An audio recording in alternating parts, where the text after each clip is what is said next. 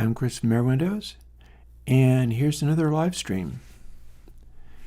So basically where I'm at today is I've finished doing the porting to VST and everything for Pair EQ and Pair Light EQ.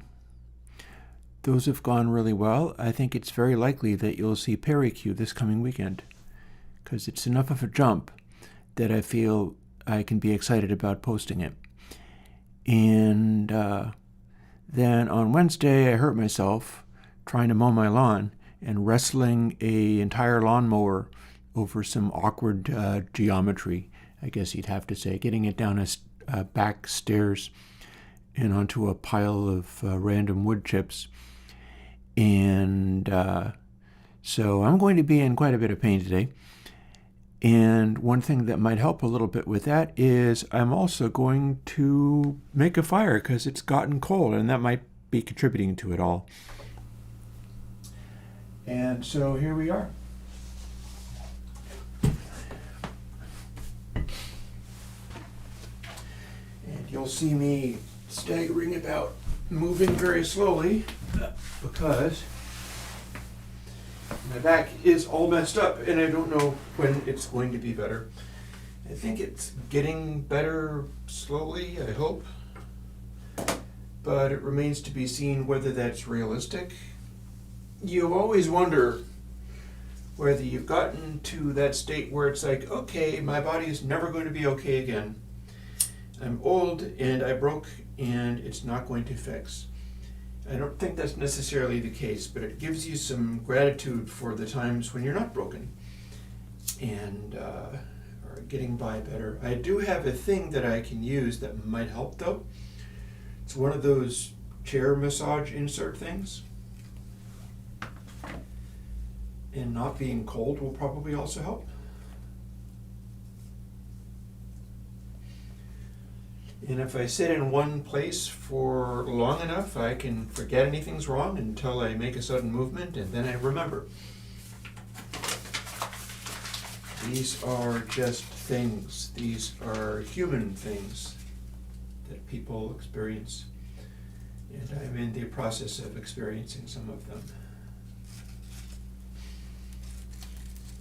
I may end up having to repeatedly explain that because I'll probably be showing it today.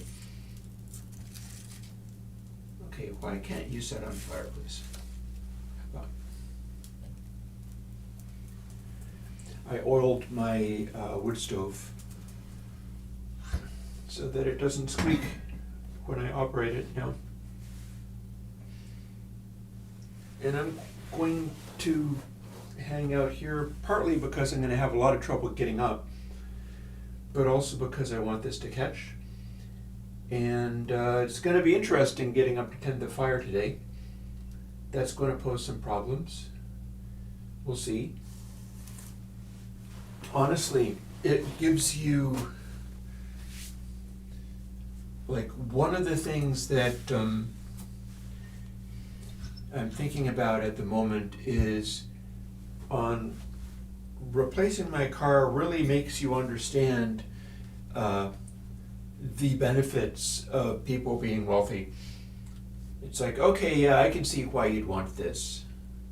Being able to operate in this way and having something nice. It's not like I haven't worked for years to get in a position where banks would think I was legit enough that that would count. And this does not, it's not the same thing as getting all manner of horrible spam by people who are trying to exploit you or rip you off, because I get dozens of those every day and it's just spam.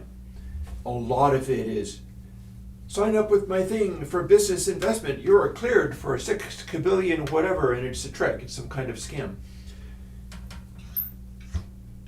Being allowed to finance a car is a very different thing, although it's in the same vicinity, really. It's not that different, but it's different enough.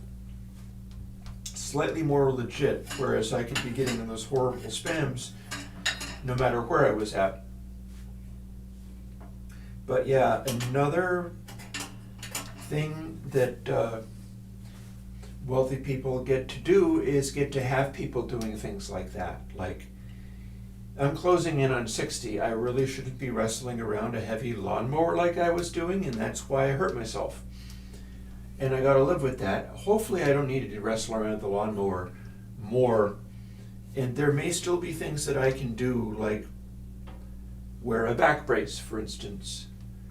And something like that might restrict my motions enough that I don't injure myself again. That's probably this coming year. I don't think I'm going to have to go and do this again this year. I suppose I could be wrong, but I don't think I'm going to have to go and do this again this year. And this looks like it's starting up okay. In fact, I've even been able to close this without a problem. So this is what it looks like when I'm injured and trying to get up.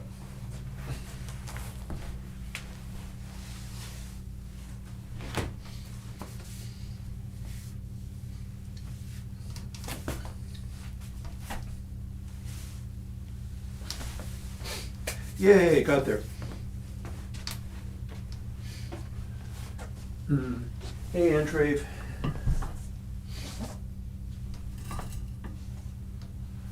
And, okay, back to main camera. I'm going to jump into coding very quickly, I think. But, yeah.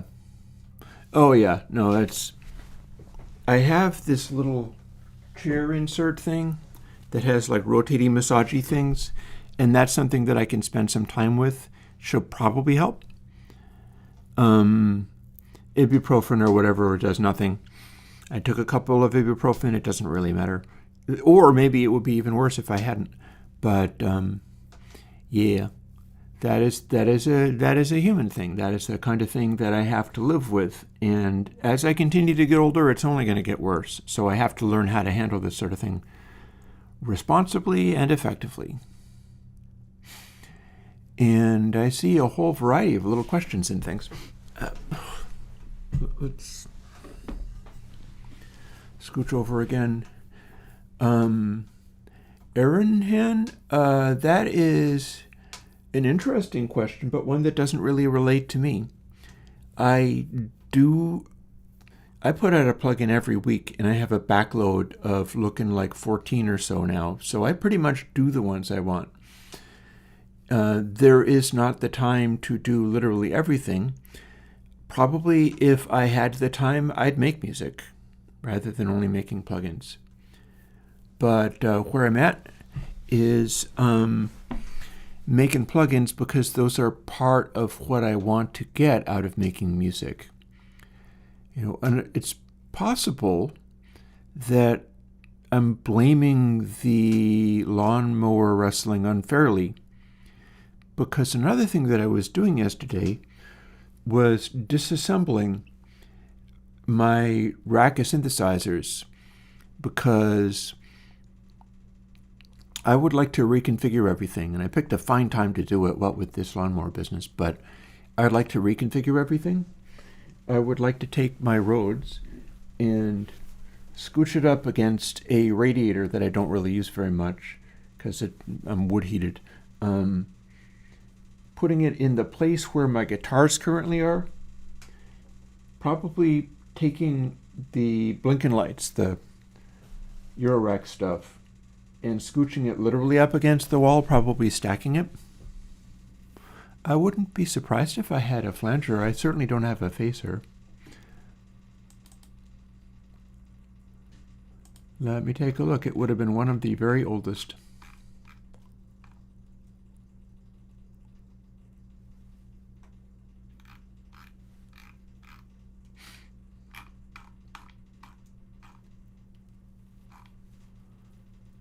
Probably would be hiding in plain sight as a chorus or something.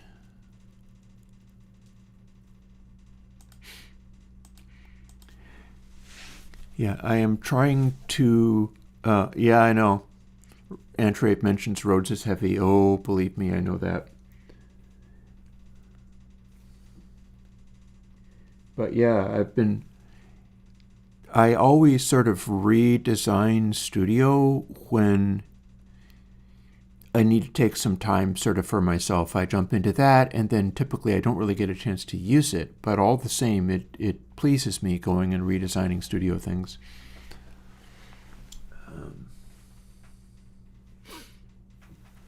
I'm kind of keeping half an eye on the wood stove because it's going to be getting rolling.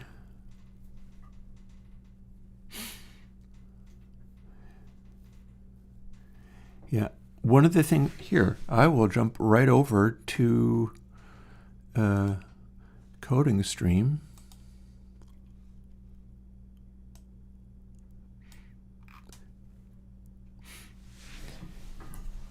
Because I literally have on screen phase shifter, but I'm not entirely sure that's going anywhere. I feel like maybe I should be coming up with a different way of doing it.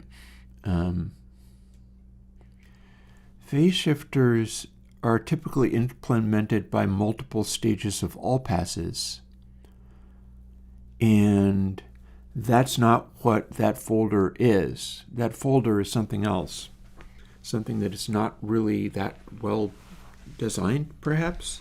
It's a side effect of something else I was building. I barely even remember what it was. Much like, so this one, biquad wide, that's another thing too. Biquad wide probably needs to be turned into a overdrive. It needs to be turned into a sort of amp-like thing. Because I put it aside, partly because it did not work very well at multiple sample rates, because you can't make it work very well at multiple sample rates. If you do multiple sample rates, all that's going to happen is the top end of the behavior is going to widen out. The concept of ultra-wide or biquad wide here is a single bandpass that is set to such extreme settings that it acts like it's full range. And you can't actually make that work very well as a high sample rate one. In a sense you can, in a sense you can't.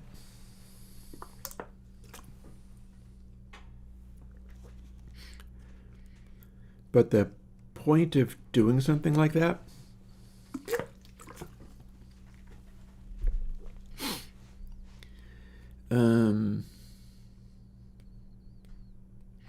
looks like how I've got it set is that you can adjust it and it makes itself be a low pass.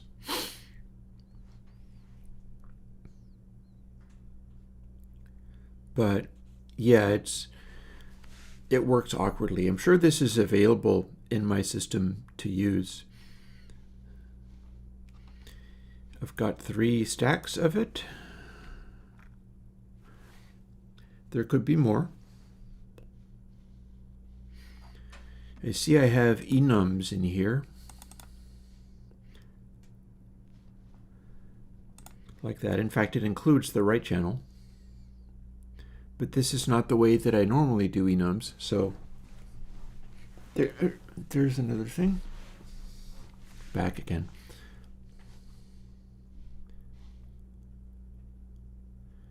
Oh, but it's worse than that. What I have here is these are all built inside one would-be biquad, so that's weird. That's not how I do things anymore. Don't need to do that.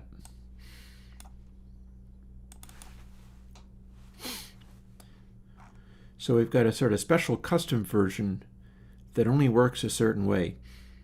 And it's made to do the 3 layers as a single thing. And we've commented out overall scale because I'm not using it. I could just jump into this. I don't know. Because you see that's a side effect of whether I'd want to jump into what lives here. And these are Taylor series, and I've got a new thing to look at today.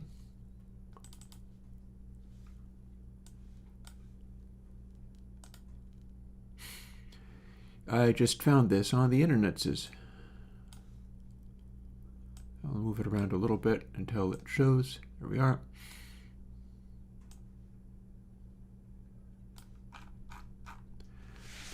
I found this on the internet.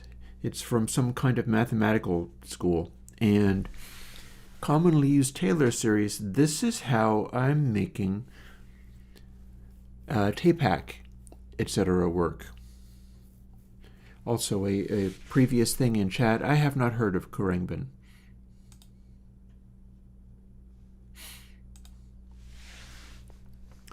So in theory, this is the same as this.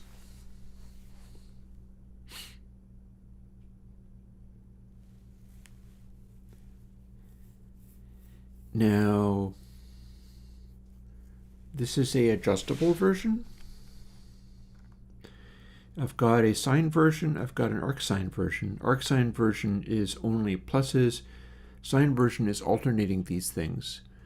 That's kind of the same as input sample minus equals temp divided by 6.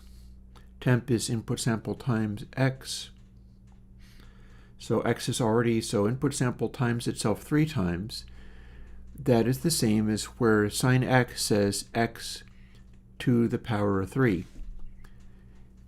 Oh, you're not actually seeing the code of hexine. Don't mind me, this is going to be an interesting day. I'm going to try to do stuff even if my back is giving me fits all day. And one of the things will be keeping the home fires burning since it's getting cold again, although it might not stay. I'll see whether I can get it nice and toasty warm today, and that might last me for a couple of days for all I know. My insulation in here is really good, so the temperature of in here kind of tends to stay the same for quite a while. So essentially, maybe I'll just suffer through having OBS visible at all times and scroll up here and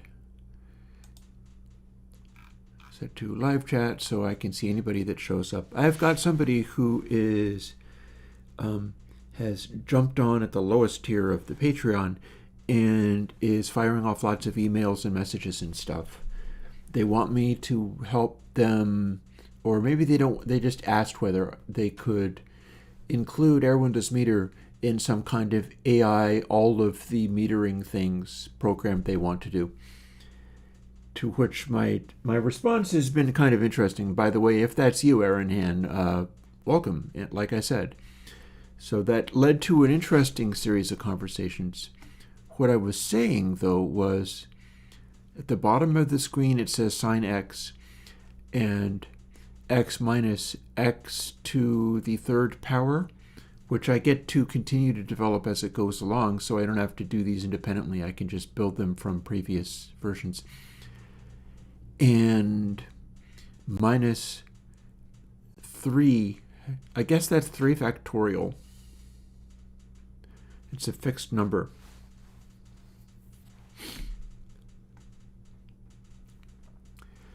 And it's divided by that, you see. So what we have here in the code, this is what it looks like taking that and turning it to code, is, you know, if b is larger than 0, or perhaps I always do this, the 3 factorial works in a certain way. And that's basically giving me these numbers. These are the numbers you start with. And I don't see on the Taylor series thing an arcsine version, but I found one of those and I got it to work.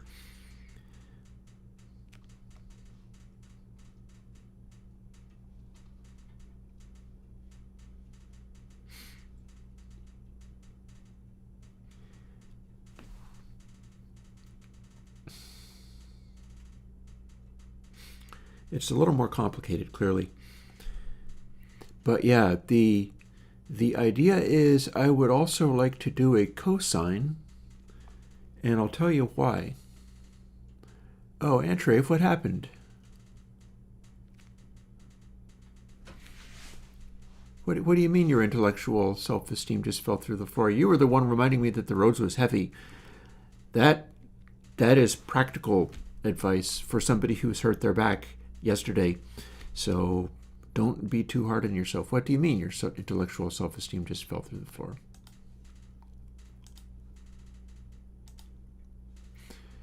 I'm going to close off this cosine thing at the moment. Yeah, well, I mean, I struggle with it myself. I'm going to try to translate that into a cosine version. Maybe it would be a good idea for me to try to do that here. I was going to take a moment and show why I wanted to do that.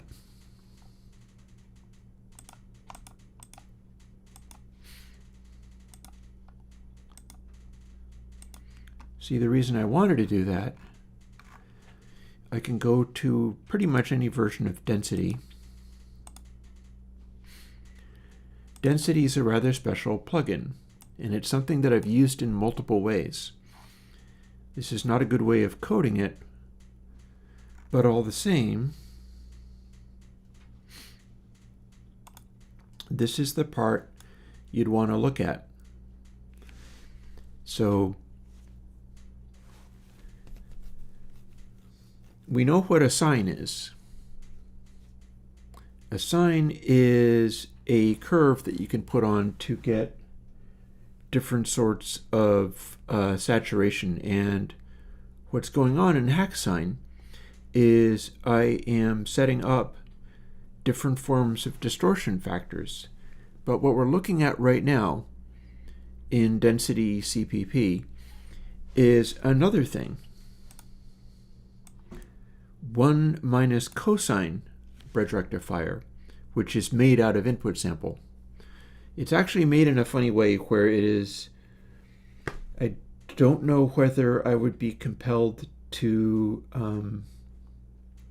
run this on the absolute value. You can run sine without using an absolute value and then putting it back. You might not be able to do that with cosine.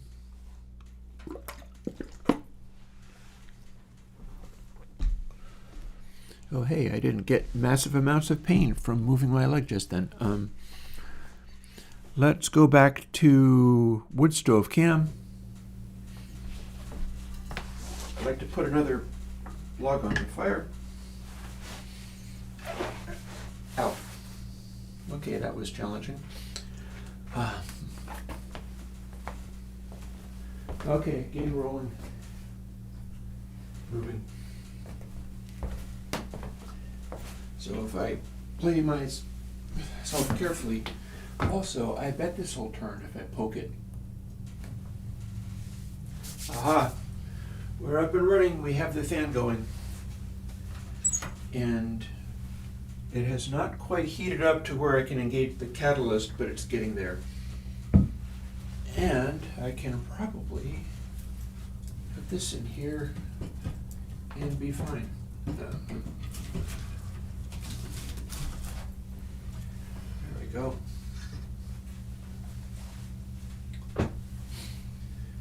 So that might just end up with me needing to get up again, but we can but try. So let's see. Let's try it a different way. This time I put my hand here and I try to just sort of come up from a squat. Yeah, that works. Got there.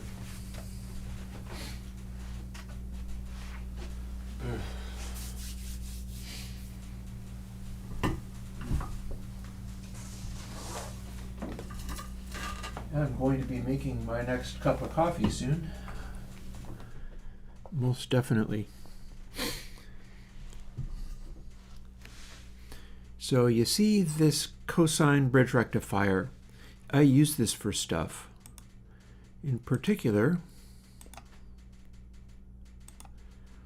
I bet I can go to Softgate, mono version.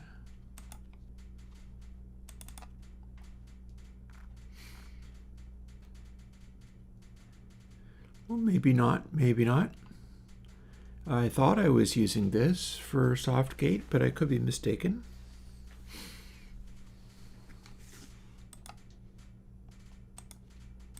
How about...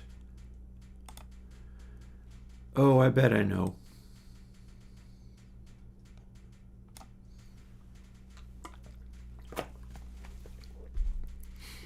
There's another one.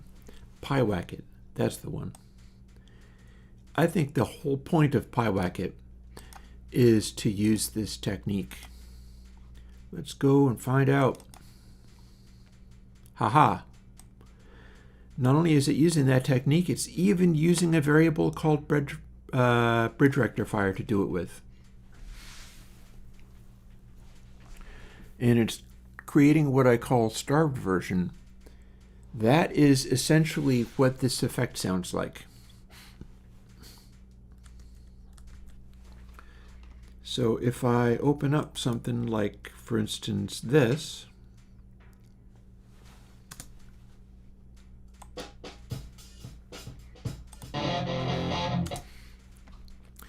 and then I open up, say, density,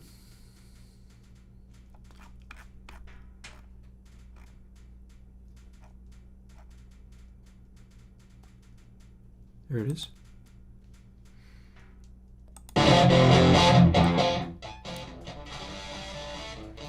So that's the sound of 1 minus cosine.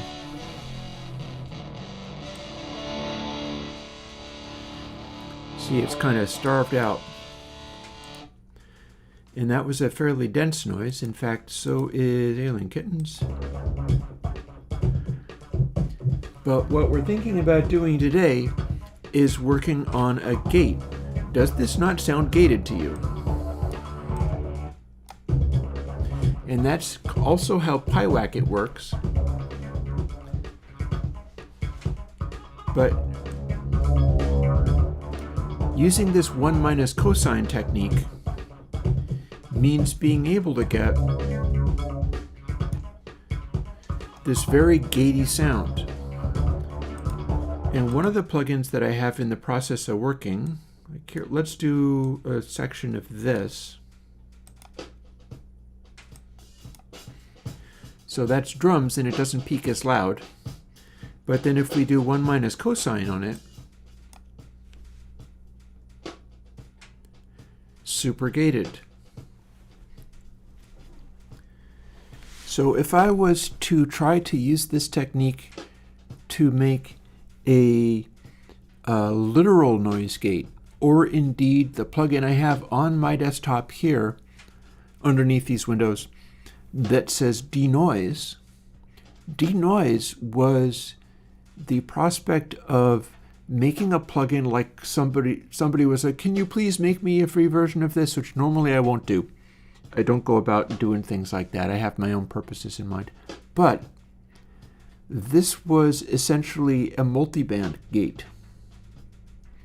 And it seemed to me there might be something neat to be had there. And I've just done pair EQ and pair light EQ. Those are already making a very steep multiband. Now, if I was to take the output of these things and run it into this, it would be an extremely starved sound. It falls back in the stereo image a little bit, much like doing positive density. Comes forward. Positive density comes forward, negative density falls backwards. And negative density, otherwise known as 1 minus cosine, produces this intense gatey kind of behavior. So what PyWhackit does is it's compressing into this sound rather than compressing into more silence. We're just modulating between the raw sound and this sound. And what that's doing is allowing peaks to poke out and not be compressed anymore. It's really a pretty good way of going about things. It works very well. So it occurred to me, if I'm splitting stuff into multiple bands, if I then run 1 minus cosine on each of the bands independently, that will produce the gated effect I'm looking for, and will allow louder sounds to come through more communicatively, meaning it will sound better than just straight up gating things.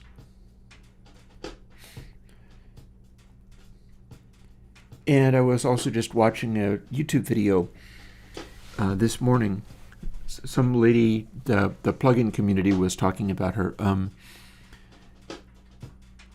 who was talking about being a physicist and how frustrated she was that big YouTubers that supposedly are talking about physics are basically just talking nonsense or being anti-science, which I find very easy to believe. Thing is, she probably knows all about all the physics and was very passionate along those lines, but her audio quality was complete ass because she was talking into this nasty little electret mic, but also she kept recording in bad environments with lots of background noise, and the background noise was very characteristic. It was much louder in some frequencies than others. This is what you would do with a multi-band gate. This is exactly what that other person wanted me to make in terms of a noise gate kind of behavior.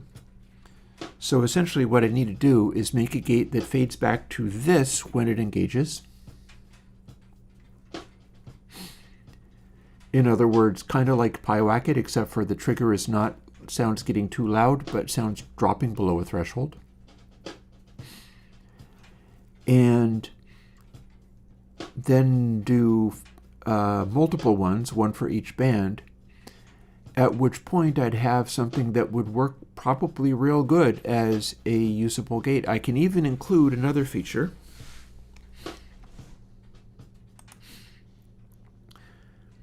And the other feature would be what I did on Decrackle, where you can fade between dry and full wet. But if you go all the way to dry, it becomes, what do they call it? Alpha, gamma, delta, the delta of what it is. Meaning you can hear what's being removed directly.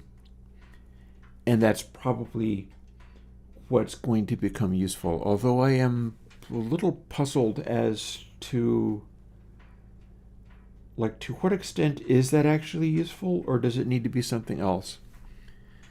Because if you've got a compressor and it's showing only what is being removed, well, that's easy to hear. You basically start turning it up until it does something. Okay, Antrave, we're on. This is what we're going to do today. Just after I fuss with the controls of the wood stove again. Because, hey, if I push my hips forward and then lift with my knees, it's much better.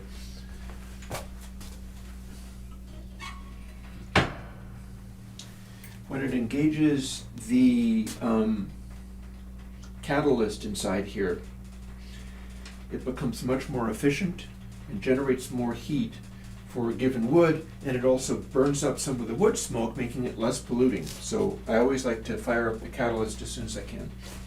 And we're going to see what we can do with that.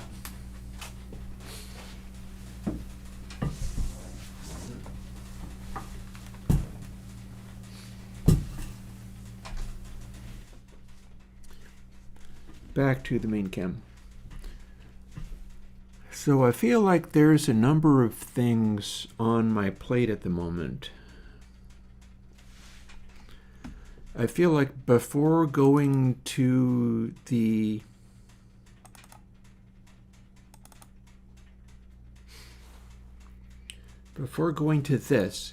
and I will also have a decision to make as far as I'm going to want to hear what this actually does, firstly. But I've got some decisions to make regarding how many bands I want, because I can do this either way. either one of these. I could throw on a final control for dry wet. I don't know whether the dry wet is actually going to give me what I want with the full dry setting. Because again, if I go with the same behavior that I had in decrackle, I feel like that's leaning in the direction of being what I need to have, but I don't honestly know what's going to change if you start bringing it up to where it starts to engage on sound. Like, at what point do you hear where noise kicks in or not? But that might just be something where I need to do the experimenting.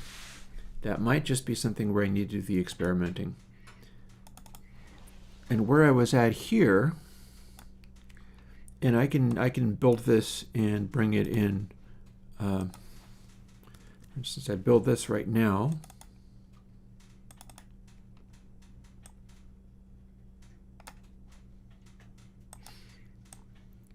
and that is my current version of it. So this is my test bed for doing this other stuff. Man, it doesn't open where I want it to open. And by other stuff, I do mean that. I wouldn't be able to do this either. I'm going to make damn sure you know it. Excuse me. It hurts so much. Looking at this hurts that much too, by the way. I can't do this. And I can see why you'd be intimidated, because you're looking at all this stuff and going, yikes. Apparently I also get to do this is tangent math. So that's interesting. I don't understand any of this stuff. I did not take that level of math in school. But I have made a thing that does this. And since I've made a thing that does this and followed the pattern, I feel like I should be able to adapt any of these things and then see what they do. I do not know what ln is supposed to be when it's at home.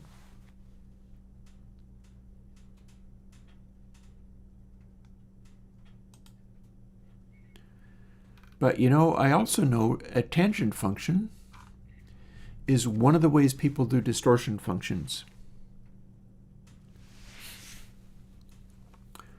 So essentially what we're looking at here is taking my exact same code for sine and changing it so that rather than having one set of numbers, it has literally just this.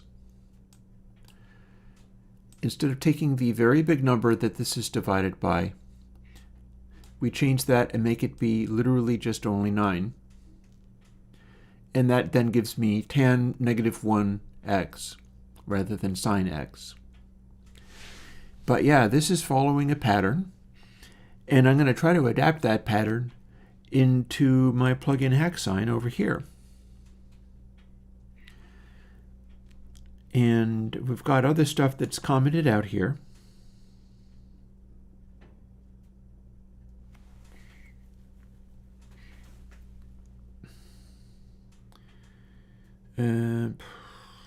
Some of this is the same code. Oh, I keep forgetting to switch back over to coding stream.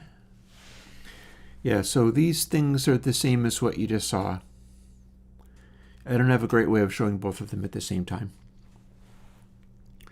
But if I comment all of this out,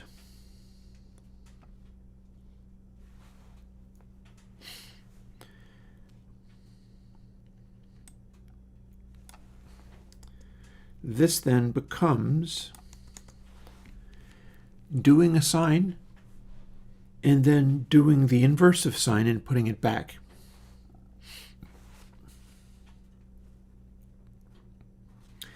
That also means I can comment that in this.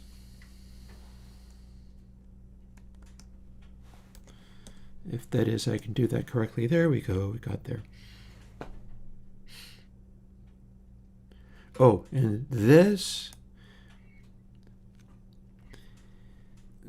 is show me only the difference between this and the Rail version.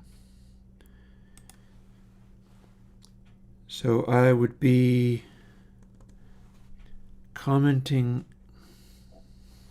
These are all variations on what I'm doing and how I'm doing it. So essentially, here's my test bed for doing some of the stuff that I do. And I want to put a version of this that is cosine. And I also feel like I might as well play with seeing what it does when it's tangent -1x.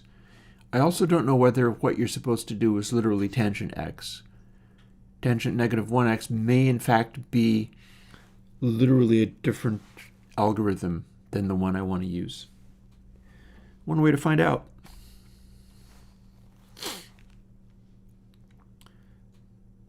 So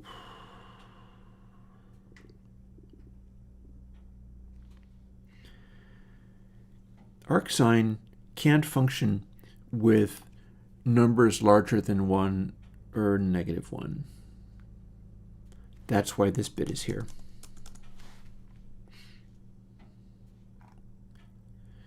I've also got a control here that says flat top. And what we can do here is copy this. And let's see.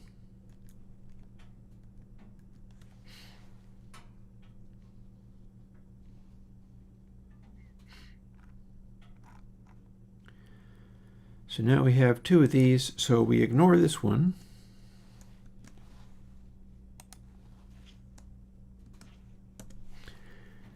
That's a sine. And the next experiment that I can do is see whether I can do that tangent function and whether it is in fact a distortion or not. Because it's literally exactly the same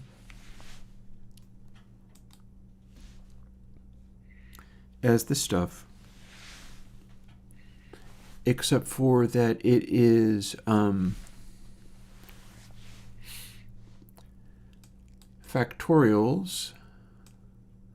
See, that's 5 factorial and 7 factorial, which becomes these large numbers, like 3 factorial turns into 6. Then 5 factorial turns into 120. And 7 factorial turns into 5040, and it keeps going. But there is a pattern here that I can copy. And it's a pattern that's echoed by the cosine version, which I want. It's more important for me to do. But I still want to see what I get out of this tangent function and what its modifications become. And so there's sine.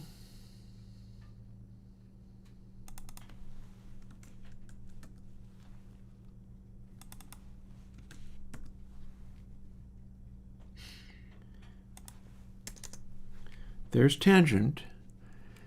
But the one I'm looking at is actually tangent to the power of -1, it looks like what that is.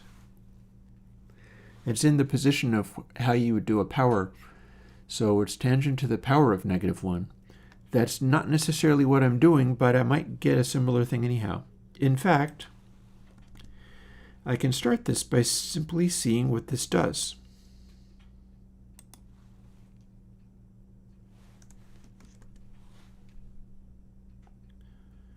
And that's not how I do it, but I did something wrong. Okay, I know what I did.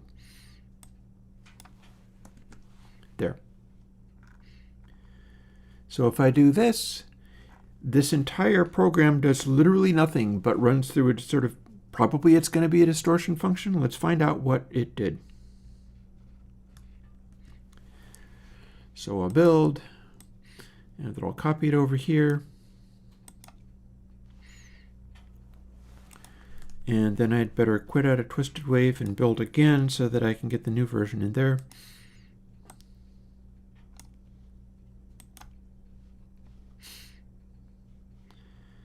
And let's scooch this up so I can click on one of these more easily. And now hack sign should do pretty much literally nothing except for apply a tangent. Let's see what we got. It's in here somewhere. I use it once and then it'll be in my recently used. So there, I think, is my most recent settings for, this is literally the settings for TAPAC.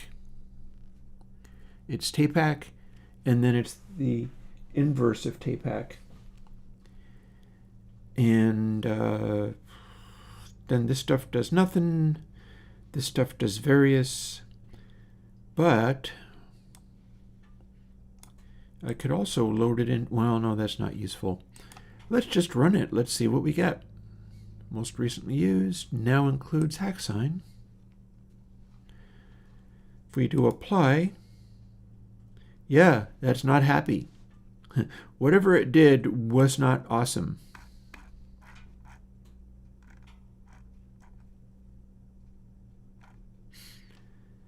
That's quite something. It blew up real good. What do we get from here?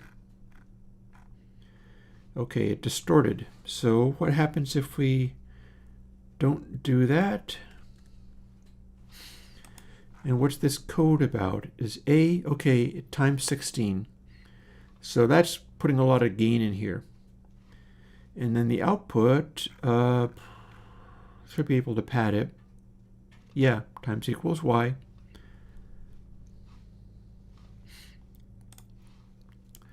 So we'll cut gain way the heck down and turn output up to this and then not worry about flat topping. Now let's see what it does.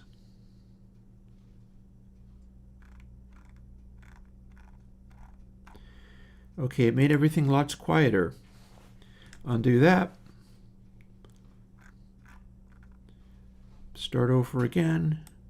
Well, it wants me to have a gain of less than 16. That screws things up a little bit. If I had it times 10, I'd be able to set it to exactly unity gain. I can't do that, but let's see what I can do. Apply. Aha. Here's your problem. We might have a situation where, ooh, interesting. Okay, so we're getting some weird results.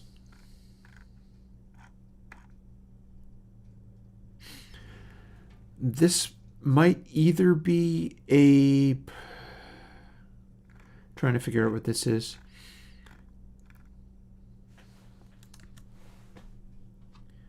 Invert that.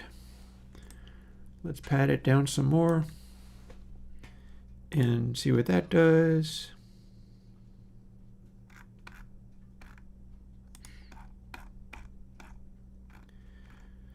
So we got this funny asymmetrical look going on.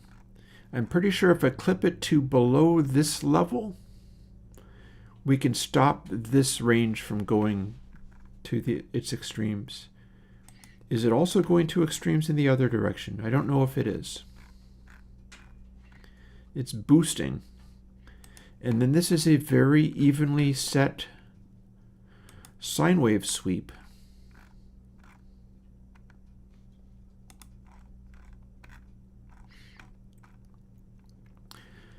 And this should end up being a function.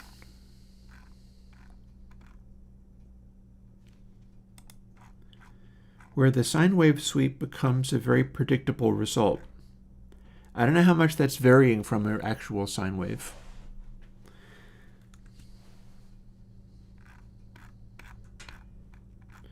Having a little trouble with all this. Feels like it's sharpening it a little bit. Well, can we increase the gain until the sine wave freaks out and then see what it's doing then? So we already know everything else is freaking out. Okay. So tan negative 1 is probably the inverse of tangent. Oh, I'm sorry. This should teach me not to do this. I shouldn't make it go only to going back and forth between these two things. Like what I've done, and I apologize for that,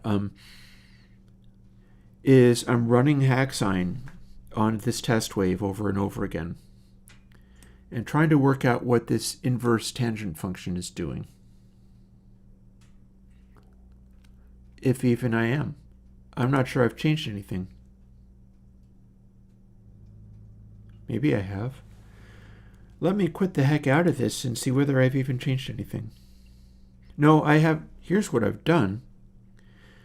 We're working on making a tangent function. But instead what I'm doing, let's see. Okay, so flat top is actually functioning. Flat top is topping out at something. Okay, so it's topping out at pi. I'm going to change this to be literally 10 rather than 16.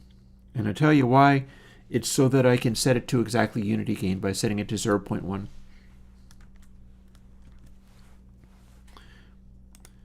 So here's what we're doing.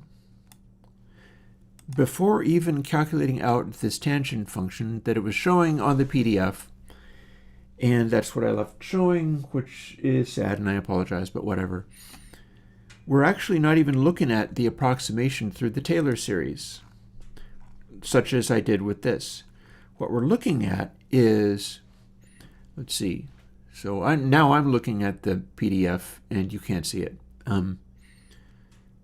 Divided by 6, or divided by 3, divided by 120, or divided by 5, divided by 5040, or divided by 7. And we see the direction this is going. 9, 11, 13,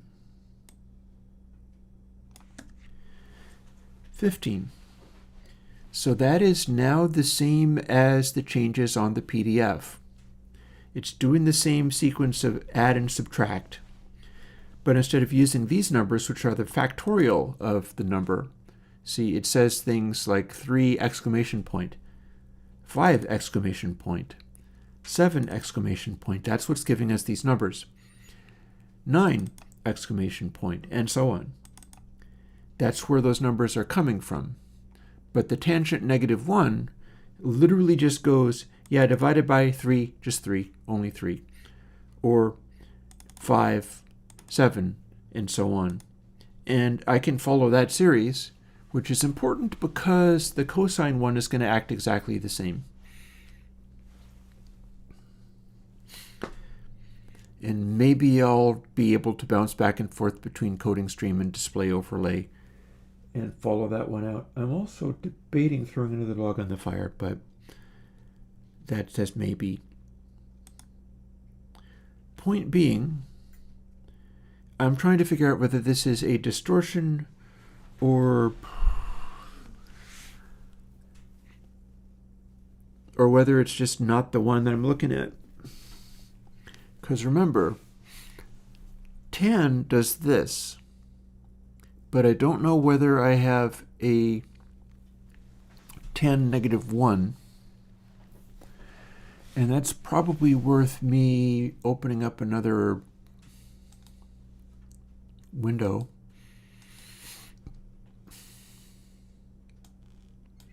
And now I'm doing stuff off screen again. I apologize. I really should figure out a way of doing this better.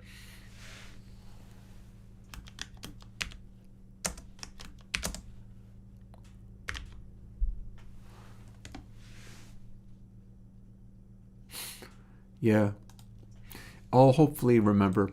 You can yell at me if I don't do this right. What is the difference between tan and arctan?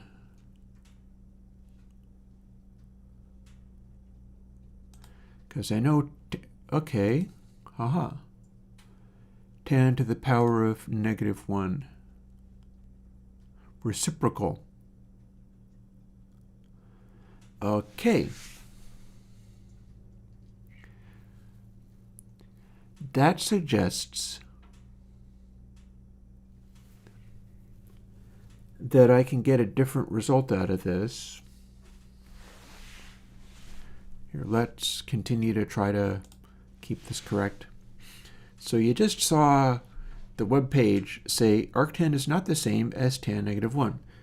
So I can do this, and it's still a math function, but that's not what I'm looking at as this optimization. That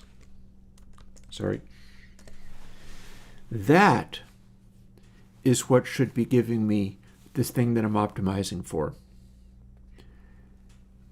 It's the inverse tangent function, but reciprocal of the tangent function, tan to the power of -1 something is 1 divided by tan something. So now we get to see what this does, and I'm going to immediately go and do that and see what I got. Because now I know that that is going to be the same, but I don't know what that actually does to my waveform. And my way of finding that out is by literally just trying it and seeing what it did. I can usually work out what the heck a thing has done based on what it seems to have done.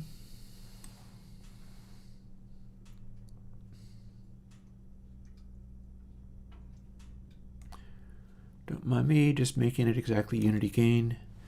And so is that, and so is that. And if we apply this, oh, hey, that's something totally different. But how different is that? What's it actually doing in here? It's becoming a very, so that, I would call that a lot of gain. We're not actually interested in this nonsense. Also, look at what that did. That's interesting. And here's our drums. Yeah, this made it go completely crazy. Okay, so undo that.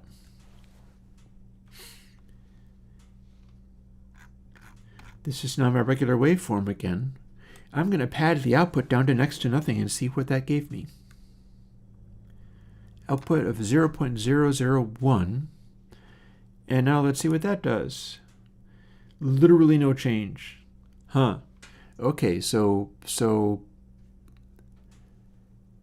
tan -1 super doesn't seem to be useful, meaning that, although, huh. So you know what these are? These are a swoop from a bump down to next to nothing.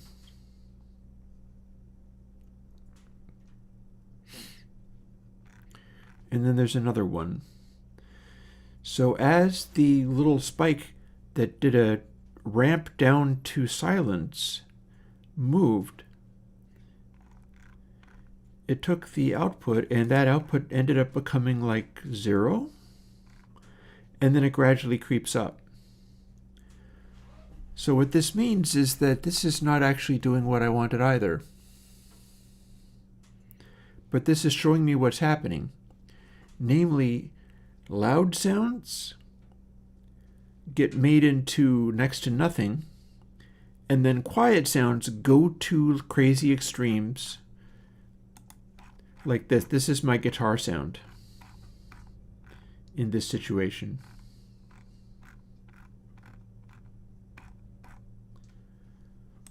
And it's spiking to infinitely high levels. Like there's samples there that are just near infinite.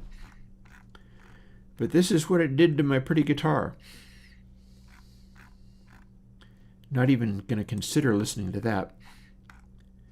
And this is what it's doing to a simple sine wave. It's hanging out mostly in the middle, and then it's swooping through near infinite volume and going back to middle again. So this was not helpful. I'm interested in finding out what it does with flat top now, because none of that was usable sound. I'm not even playing it. It would probably blow up my speakers. No bueno. So flat top is 0. I should be getting something out of this. Ah, interesting. I'm sending 0 to it and getting nothing but grief out of it. Probably because we're dividing by 0. That's probably what that is. I'm amazed that it can run at all. And then if I have a tiny amount, yeah, pretty much the same deal. So this is a mess, and I bet I can tell you why. We're too close to dividing by 0. In fact, gain will also give us similar behaviors. I also don't know whether it's returning sensible values, whether I can maybe... Let's cheat. Let's see what we can make this do.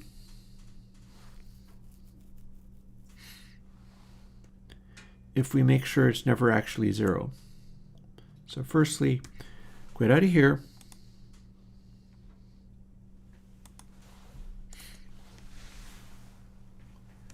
If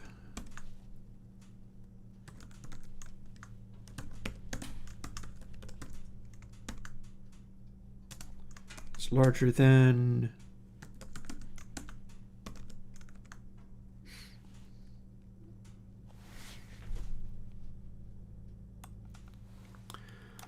so that's going to give us something else. And I do believe, let's see, where's flat top when it's at home?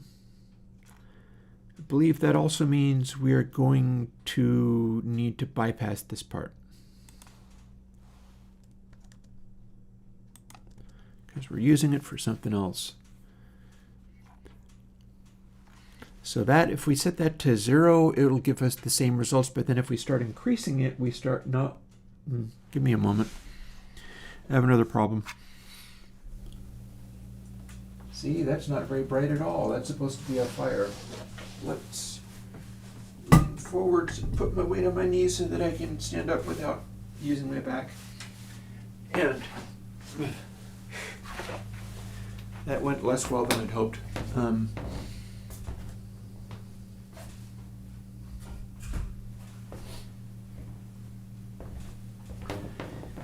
I feel like this would enjoy having another log on itself.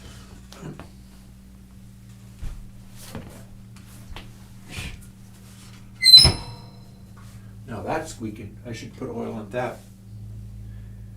I don't know, when it gets so hot, it'll probably just boil the oil or set it on fire or something. Maybe putting more oil on that is not gonna be helpful.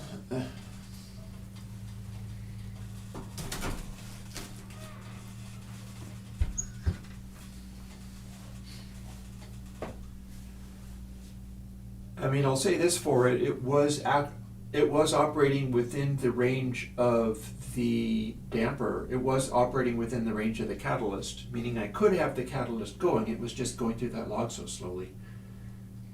I'm not sure it's really getting warm properly that way. And I want it to get warm so I can do this. That might feel better.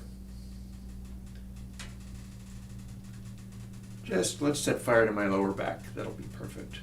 Exactly what I need. And then I can probably run off and make my other cup of coffee. You might as well. And then get back to these experiments I'm doing with the tangents and the stuff. Because my purpose is to do that cosine approximation so that I can do 1 minus cosine so that I can do this particular gating behavior. But the thing that I have called hack sine is how I got tape back. And then there is also a lot of other stuff that I could do with it. Like if I could get some of these behaviors going and then tweak them with that Taylor series, because I don't know if anybody is really doing what I'm doing with messing with using different values for Taylor series. And that's literally what I'm doing. I'm taking what is supposed to be the correct values for doing an approximation and going, what happens if I change these around? Let's give it a sort of set of sliders so it's like a graphic EQ or something. And then let's play with it. And that's where I got TAPAC from, is a sine reconstruction that's meant to be on the Taylor series, and yet it's not.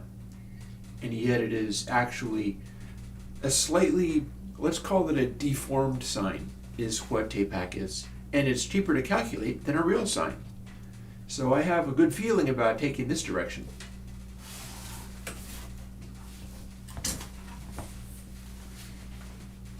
That did feel nice. I should also show you the thing I'm going to be using when I get a chance.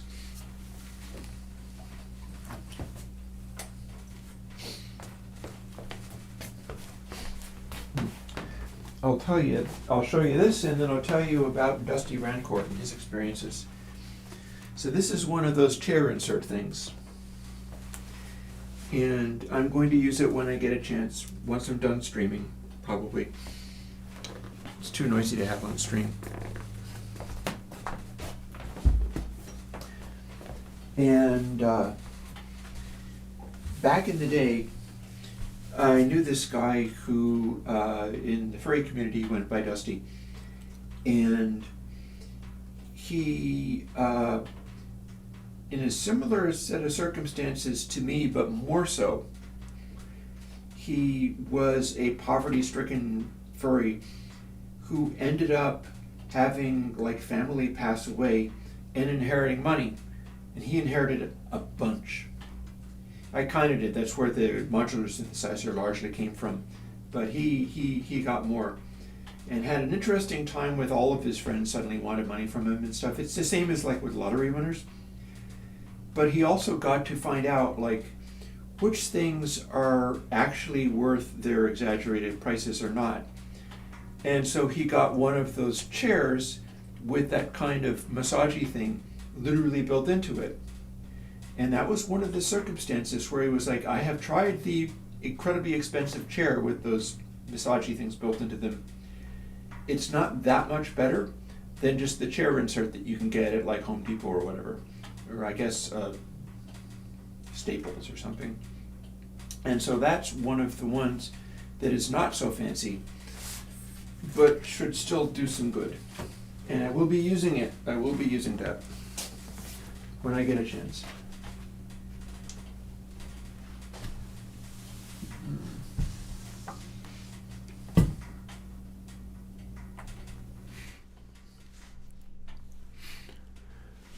Also, this is getting towards where I would like to make a cup of coffee. Tell you, I'm going to do a special little make a cup of coffee scenario.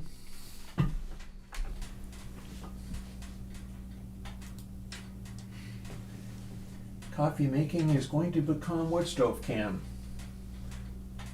We'll get back to the heavy maths soon enough.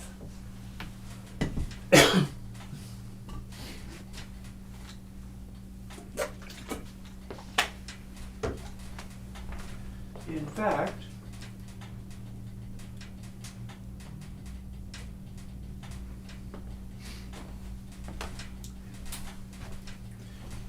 here's a thing that I've sometimes done. Can't really see it very well. This is an hourglass. Let's see how long it takes for me to make a cup of coffee. I can't actually put the hourglass on top of the stove. It would probably explode. Oh, maybe I can put it on top of this. Oh yeah, here we go.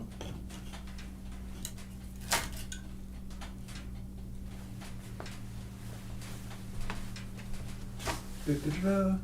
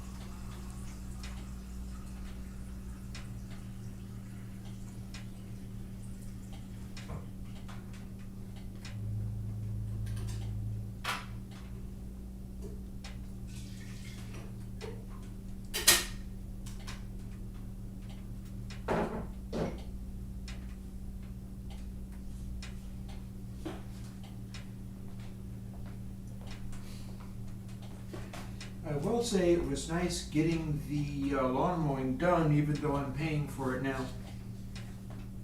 If I go about things properly, hopefully I'll feel better before terribly long.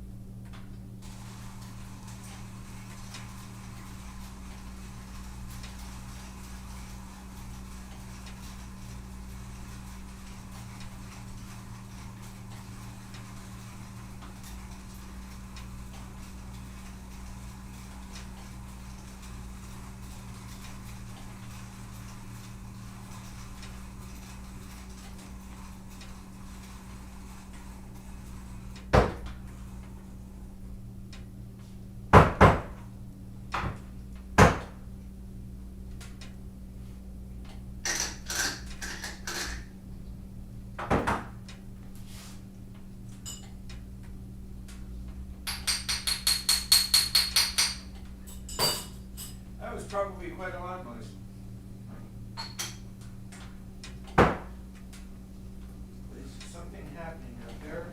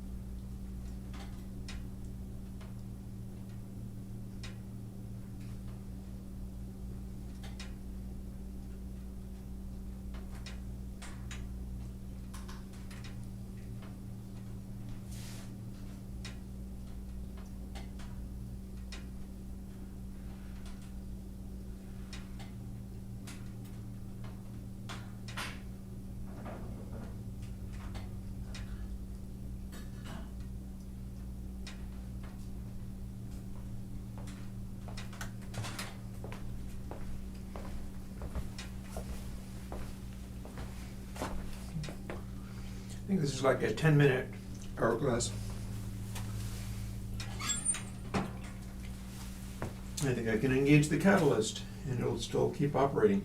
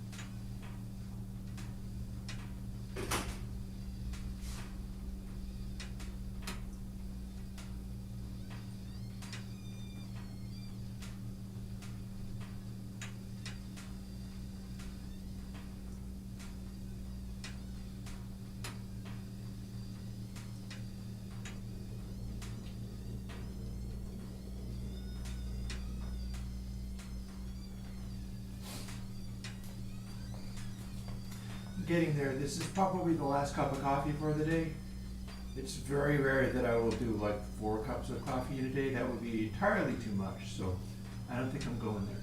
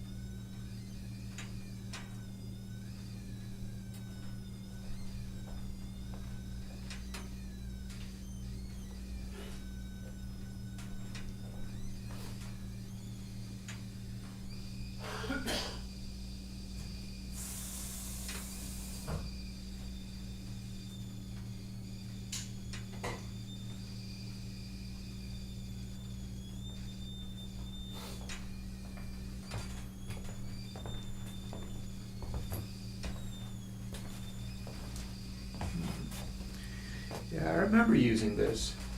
I used this back when I was doing streams for actively making music.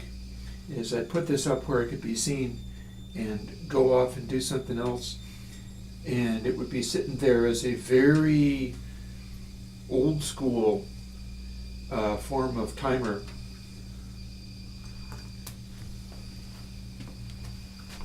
Very old school timer.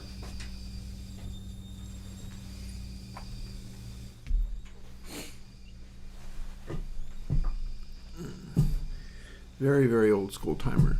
So I'd set it around here somewhere and leave it on screen.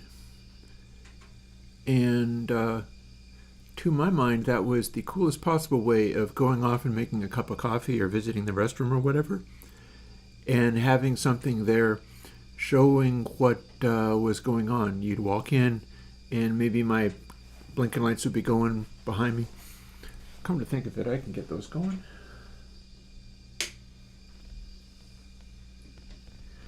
We do enjoy blinking lights. But then I'd have this sitting there, so you'd go, oh, huh. It's an hourglass. Time is passing. And I would come back perhaps before everything ran out, or maybe just as everything ran out.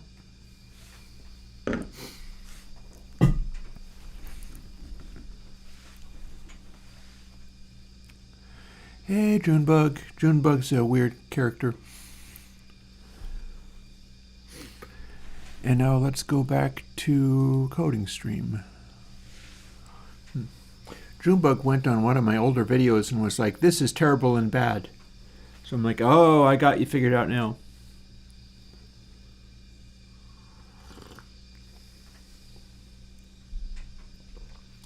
Specifically, to the best of my awareness, Junebug does not appreciate the original dub plate. That's the one that's like, oh, this is awful and sucks. Meanwhile, what was I doing here? I was going to test out this ArcSine business. Or one... This is the thing that is being calculated. Mind you, I can probably do ArcSine, Arctan, by... We're talking about inverse versus the reciprocal. So we're going to first see what this does.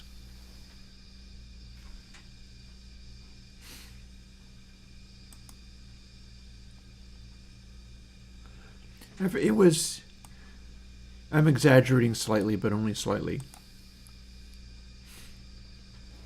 It was interesting, though. I'm not used to seeing Junebug showing up on old comments as well. I'm used to seeing Junebug showing up and saying disconcerting things on stream. And you know, everybody has their own way of dealing with stuff like that. So I'm probably going to end up going for long sine. But let's have a look at what it does to actual audio. Am I aware of famous Tascam M-Series fader saturation? I'm not sure what that means. Do you mean on old Tascam mixers you couldn't turn things up without them starting to distort? I could believe that. That seems plausible enough to me. All right, so here's ArcSine again. Here's flat top. And we can make it not distort. And see what happens when we do. Nothing good. We can turn the output way the heck down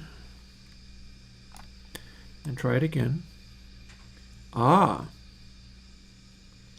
Okay. So now we're getting somewhere. Undo that. Escalate flat top a bit. Now what? No, that's about the same. Let's raise output a bit.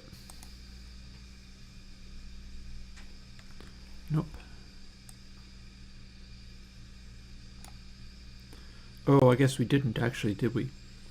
Let's raise output more. Too much. Put that back.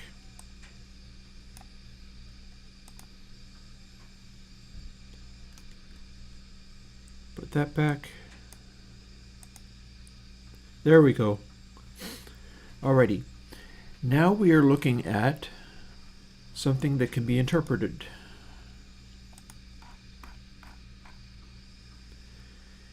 Here's the thing that's happening. If we set output just right, we can make it so this sort of inverse effect. Flat top is stopping this area from going. When we go to flat top being larger, it's widening this area.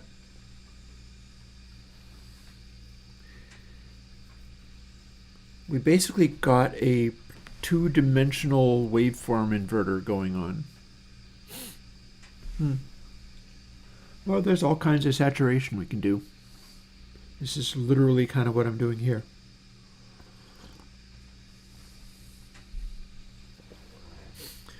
That also means I could try not doing the reciprocal. Or, so this is what I'm looking at for this particular function.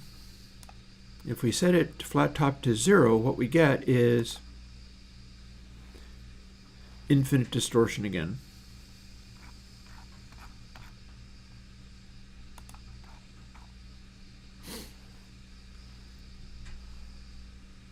Kind of.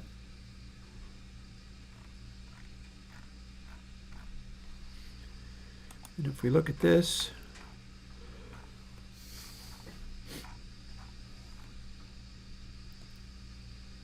so that's a wild behavior being shown on the true peak measurement. See, we zoom in on it, and it's snapping between extreme samples to top and bottom. We zoom in enough and it starts to try to calculate true peak. And true peak does this. So that's a very, I'm not playing this through the speakers, it would blow me up, blow my speakers up. Although weirdly we've got this funny, like it's freaking out the true peak calculation, no question about it. I could put a saturation in there somewhere. And indeed, maybe that would be fun. Sure don't want to save that. So,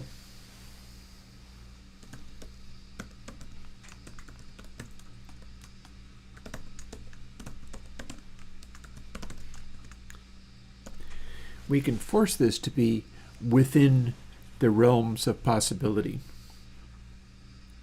That's now going to do some kind of strange thing. Let's find out what it did.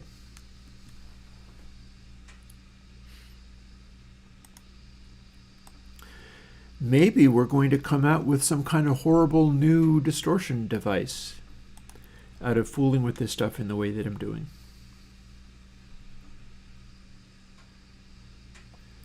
We can but try.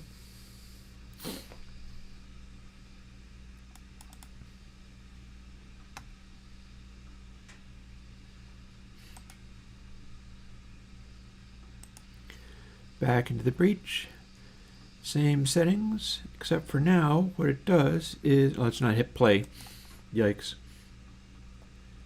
is this, because output is set to something.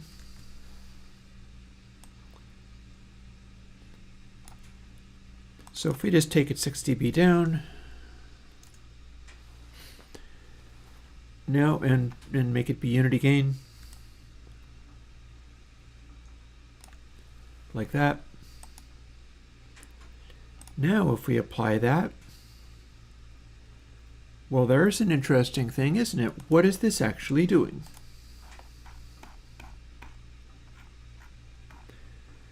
That looks mysteriously like a waveform of some kind that looks related to the sound. See, we go here.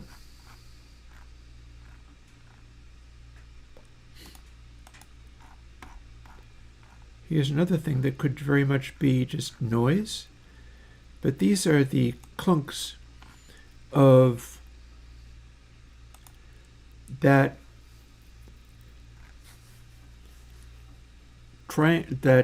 sawtooth wave looking thing, which is just a DC offset.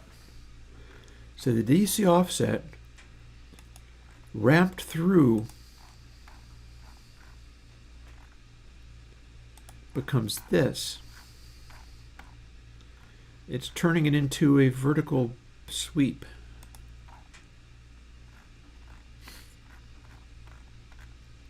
And then over here somewhere, see, now isn't that interesting? It's looking like something's happening.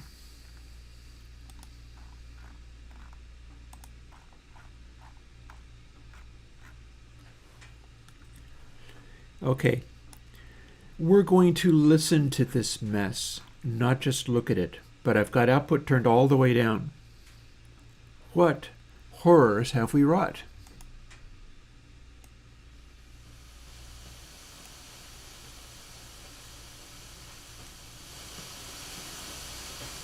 That's noise.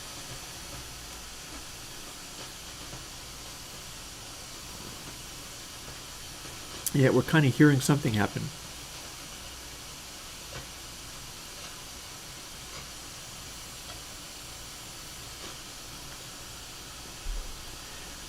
Here's a little triangle wavy thing.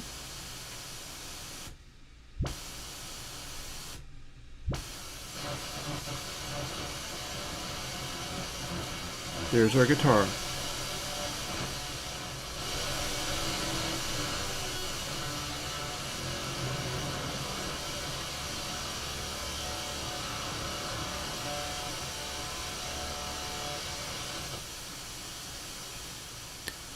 And here's a sine sweep. Okay, that was neat. And then lastly, alien kittens.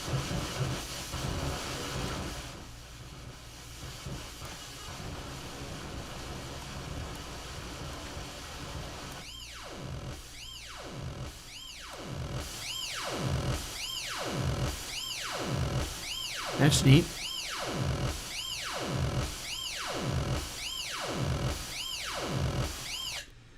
So what does that in fact look like? We'll apply it to just that window. Actually, no, let's undo that. Let's turn it up more and then apply it. There we go. So what have we wrought? What weird shape has this made? Okay. That is strictly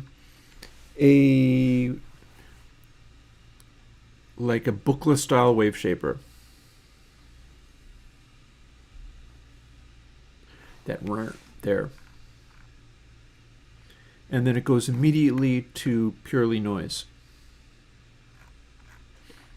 This is a wave folder.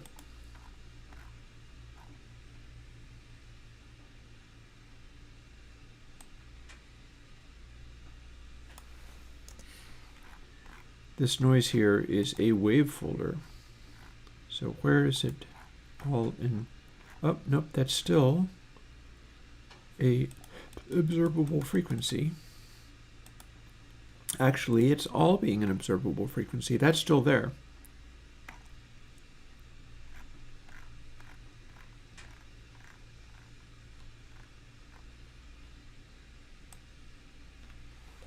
So we can do this.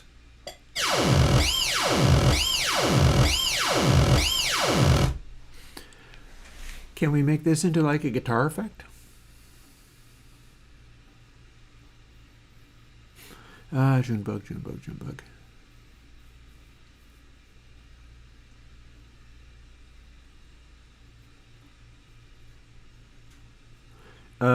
that doesn't actually help. I see that it said yoi and then it said you, but pretty much none of your other sayings make any sense either, so that's challenging.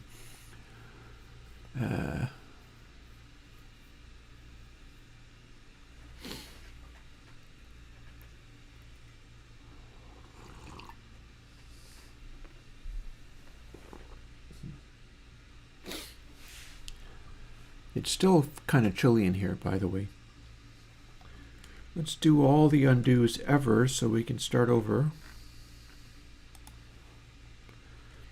Or indeed quit out of there.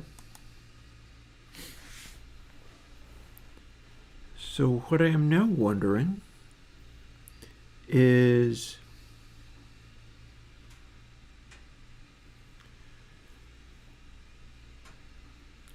what I have above here is 1 divided by 10 input sample.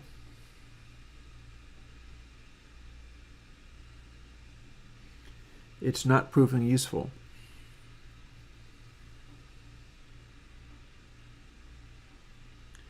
And I can sinize it, but all that does is turns it into a wave folder.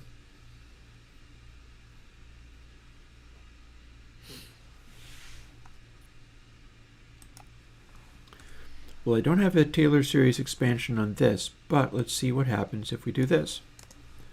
I'm pretty sure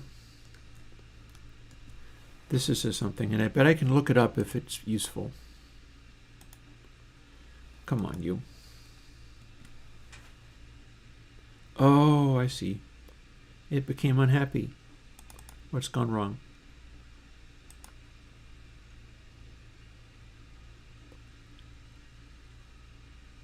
Oh, I did something wrong.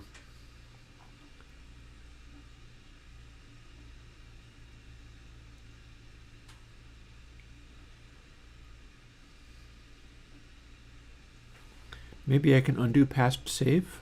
Yeah. Okay, so that's where things went wrong. Let's try this.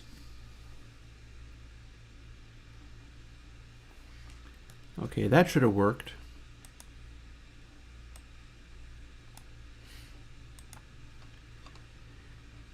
See, here's the interesting thing. I know that audio coders use something like this for saturation, so I'm interested in playing with the Taylor expansion of it, but I don't remember whether it's ATAN or TAN that they do.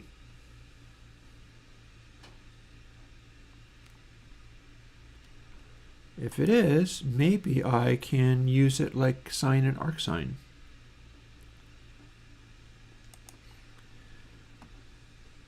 So now it's apparently ATAN. And we're not going to have that do anything. Ah. Okay, we got something.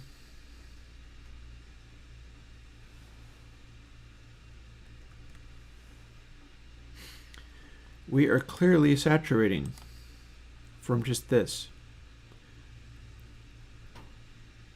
Except for that don't make any difference because I shouldn't have had that in there.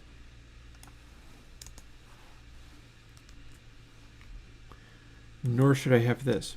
Yeah, that's the only one that was doing anything. Let's try that again.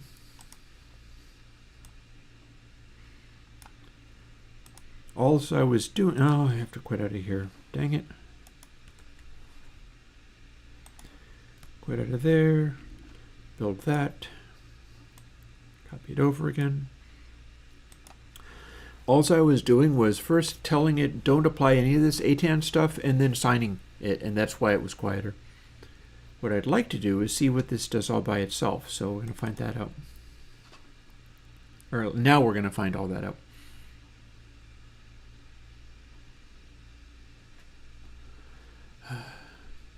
Junebug, are you just ChatGPT?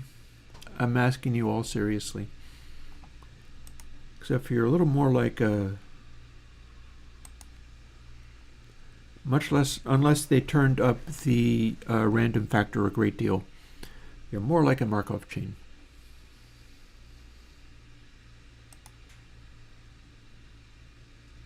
Ah, indeed, Atan is some form of distortion function. Therefore,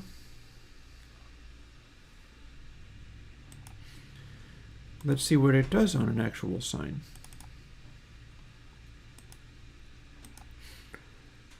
Normalize, fade in. Here's our Atan. Oop. Now, what's that look like?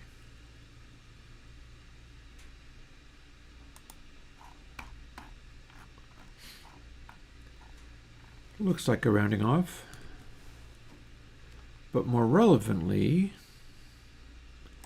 we can go a step beyond and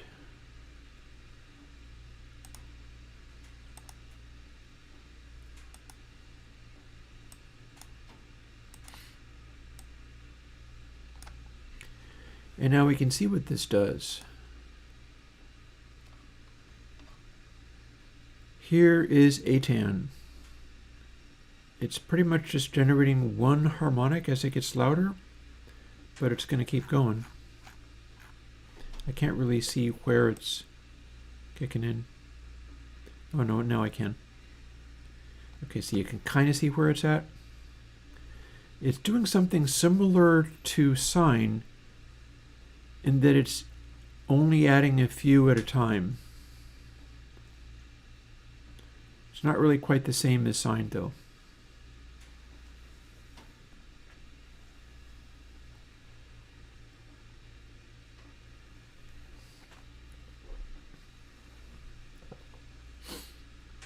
Yeah, we have slightly more in the way of harmonics,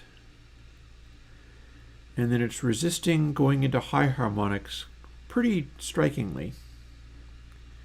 They will still alias.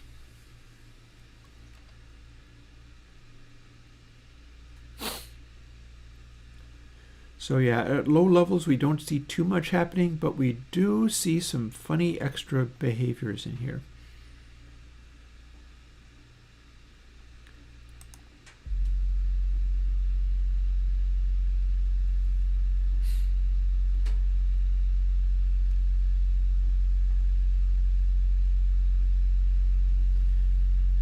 I can see why people enjoy the Atan.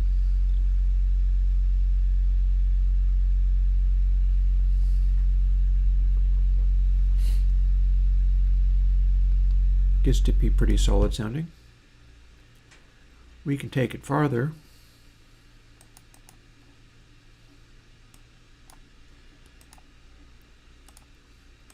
Actually, let's just pad it.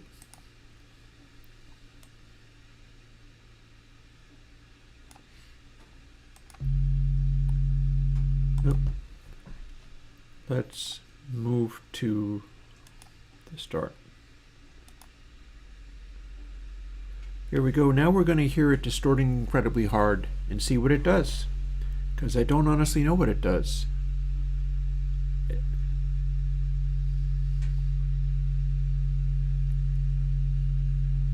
I guess it starts going into aliasing is what it does.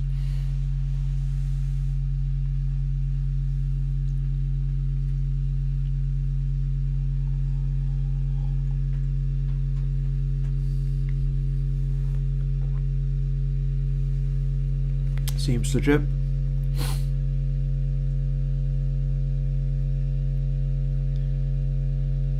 It's decent sounding, I guess.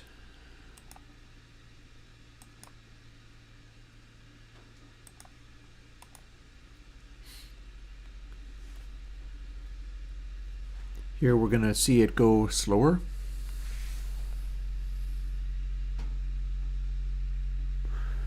Junebug, you're talking strangely and I cannot follow you. I don't understand.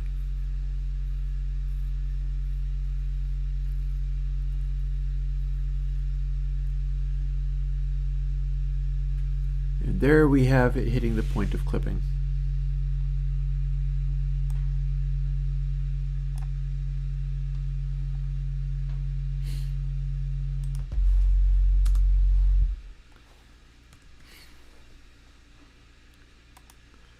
Okay, let's not save that.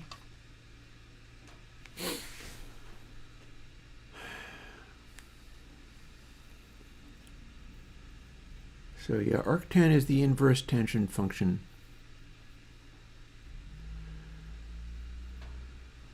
Junebug, anytime you want to stop talking strangely, you're welcome to.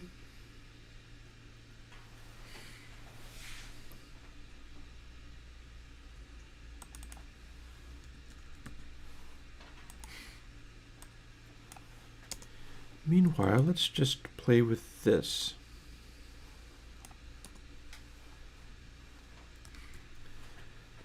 So logically, this would be kind of similar to what I'm doing with sine and arcsine. And then if you applied atan, and then applied tan to the result, it should put it back. We're going to find out whether that's true.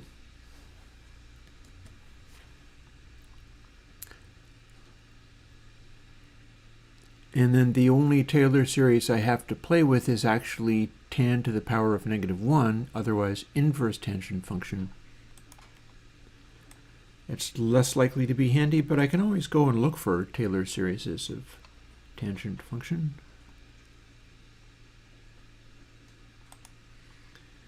And as long as we're playing with this, we should play with it using sines.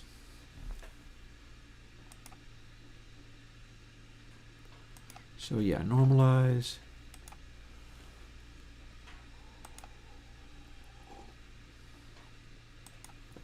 I'll tell you, man, life gets weirder and weirder.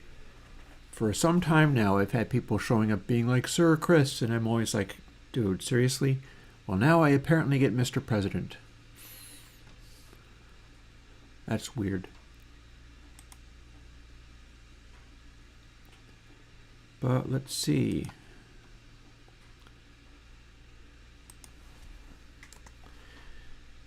I'm going to save this with hacksign built in.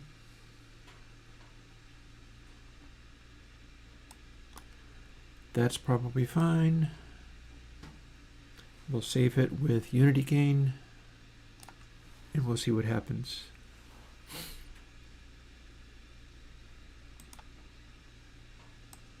Oh, I have to put it in front of that.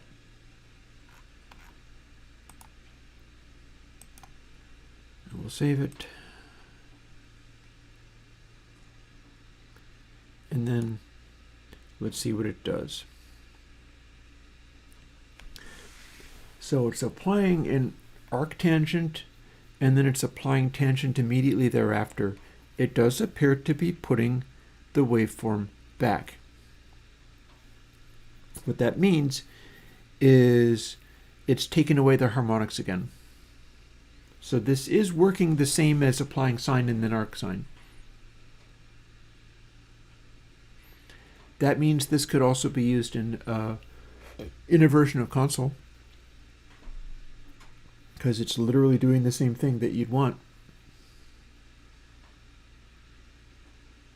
In fact, it's doing it very cleanly up to the total max, although I do see some funniness around 160 dB down.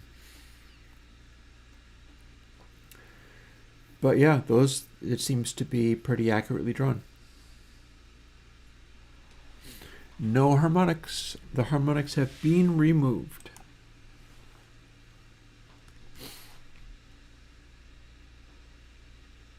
Oh, it's going to ask whether I wanted to save the... Yeah, let's not. So that is the same as sine and then a sine. See, here's the a sine calculation. Here's the sine calculation. This doesn't actually make sense anymore. I can only oh, no, hang on. No, I changed this stuff.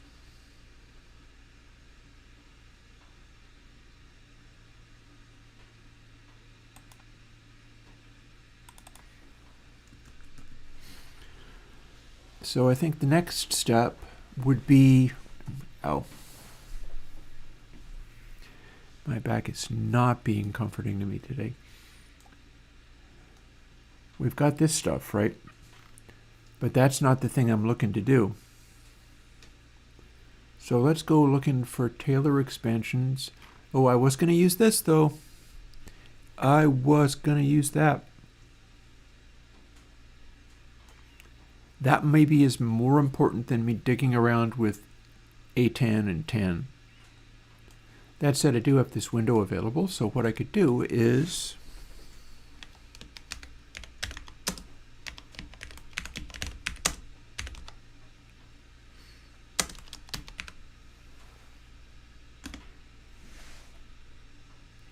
alrighty, this is where I found this stuff originally. The stuff that I made TAPAC out of was definitely found from Wolfram Alpha. You can ask it something like this and it will just go. Now here's where it gets a little fuzzy.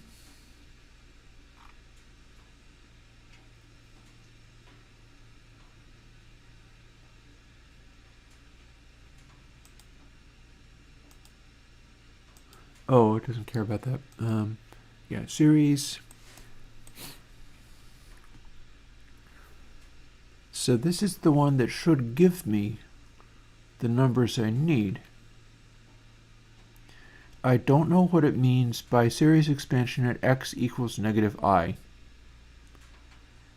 But then this is a really complicated looking argument. Series expansion at x equals 0, what I can do is tell it more terms, and then it'll start giving me these. So how does this differ from what I've already got?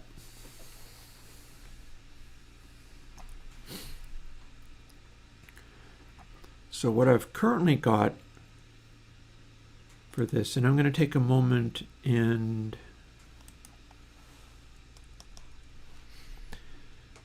I don't know, I don't have this showing on the screen at the moment, but I don't care. I'm copying and pasting it because I do have the 10 version, but the 10 version is not really what I want. So we're going to update it to say this is the Arc10 version. And we're supposed to be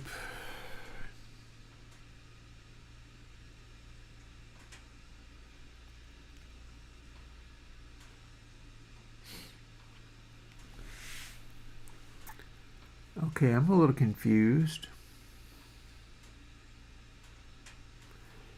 It's looking like it's the same, but that can't be right.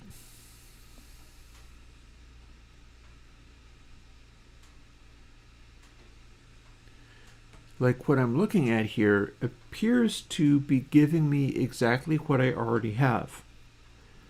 Namely, plus equals x to the power of 5 divided by 5. Like that's the same as what I already have, but what I'm looking at is 10.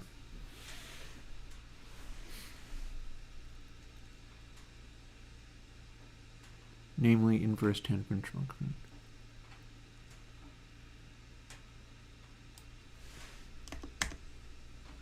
If I do this, is it different? It is interpreting it as the inverse tangent function. That is exactly the same as before. Well, in that case, what happens if we do Taylor expansion of 10x? Seeing as it seemed to be giving me the arctan version. Ah, okay.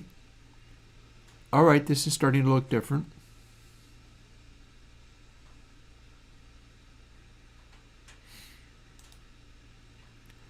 Okay, now this is getting weird, but it's getting weird in a way where it's up and it's showing me a graph, and the graph is not what I'd want it to be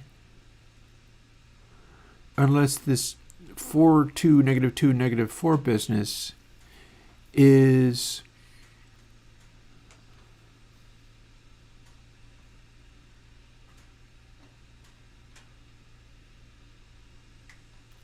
yeah, if the vertical one is the waveform coming in, then the horizontal one could be a output, and that would basically make sense.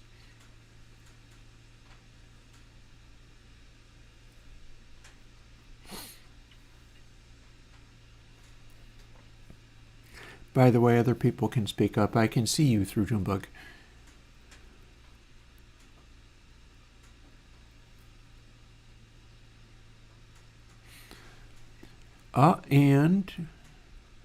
And this is all stuff being added.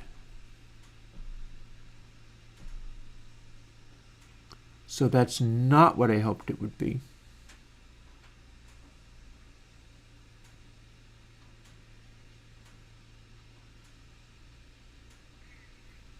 It is, in fact, a expander that will go pretty near infinite.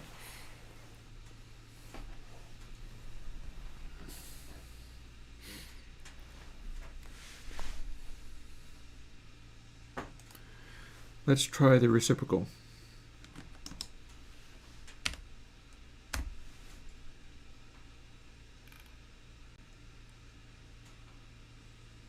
Okay, here's the same problem as before. When I do it this way, silence becomes infinite loudness. And that is not as helpful as you might want. And then if we do this,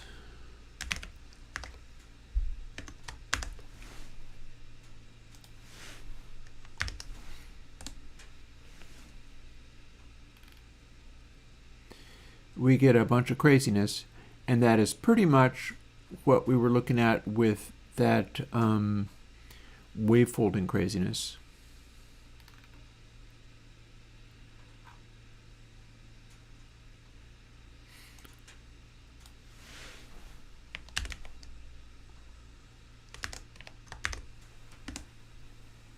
Also, I've gone all caps for some reason.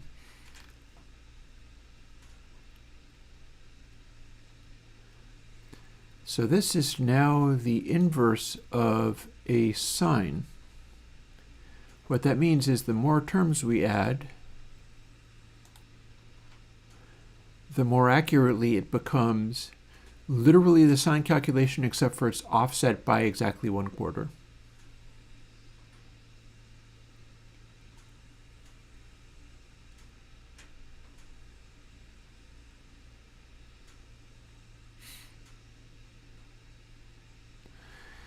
Honestly, one day I would love to work out what Junebug is off about. It's got this weirdly Markov-Chainy quality where it's like, on the one hand, this is like somebody trolling me with ChatGPT or something. Or, I know what it reminds me of. Junebug, you remind me of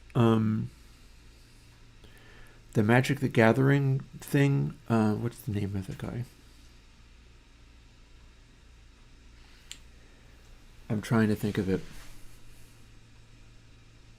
I've got this open, I'll search for it.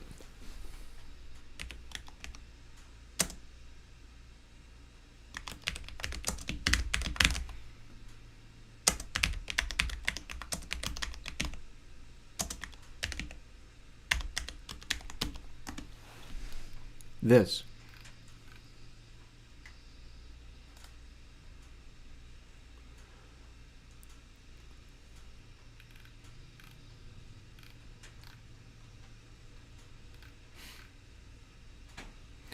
So you remind me of this.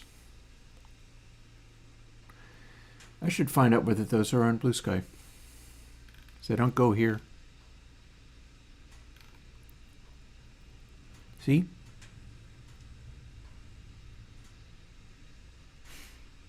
This is Robo Rosewater.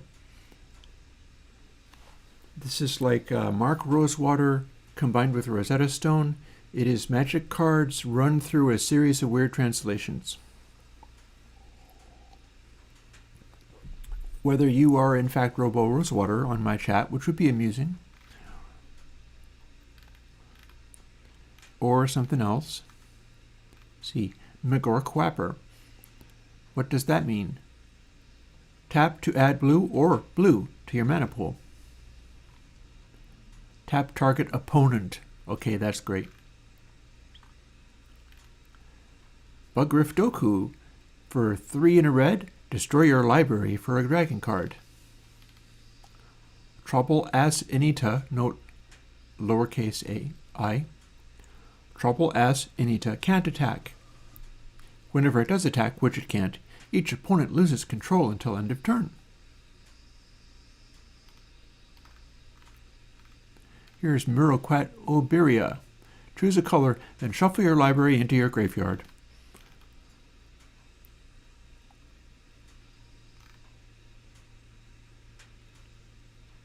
Yeah, so this is what reading you sounds like sometimes, Junebug. Curl. Creature, Nampire. Curl can't be blocked by Curl spells counters.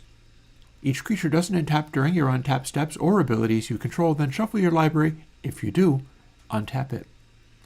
For 2 and 2 whites in tap, Mutant 2 for 2 white Blessing creature can't be blocked except by creatures have Shroud until end of turn.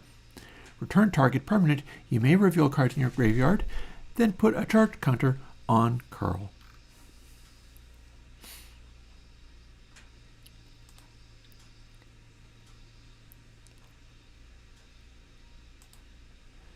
I'm going to take a moment and search for that on Blue Sky.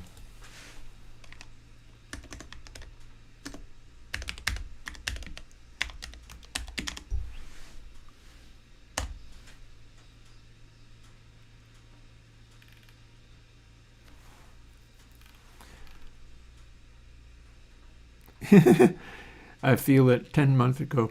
If Robo-Rosewater could hurry up and get here, that would be so great. Fair. Let's search for them again in case I can find it. Robo-Rosewater Masters and Uncurated.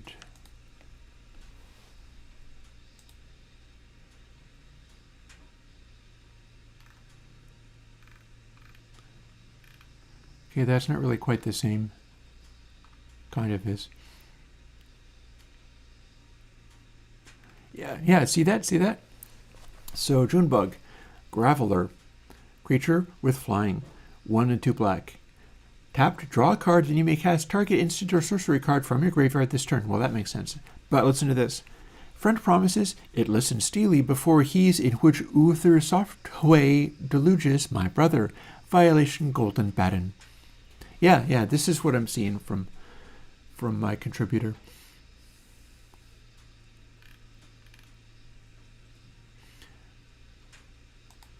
So what about, so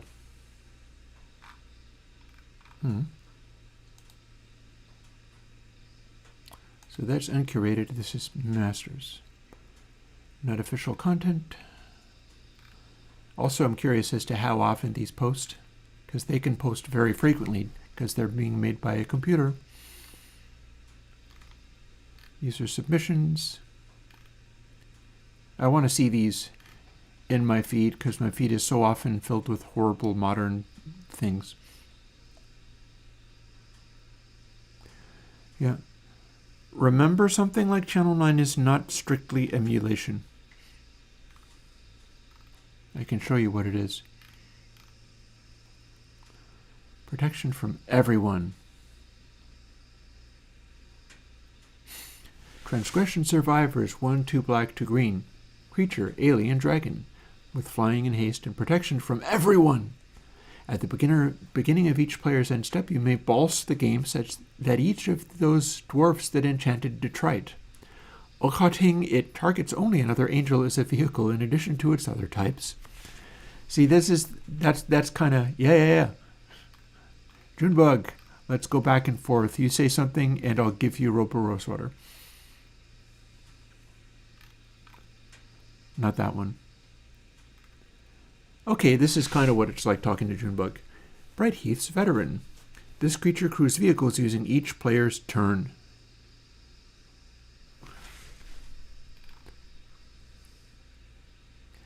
Also, read Colossedon's Spirit's flavor text. And make bolt work as pity to the spike vermin. How and 4 Thuros can keep them. It's a little form. 1 by 1 will have servants. I'm going to follow all of these. We're just going to fill my feed up with Robo-Rosewater. I'm going to follow you. And let's see, this one, uncurated. It's actually not posting very often. It's posting about once a day. That one's relatively normal. Doesn't look good. All of the graphics from this are being generated by AI, and I don't love that, but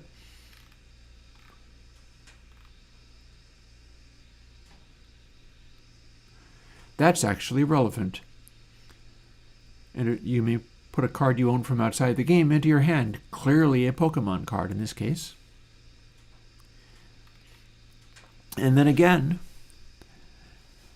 Junebugism. You're luckier your hearts can be yet, but I'm healing an Elciton? Elcitian, rather. Yeah, the flavor text is all coming off very Junebug. Oh, look at that. List of the Sunquest. Its power is Skyboof. Whenever an artifact is proliferas, indestructible.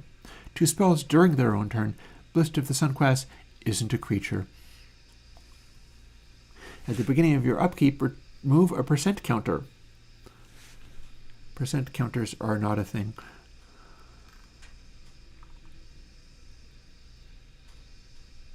Batterfang Genius. As Batterfang Genius enters the battlefield, choose a creature type, and don't do anything with it, apparently. Batterfang Genius is still a land. Well, it was never a land, but activate only during your upkeep. Oh no. Oh dear. Sunreal Plaid enchantment is some kind of Bible text, but not. Commipation 2 minus 18 divided by 7. Dear me. What is 18 divided by 7? So that would, in Bible verses, that would be a series of verses from something dash to something else. So it would be 2.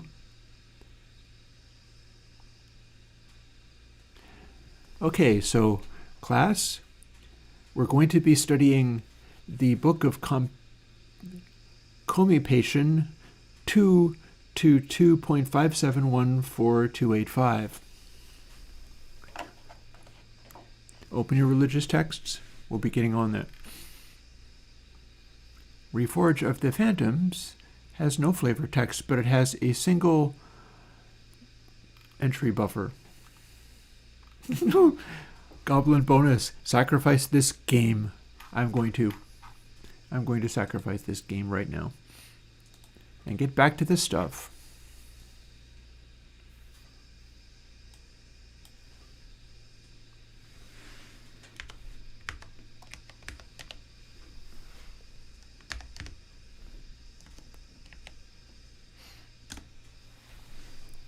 Now this is the one I'm actually using. It doesn't understand what I'm doing. It does it. Well, we'll try. Can it even? Okay, it can. Look at that. Interesting.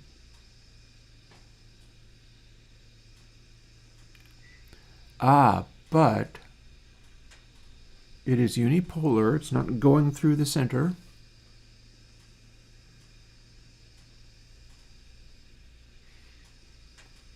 And it's not really quite doing what I expected. But I can figure out a Taylor series, and that's interesting. Does this resemble any of my other Taylor series? Not really. This is interesting because it figured it out. It figured it out. So I would need to put this back to, but apparently I get to do it as directly generating it, and that's interesting.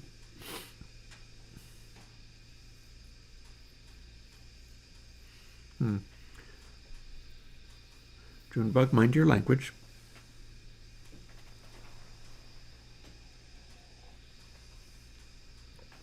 Also, we might be getting into throw another log on the fire time.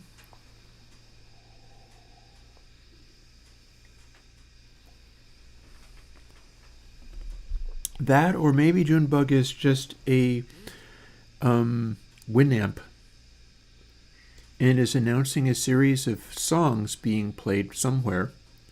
And they're very unusual songs from very unusual bands with strange, strange names. Over to throwing a log on the fire. And Lucasipo, I've never gone anywhere with antiderivative anti-aliasing, but I'm aware that it exists. I'm aware that exists. I've never gotten it to work. Right now I'm going to suffer through my back a little more in order to throw another log on this fire and keep it going, because this place is going to end up warming up eventually. I started it kind of late in the morning, which is fine. There's no reason I have to fire this up super early in the morning. During the dead of winter, I'll be starting this up pretty much as soon as I'm awake. Because, of course, when I'm awake, I'm already starting to work, but it's usually on something like reverb algorithms. Walking through the process for generating more of those. And those often don't actually give me anything very good right away.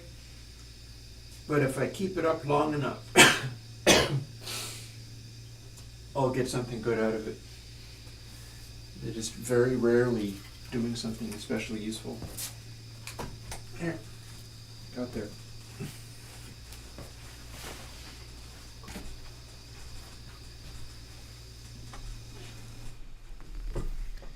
I mean, don't get me wrong, I'm very interested in antiderivative anti-aliasing. I haven't found an implementation of it that I understood. I've known about it for some years.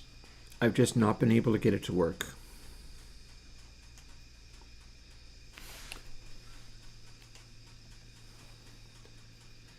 So, gosh, why don't I? Hang on.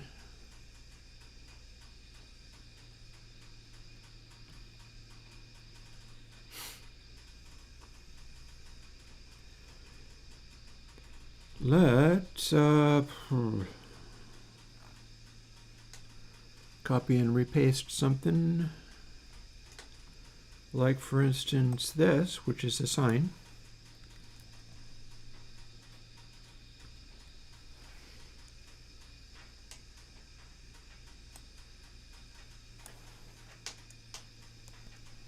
Oh, wait, hang on. That's not right.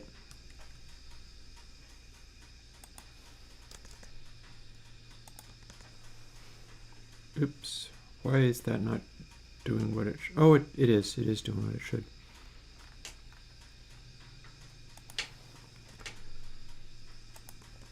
Let's blank these out. I have satisfied myself that A10 and then 10 puts it back to nothing. AppShaper uses it. Yeah, I will be very interested in getting into it. I will be very interested in working out the antiderivative anti-aliasing. It is just, I have not yet run across a implementation of it that I understand and can code. Because I would need, much like I had to code a special version of a BioQuad in order to get something that I could make sense of, I'm going to have to come up with a way of doing a version of that which I can make sense of.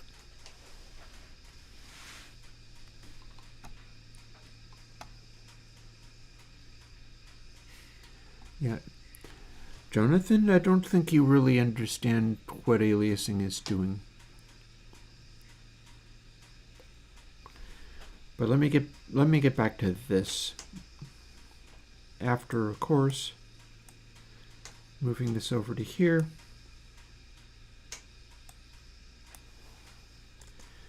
And this is not actually correct, but it's as near as I can get right at the moment.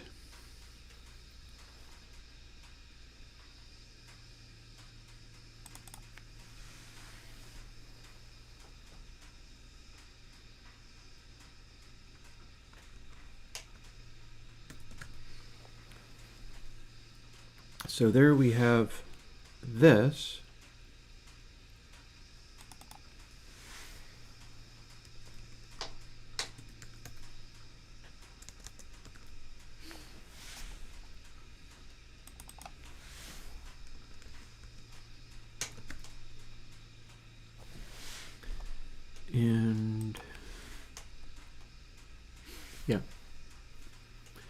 So this is not actually going to work for my intended purpose, but it should work to some extent. That I should be able to get this to work eventually.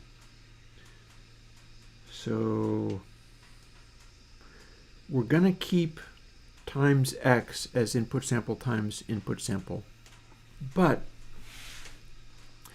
since we're only using, and I'll go back to the code in a moment. So before I go back to the code, this is what I now need to do. I'm going to do the Taylor expansion using this as much as I need to. See, you can make it be a very large number indeed. You can do all of that, but we're not going to go as far as that. But I'm going to go as far as I need to. And we have a minus and plus kind of scenario going on.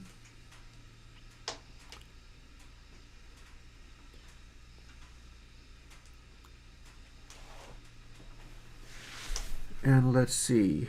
So x equals input sample times input sample.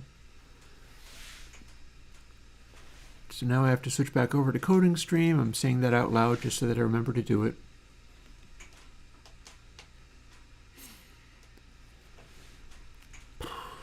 So the difference between bit depth and aliasing is aliasing hits you when you have frequencies higher than they are supposed to be, or when you're distorting. And bit depth is messing with the clarity of your sounds at whatever level they are. And that is up to and including when you have loud music, because when you have loud music and you're running with like 32-bit floats all the time, it will degrade the clarity and sonority of things, mostly when it's loud, and not so much when sounds are quiet. Anyways, where were we at? We were at this, temp equals x. At this stage, let's see, x2,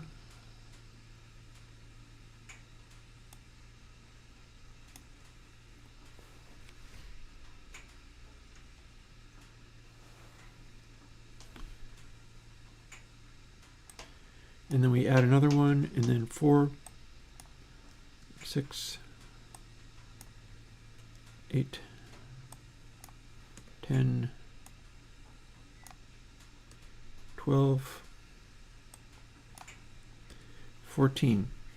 So now if we punch in all the relevant numbers, we can produce this Taylor expansion, although it is not actually going to give me a bipolar version of that.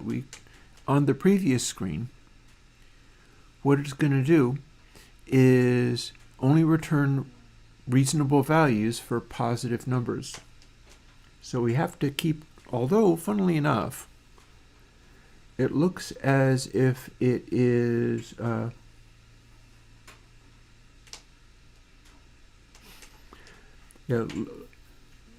with regard to the commentary going on, Lucas Ipo is correct to the extent that you have high enough frequencies and you have enough distortion that they are aliasing. Once your high frequencies are aliasing, they will produce sound all the way in the audible range and be very audible.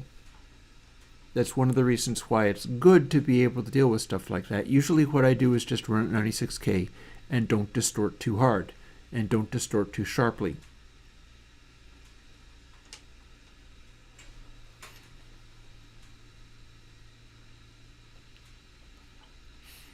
The sharper your distortion, the more the aliasing will rear its ugly head no matter what you're doing.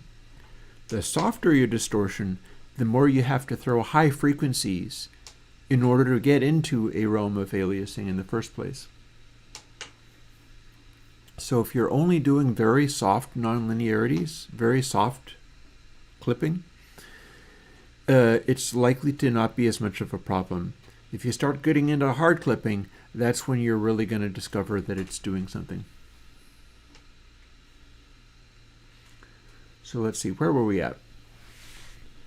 So x2 is what we are immediately seeing, and that becomes divided by 2.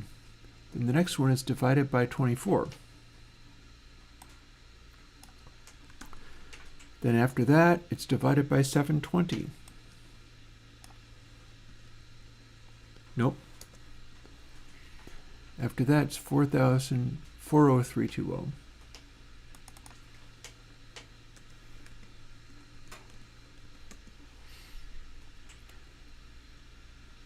$3628800.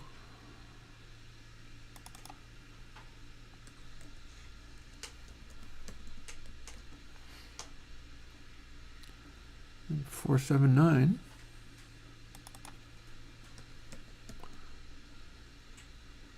001 600.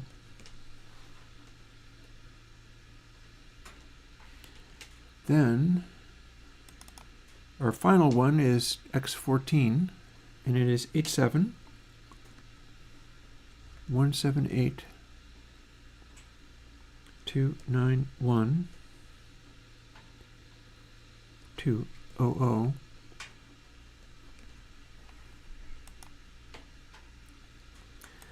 And that should give me 1 minus cosine. What we are not doing is checking to see whether it's positive or negative, but I might be able to sneak that in there.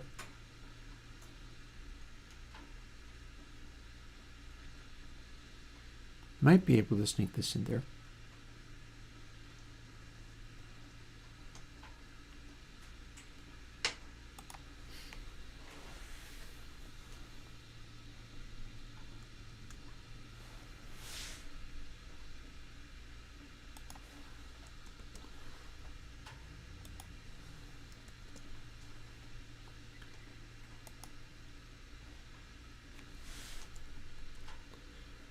So there's our variable. What do we do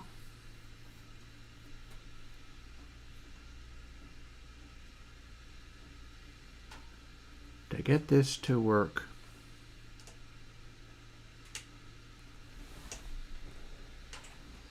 I feel there's a math function in here that can help. And I'm sure I have it in there somewhere. I feel like it was in a channel version.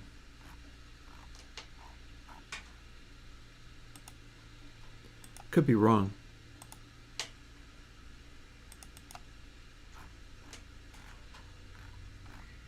If it ain't in a channel version, it's in one of my more recent plugins. No, it's not that. Oh, yes, it is. Oh, yes, it is. Here, this is the thing I was looking for.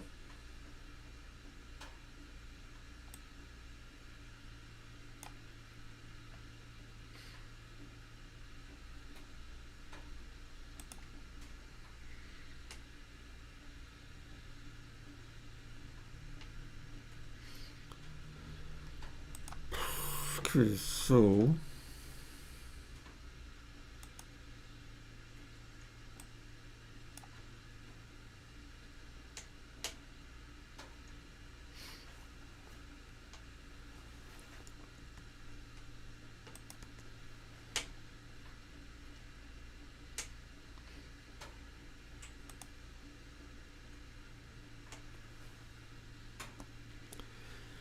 all this is going to be calculated before I hit input sample and actually assign it. So what I can do is like this.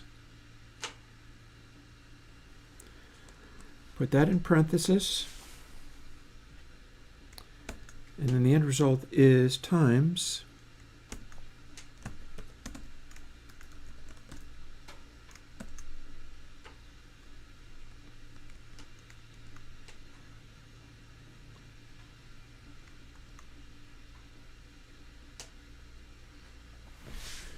and let's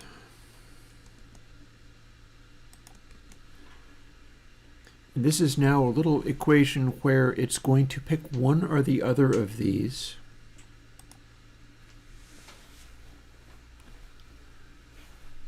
Judging from what it does here, if it's true, it does the first one. If it is not, it does the second one.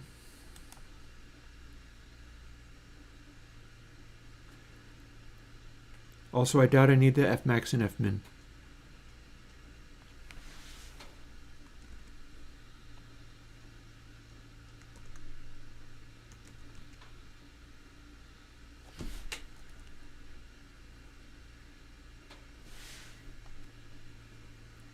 So let's lose those.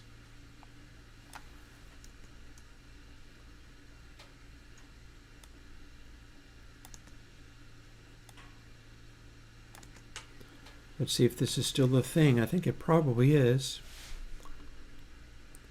We'll find out.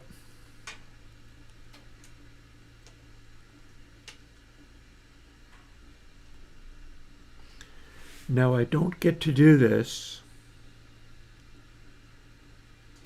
with the one coming in. Oh, hey, Magus. Oh, no.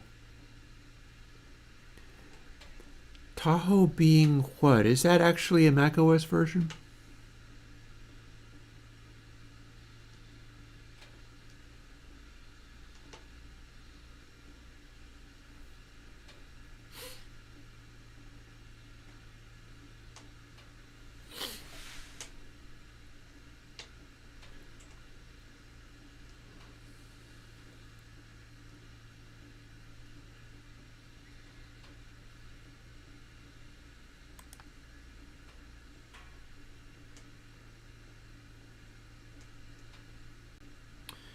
Oh, I can use dry sample for this, can't I?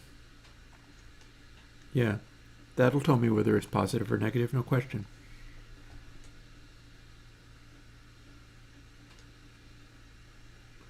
So if I did that, we got that, then... Oh, I do not like the inconsistency of this, though.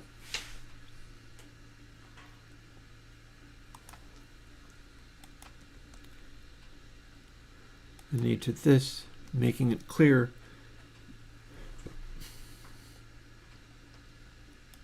Then, having done that, times, we'll copy this in there and replace this with dry sample. And then that should work.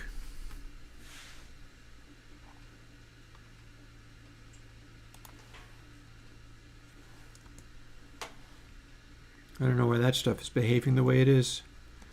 Don't care, ignoring it.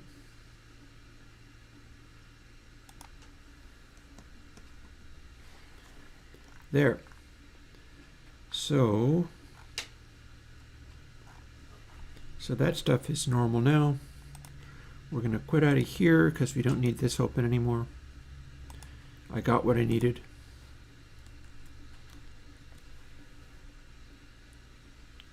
Lots of warnings.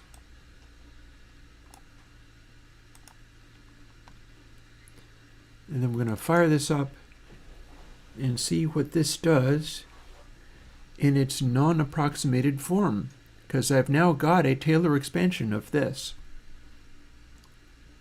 Should actually work.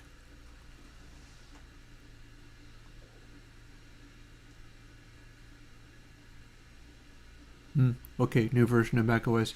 Yeah, on my main studio computer, the one that I am streaming from, I'm literally on Monterey.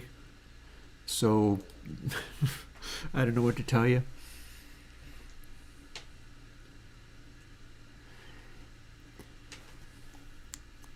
I am resistant to some of these things, to say the least.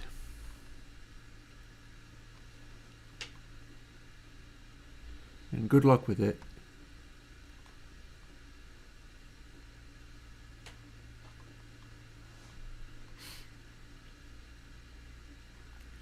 Where were we at? We were going to run this and see what it does.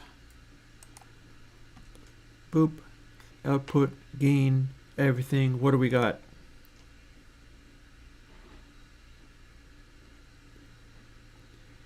We appear to have what it was meant to do, I think. Oops, I just hit space and it didn't do anything useful. Hit play. So this should be 1.0 minus cosine.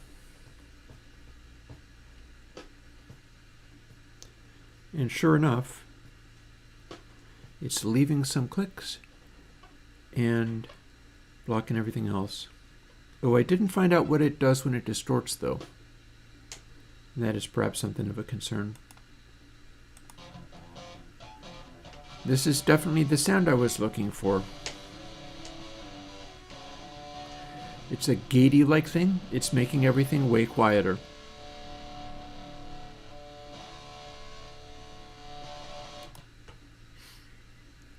And it does it even on, here's sort of our max spikes. So if we were going to do that, let's see what happens if we go to double gain and then apply it. What do we get? What's it doing when it's not actually, are we getting any crazy effects going on? I think what we're getting is some crazy effects going on. So one way I can be sure of that is if I go and normalize this,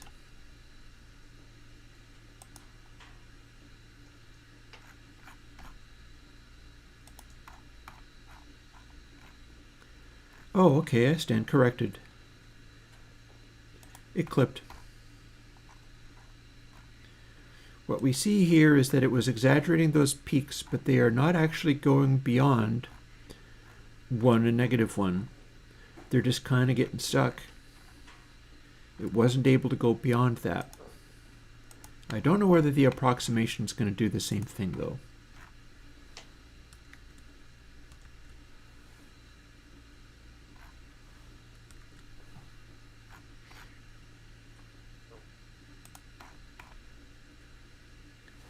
Here's our input again. Don't worry about it. The party was disrupted by Junebug for a while, but that's just something that happens sometimes. And my hope, which may or may not be a false hope, was to put together a denoiser plugin based on the stuff that I'm working on with regard to the new stuff. The new stuff meaning what I was doing on Tuesday that was based off of other new stuff. By that I mean I took pair EQ and put it into the topology that I use for smooth EQ, and it was amazing. Meaning now I have a 6-band and a 4-band EQ that I could use for other purposes. If I apply this to each of the bands, either throughout, which would probably be a terrible idea, or right at the end before final summing, what I would get would be 1.0 minus cosine on distinct bands, meaning it would have this effect on them.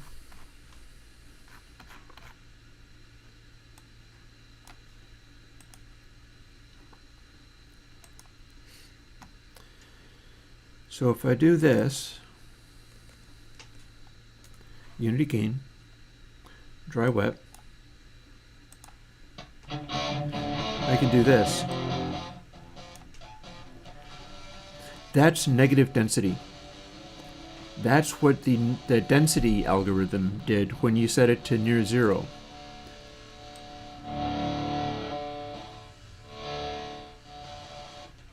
Also, I just heard something interesting.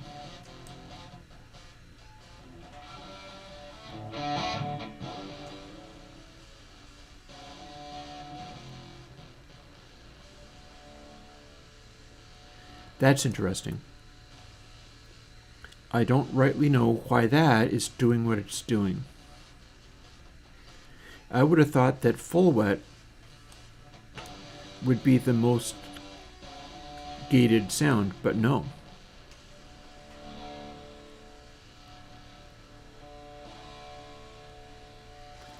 So what's going on here? This is just 1.0 minus cosine.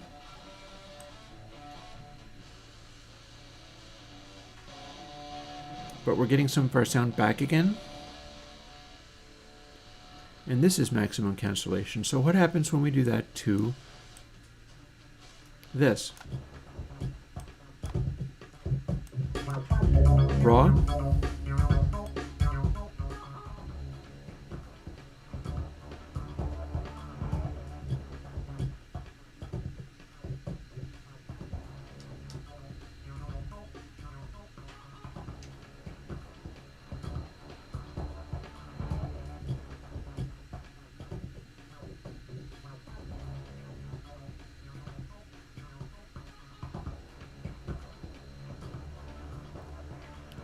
What's the significance of this point?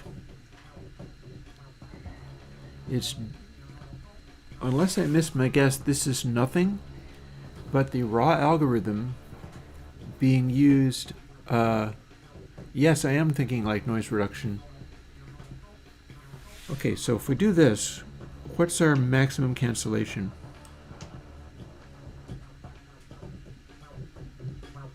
This is more normal.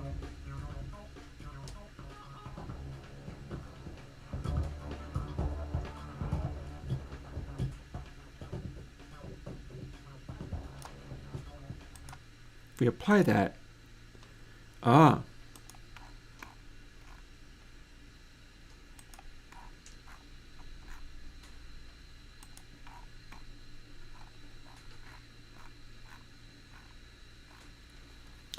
we're going to undo that, maybe fuss with these a little more. And now we're going to see what we get when we start increasing gain to be absolutely sure that all of these peaks are maxed out. I believe that will do what I'm looking to do.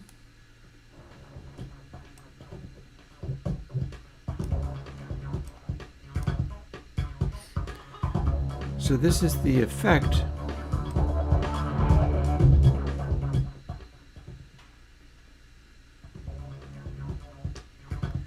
This is the effect going into saturation too much.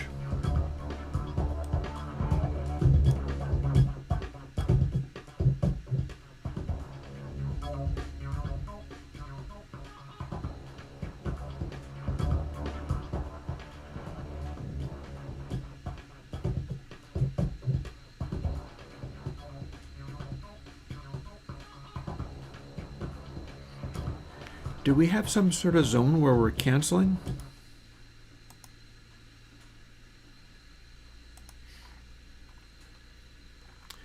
We're supposed to be able to get it to where it's hitting a wall. Doesn't look as much of a wall to me. Supposed to be able to get hard clipping out of this, and yet it doesn't look like it. So you know what I have to do next is same thing, more gain.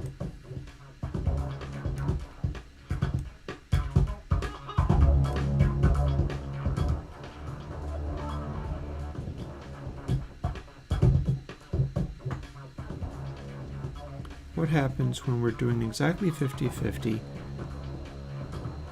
and we're saturating really hard?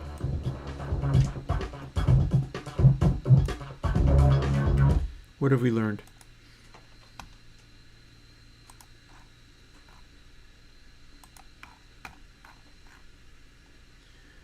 We're getting a sort of soft saturation effect going on.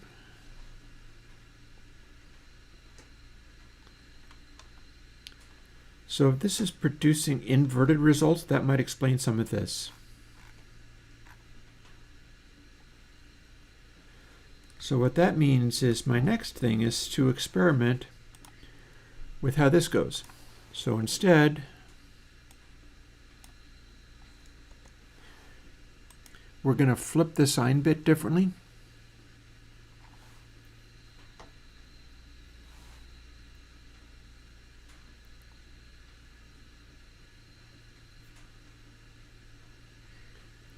This looks like it's being assembled correctly. In the final version, do we need to flip it? Does the 1.0 minus cosine actually need to be inverted to make it work? because what I've just done is inverted it.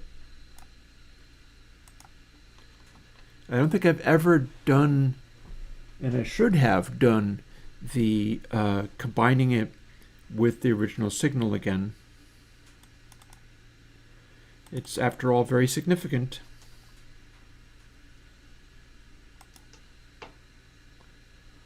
We're going to see what happens now. Same deal, same section.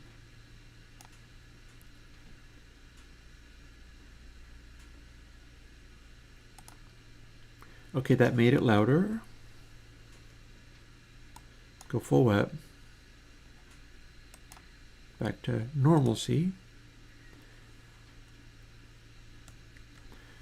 That's quiet enough that I can safely play it.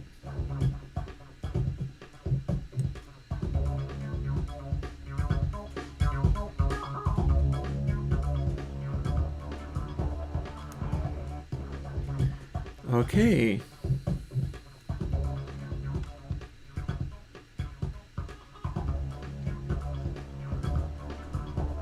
I'm going to catch up with chat in a moment.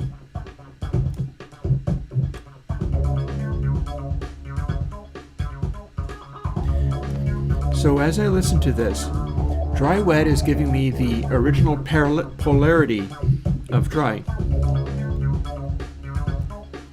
So what's happening is I'm starving the quiet sounds and leaving the loud sounds.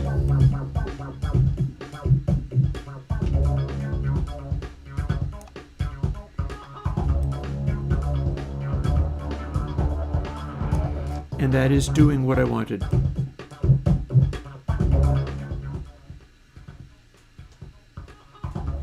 If we go to exactly 1,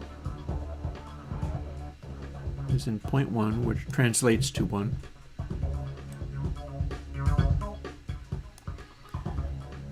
So technically this means if I've got this sorted out correctly, and I don't have it backwards or wrong somehow, I could do an improvement on PyWhackit. There's a thought. A beefier PyWhackit. Because the whole point is being able to go between dry like this, linearly without weird cancellations.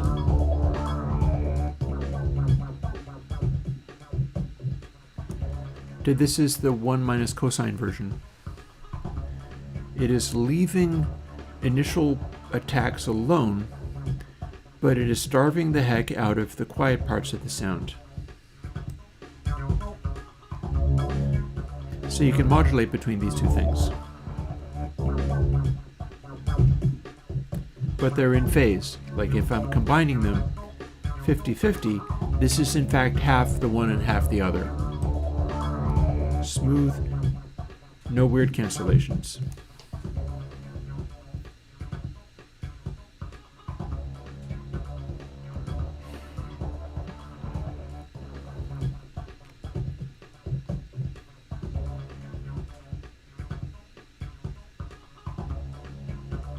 Yeah, I did not keep up with answering Magnus. I'm talking about like a plugin somebody told me they wanted something like. Namely, a multi-band thing where apparently you can dial in the amount of noise suppression on bands individually. And this would be a way of doing it. This becomes real gatey. And you can have it modulate between these extremes. And in fact, if you had an extreme, like suppose this is a full mix and one of the bands sounds like this. Because just the band is quieter than the full bandwidth one, it'll do this more effectively.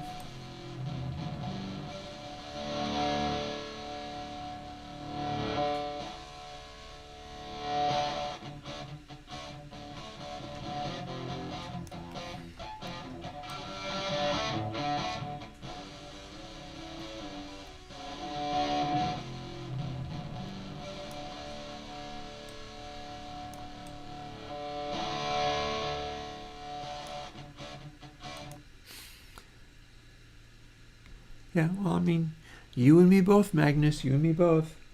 I too am trying to get up to speed. The speed is on a racetrack that other people haven't seen, but that's because I'm approaching foolish things in interesting ways and trying to make something interesting happen. At any rate, I'm leaving some of this alone, I think. But I've just determined that this particular calculation is correct. That means that doing this should give me the same thing. So I should be able to comment that out.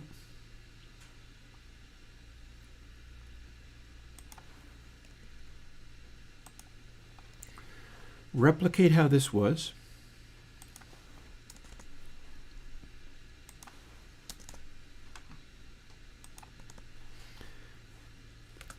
Put that back.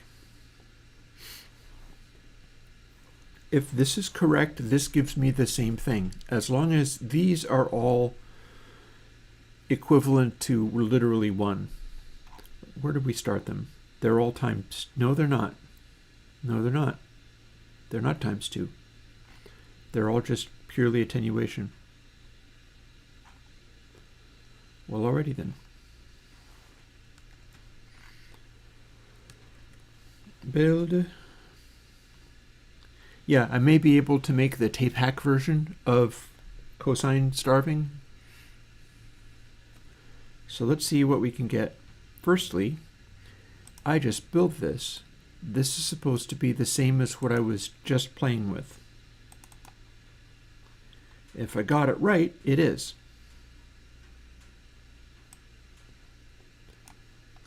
Though I do have to set all of these to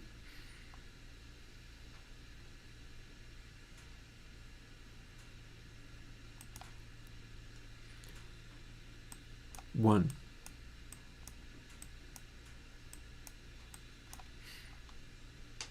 If I do this,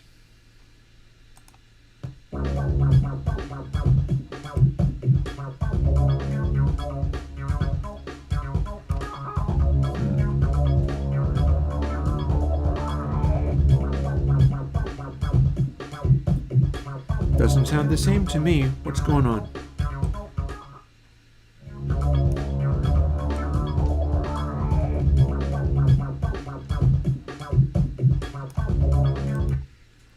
Feels like it's not giving me as much. Could it be because I'm using H? I'm not.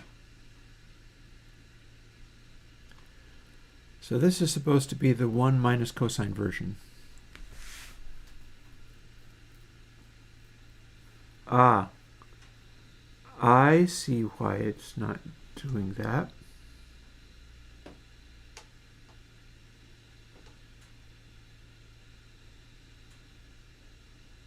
I see. Because that's not actually correct anymore. So here we need one of these, but then we need another thing.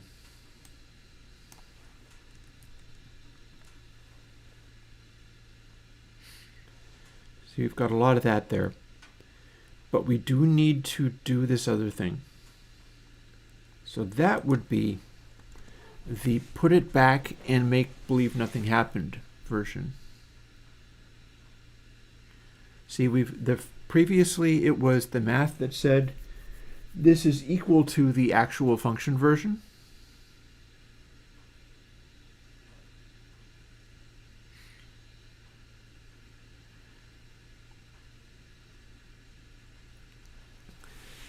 And what we need is the set it to the correct value version.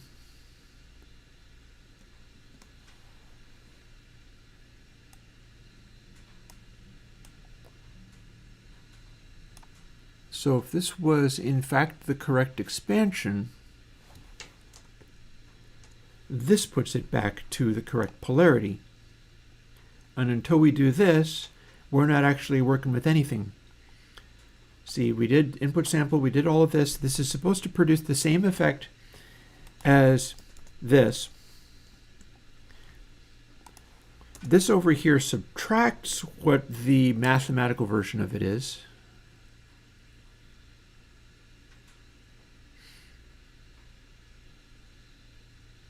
with these various adjustments in it. I'm not sure those are useful adjustments, but another thing to worry about. But then both of these included this bit in the end, which puts the polarity back. Otherwise, it is absolute value. Otherwise, it is rectified to only positive swings. And indeed, that's what we have. We're starting with input sample equals input sample. Ooh, hang on.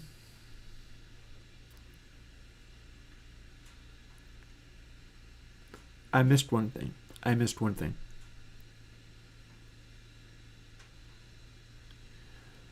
With our series expansion, here's a mistake that I can fix. Input sample starts as, rather than having this added to it, it just starts as this. So input sample equals temp, which is input sample times input sample, divided by 2. And then, okay, at that point, we are adding and subtracting in reverse order. So got this, minus, plus, minus, plus, minus, plus. And then at the end, input sample times equals, and that's just putting the polarity back. Alrighty. Well, that was a bunch of obvious mistakes, but all the same, it's fine. Let's give it a try. Got to quit out of here first. So if this works, I have the same sound as that cosine thing I was doing.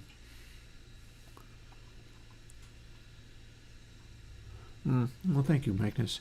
Magnus appreciates me talking about this stuff in human language. That's the only language I can actually use, so we're good. And okay, copied that in. Let's do it again, just to be sure.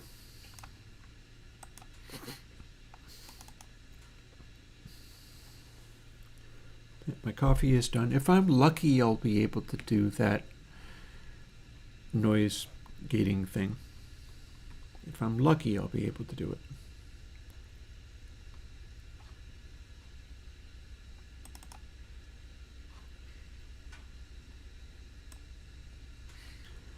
Does this sound like what I remember of the cosine thing that I was doing back when it was working?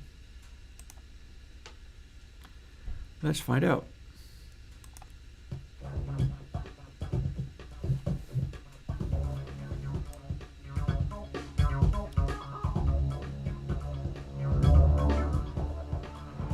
Golden. And that now becomes the transform that I apply to everything to make it do this giddy-like behavior. This is before we get into anything like, now we're going to do that tape hack modification so that this adds a tapiness quality to it. This is purely just, let's gate out the quieter parts and leave the dynamic parts, and mix it using the inverted thing that I came up with, so we can fade it smoothly between the one and the other. That's quieting down the quietest parts of the waveform a whole bunch. In fact, we can see how much. Even our loudest bits are made more quiet, and then our quietest bits have become very faint to near silent. Whereas if I undo,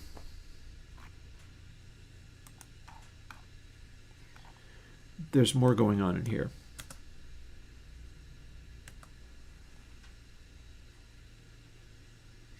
Oh, hey, are we still playing?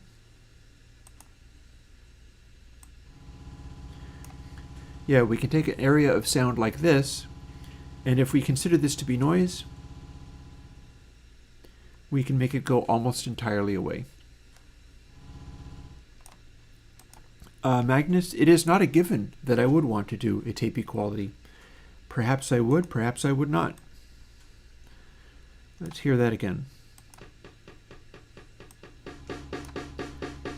So this is what the noise reduction would sound like on a room.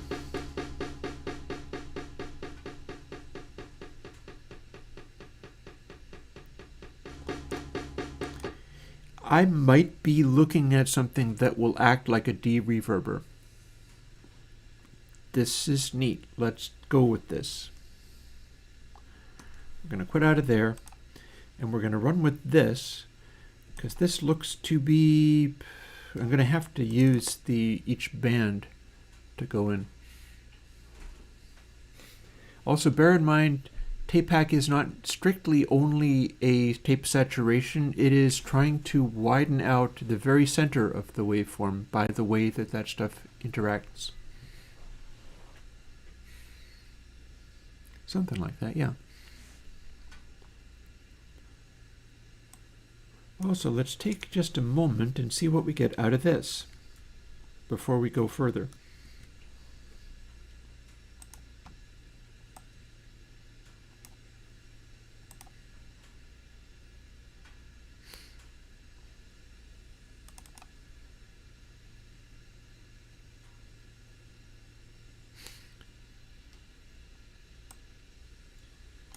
So what we have now is a thing where now this is all neutral. Here's another variable that we get to use. And what else? So V, that's subtract real. And here's our amplitude.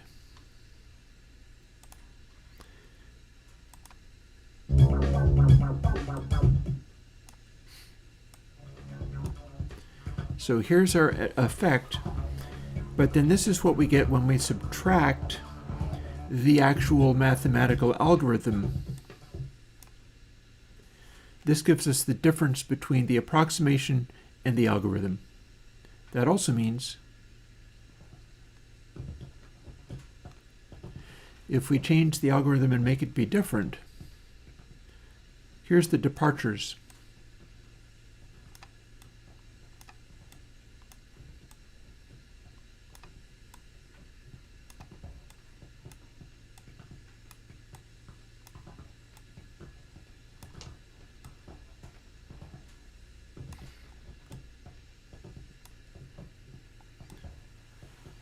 Let's just for fun make that count linearly.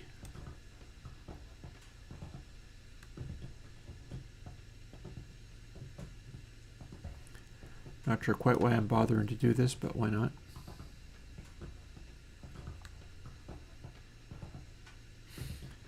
I just want to see what it does.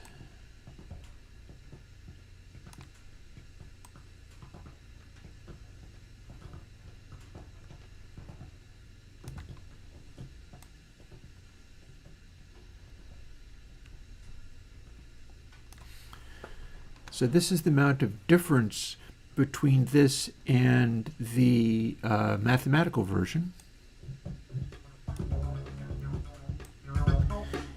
And this is the difference between this and this altered version that I've just made.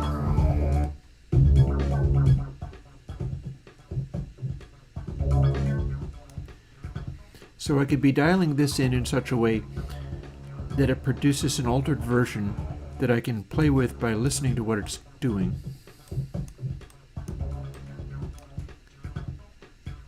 For instance, if I was to lose the higher calculations,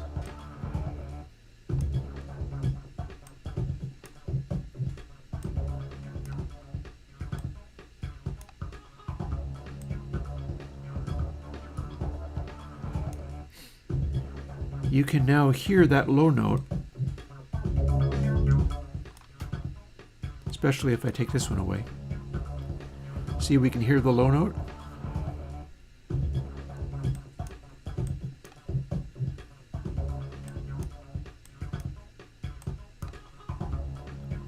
And the more of these are here, the less we can hear the low note.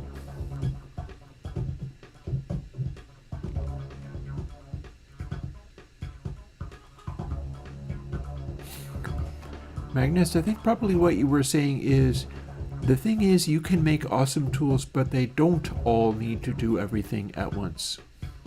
I think that's what you meant.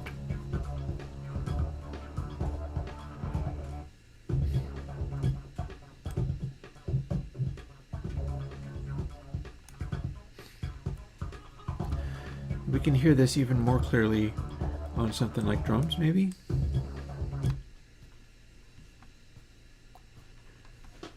There's like next to no sound here.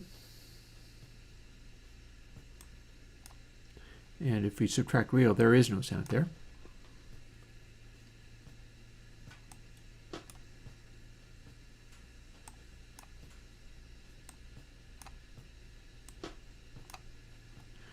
The more of these show up,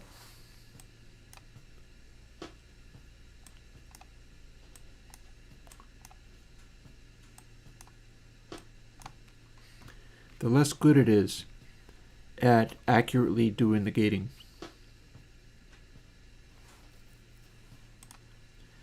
So I think we'll stick with that. I feel like maybe I'll throw another log in the fire as long as I'm at it. I can also rinse out my coffee cup. We can bounce over to, here's where we got that from.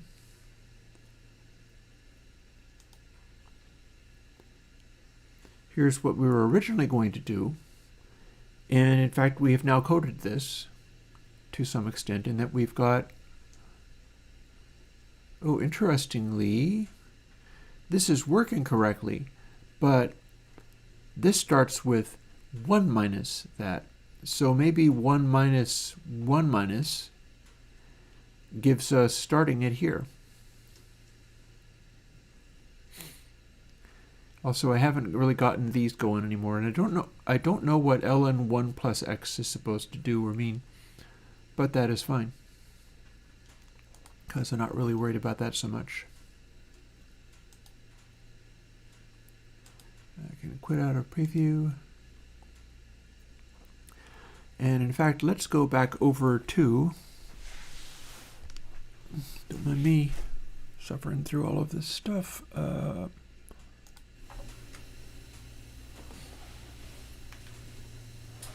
Wood stove cam. We're going to throw another log on here, and I'm going to rinse out my coffee cup after first standing up. Okay, hands on knees. There we go. Man, my back is just not putting up with anything right now. So, first,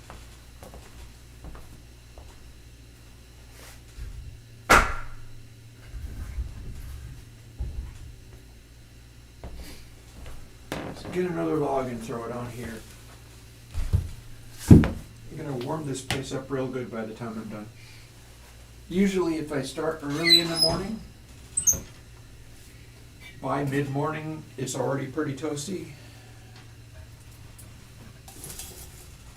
It's kind of like that now. It'll, look at that. Little bit of light show for you, there you go.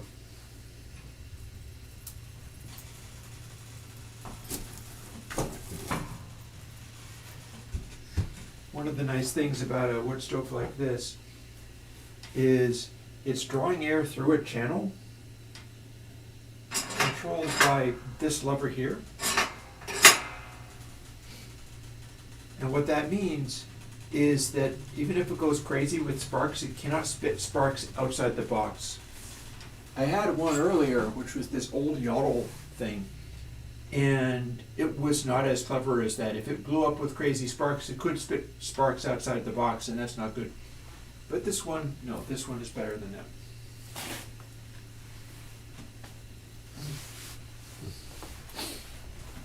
Alrighty, back with you in a moment.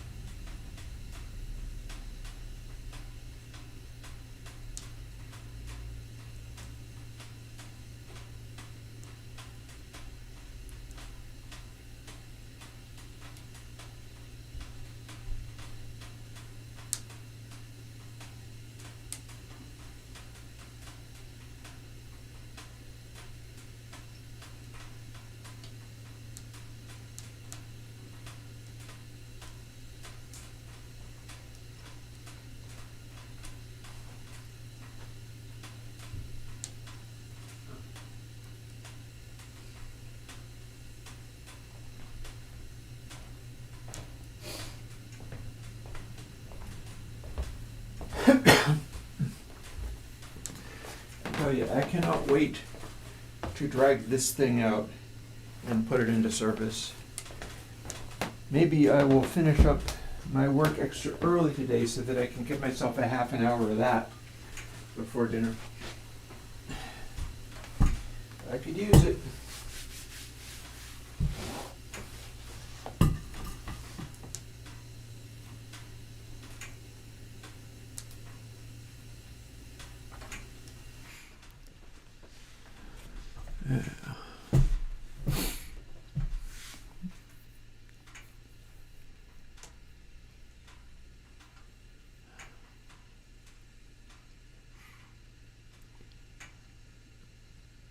Oh yeah. No, I dated somebody in British Columbia. She was up in a place in British Columbia. It got down to like minus 40 Fahrenheit, which is of course the same as minus 40 Celsius.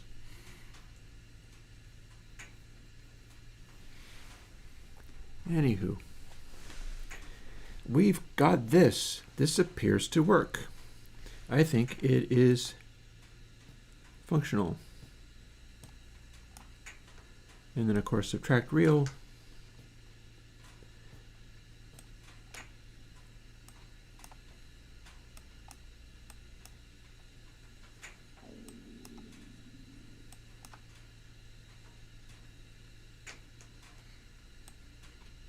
Pretty wild how close it's coming. Let's just skip that over to here.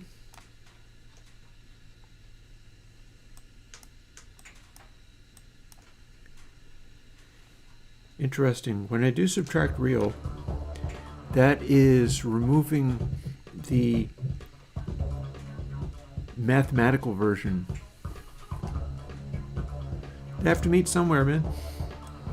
Or at least they can.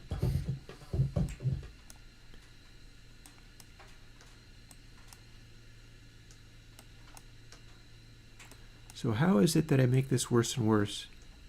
I still don't hear anything.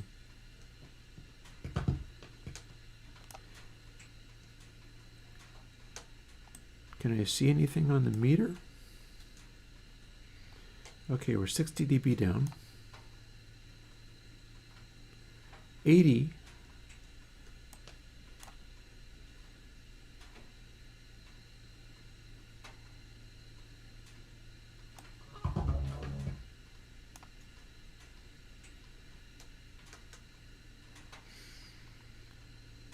$31. I'm reading the controls down here. Ah, there it's 156.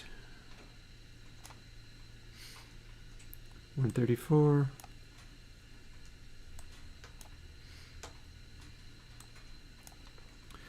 Let's put it on this instead.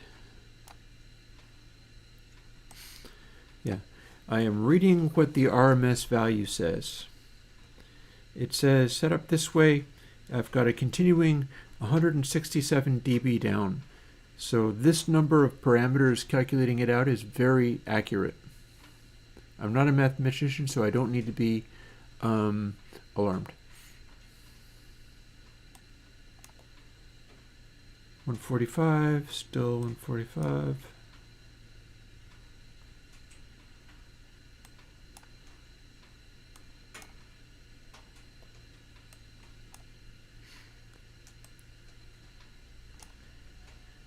So here's what we're doing. We've got a sound. Subtract real is taking what we get out of this and showing how different it is from the raw like we're working on how different the approximation is from the real mathematics. And if we are using only the very first calculation, we're like only 80 dB different. Add this second one.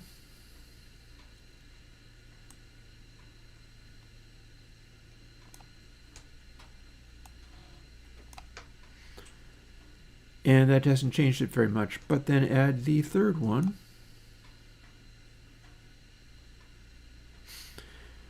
and we're like 145 dB down. So we could do this with only 3 calculations, and it seems to want it to be in pairs. So what else do we get with like E? Ah, it got worse. No, it was exactly the same. So 145.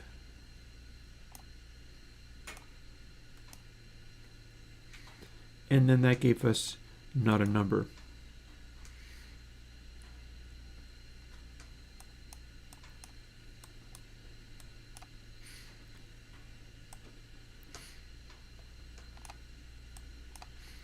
So the way these work is, since I'm subtracting the real calculation and working out how accurate all of this is, let's see how close it gets. Ah, Magnus. Are you in a Celsius country? Are you in Fahrenheit? I have forgotten whether that Norwegian is even a thing.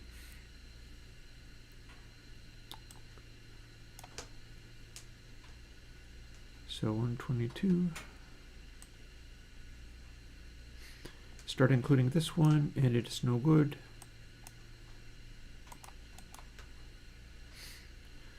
So we could do just these two, and it's at 120 dB down, which is more accurate than you can even encode on a CD. But if we do these, we're 145 dB down.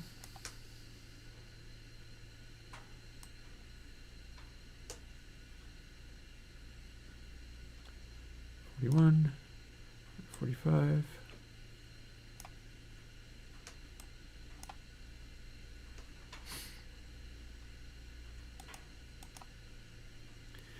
I think the control of the very bottom is giving me a better picture. 168. So I only got 8 dB or so out of that.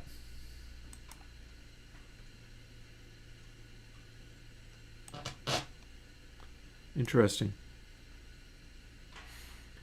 Is doing funny things. Ah, Magnus. Understand that we have people hanging around in these streams like Junebug, where it's like you won't be able to tell whether they are being earnest or being edgelords. I like people who are earnest. Let's see what else we can make happen here. So that doesn't seem good. Basically, I'm looking at this control right in the bottom here that says -153, there by my window, and seeing what I can do. See, 139. Oh, interesting. See, it's 138, but then if I set this halfway, suddenly 154.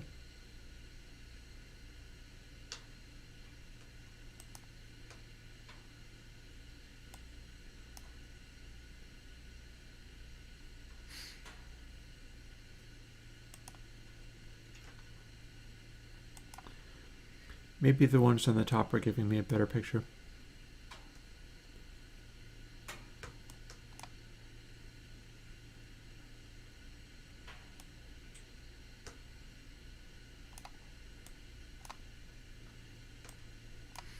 Maybe it's not able to measure this properly. Let's see what we get out of this.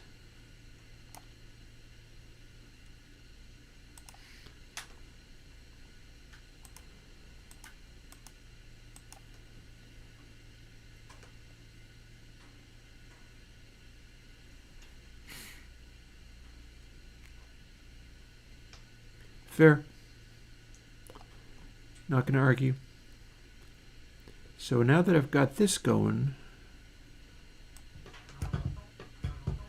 this is what my algorithm is giving me. If I subtract real, I'm going to be looking for what gives me the smallest possible number. And I'm going to see which of these can go there. So 94 dB down to 134 by adding that. If I only go halfway, that actually made it worse. 134, 145,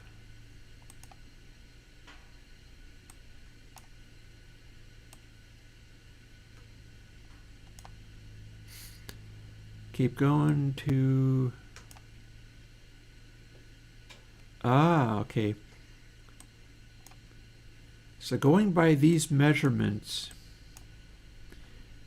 we don't need F and G at all. They're just extraneous calculations that aren't giving us anything compared to the real mathematics. And this is all in double precision, mind you. But we do need E. In fact, we need these in pairs.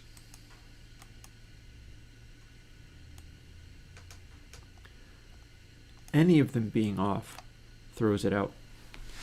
These are also the controls that we adjust in order to check out how this stuff works. So 4 calculations give us within 145 dB, in other words, the full resolution of 24-bit audio. Between this and the mathematical ultimate calculation.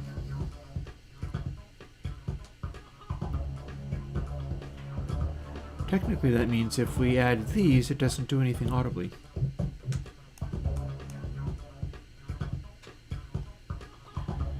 I don't know whether that feels like it made it smoother.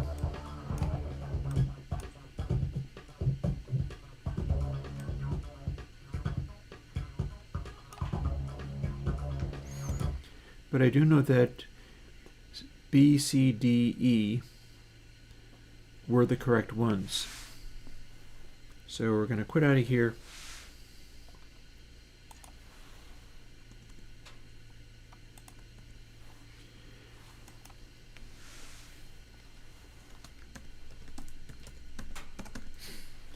And we'll leave that where it is.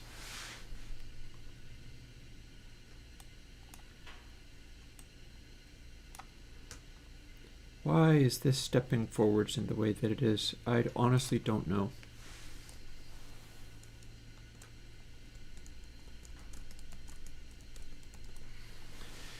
But this is our math.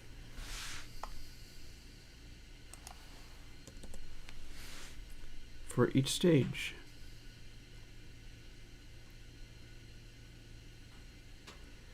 And this gives us 1.0 minus cosine, altered and made to be in phase with dry, and also made to be bipolar by this final bit here, which requires there to be a dry sample.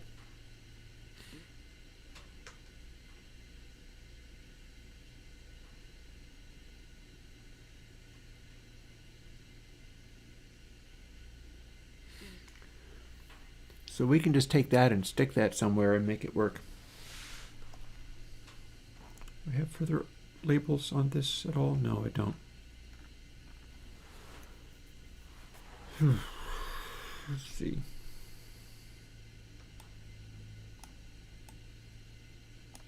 Hang on, that's not what I wanted.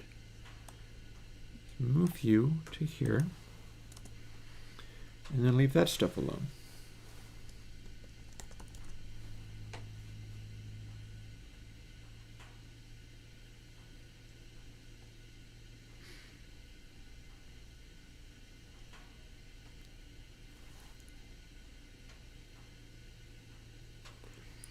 And there's the actual math of it.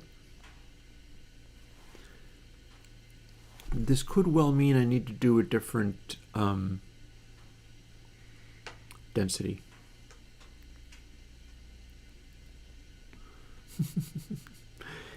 Freezing point in Fahrenheit is 32 degrees for no particular reason. You are completely welcome to feel that is a stupid number for it to be. No concern of mine.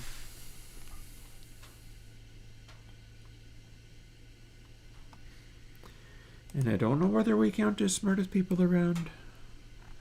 That seems up for grabs.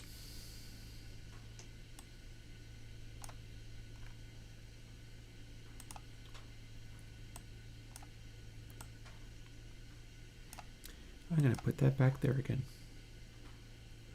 And we're going to leave some of this stuff alone. Like, this all works and is fine.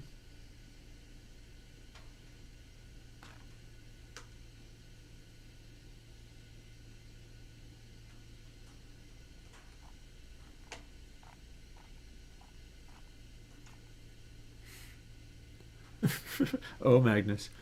See, now I'm going to give you an O, Magnus, rather than it just being all O, Junebug. Everybody's got their own twisted little concepts, I guess. So, hack sign. We get to close you right now because we are no longer working directly with hack sign. I just got to go look it up again. We're working with this. And I'm making a quick command decision on which one do I want to use. Do I want to do this using a full-on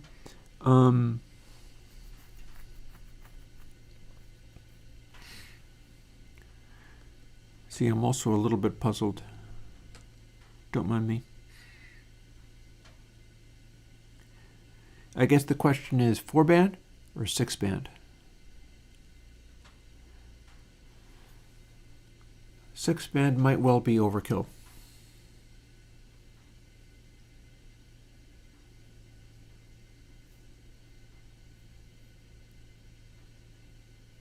I do want more than 3-band though. I could do 5-band. Yeah. Magnus, I like the way Celsius does that. I don't know why Fahrenheit acts so weird. It just does. I just had to grow up with it. Kind of like being British and being like, okay, this many fathoms in a furlong. Yeah. Ah, Magnus, you were the one with the no filter.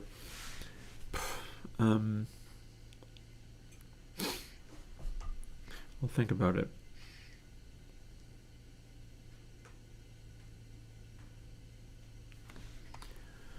One thing about it, I could make that work. Let's see. I suppose might as well go hard. I worry that the 4-band's going to be useless. Although, I could go and rehack the 4-band and remove even more stages of it and have it be a very efficiently one. I could have it be a very efficient one. And what the hell did we call that anyway? Pair.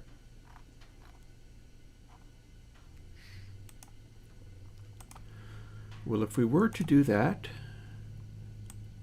we'll be taking this and twisting it for nefarious purposes.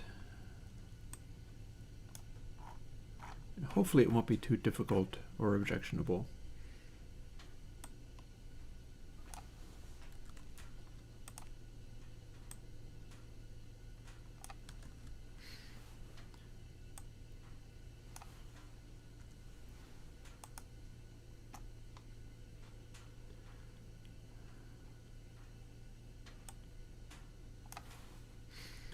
This is going to have a whole separate meaning for everything.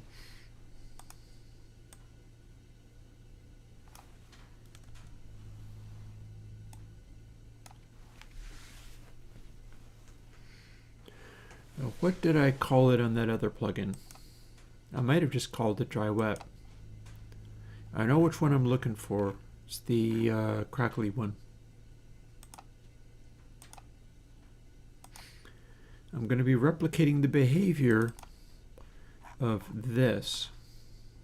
I did in fact call it dry wet. There's just an extra behavior in there. That's fine. We'll run with it. Because that's going to basically make it be like a multi... It should. I can't guarantee that it will. It should, yeah. Bye, Magus. If you would enjoy a wave, you may have one. Bye. And we're going to see where we can get this in the last 3 hours. 3, 4, 5. 3 hours or less, depends upon how I hold up.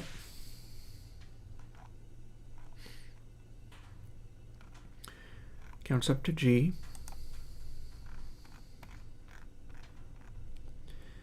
we just duplicate all of this stuff and run with it? Or can we? Yes, we can.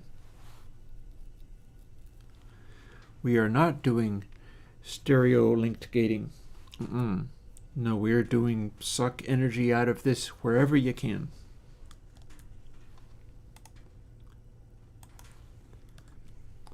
I'll have to start the VST version from the VST version of ParaEQ, which seems doable. This might even make this simpler and easier to approach. That's our denoise number. Okay, we call it denoy. Fair. It's a denoy boy.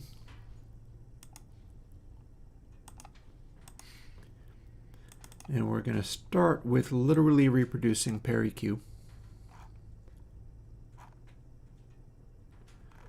Currently what that means is it has to reset.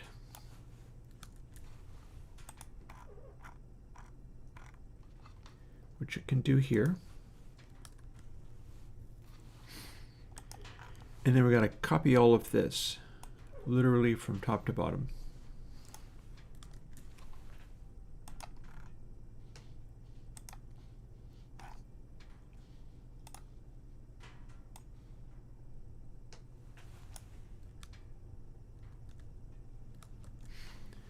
In theory, that'll build once I finish grinding through this nonsense. See, it hasn't compiled the rest of its stuff yet, so it can't work. But when we do it again, it should be fine.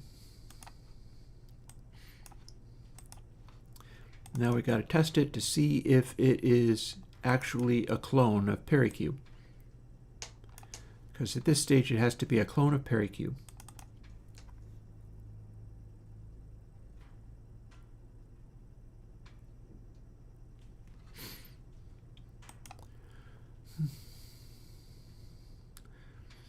I will let chat sort its stuff out, I guess. Denoise, denoise, denoise, denoise. Where would that sit? It would be here. I could see a denoise 3 coming up. I mean a density 3 coming up. It looks as if I have upgraded the performance of negative density settings quite a bit, and that's worth some attention. So we got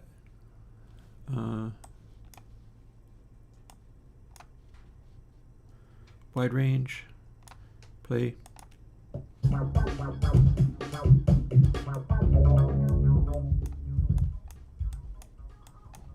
Highs, mid,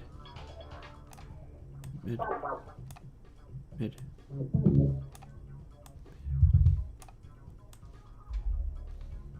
Right on. It worked. So now that we have this, what do we do? I think we're going to extend this.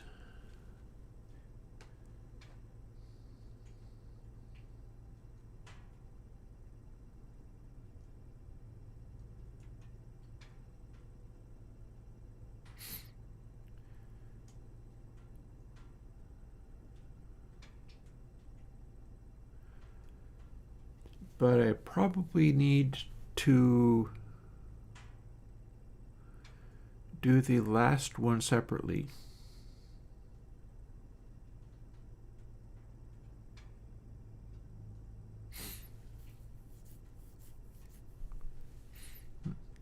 Easy, folks. You don't want to get all Junebug.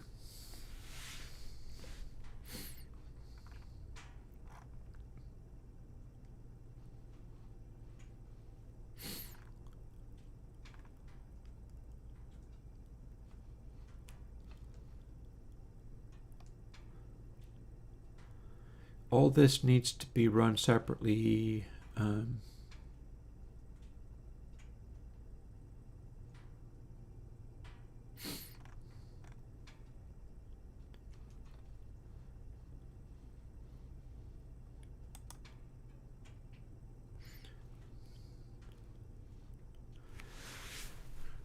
I am almost tempted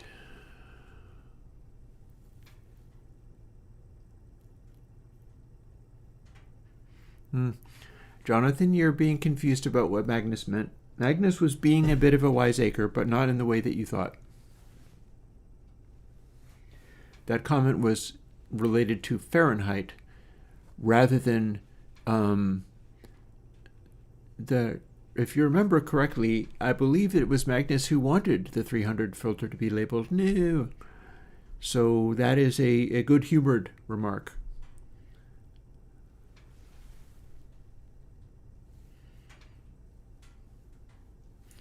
So you misinterpreted. You thought Magnus was making fun of the fact that it did that, and in fact I think it is Magnus who was asking for that to be named that just for fun. So there you have it. If you thought it was that stupid, granted it could be stupidly humor, that's as I took it, but if you thought it was going along with that, yeah, all the comments did get mixed. It was in fact Magnus who originally wanted it called that, and I had it called that for a brief moment. I could have it called that again if I wanted. So here's my concern. Let's open up HackSign.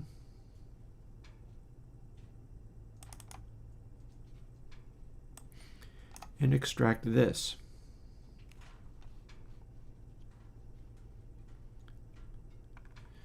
So here's my simplification. And here is technically, we can do this with every single one of these bands every single time, and it's going to act strange. I didn't ban Junebug. If I don't know who would have banned Junebug if it wasn't for me, because I'm the only one who can ban anything, and I didn't ban Junebug.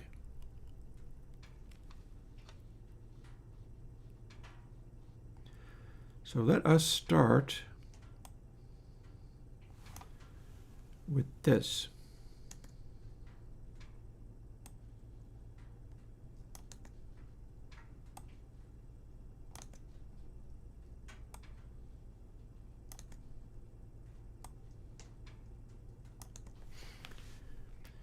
So this is no change. But this is the tone starving thing.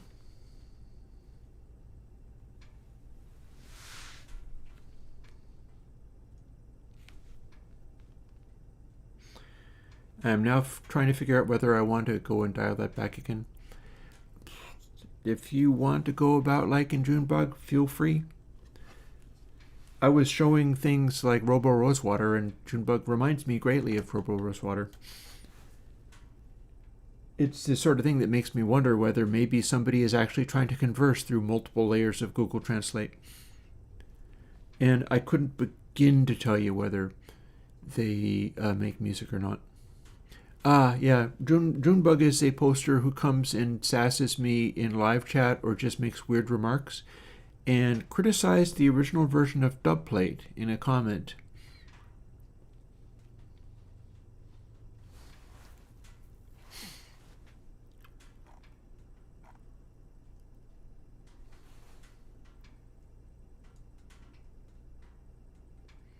I think I see something I could do.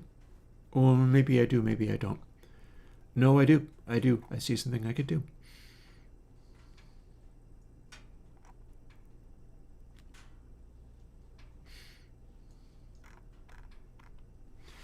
Let's undo that stuff back again.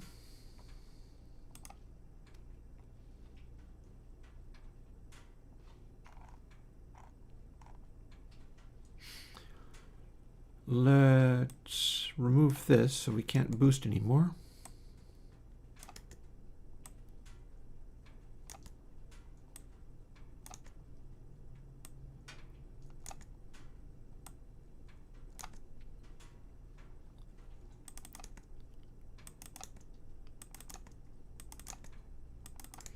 I'm leaving those parentheses there in case I need to do some kind of intense power function thing. Now this might or might not work.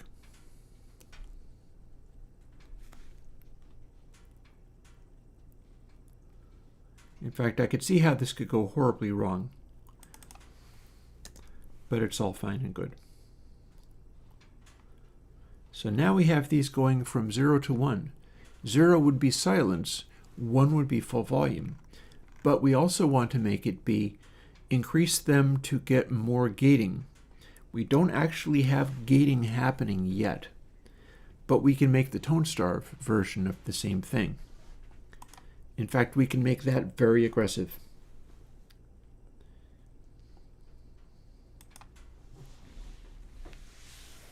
So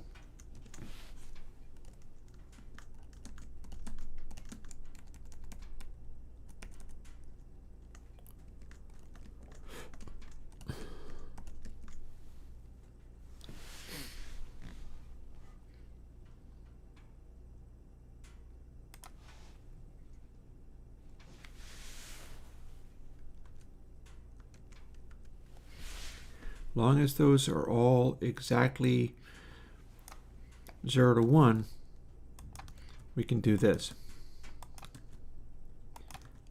Oops. No, that. So now what it's doing is, with everything set to 0, it is unity gain. It is not applying anything. Junebug, I don't honestly know.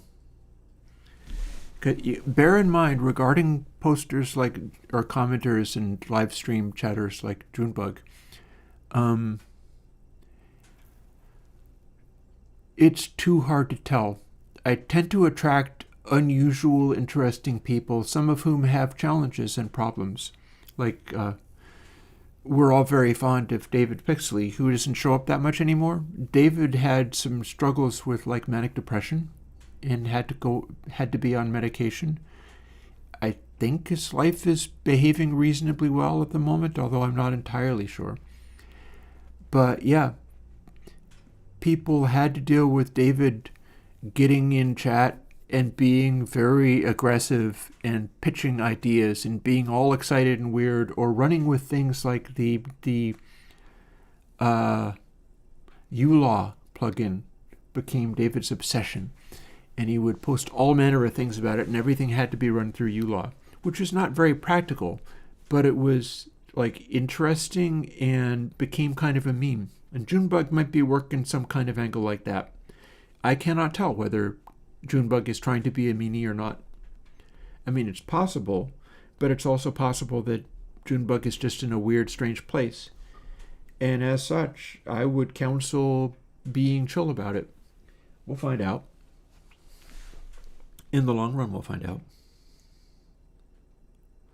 Ooh, why does that say times top level?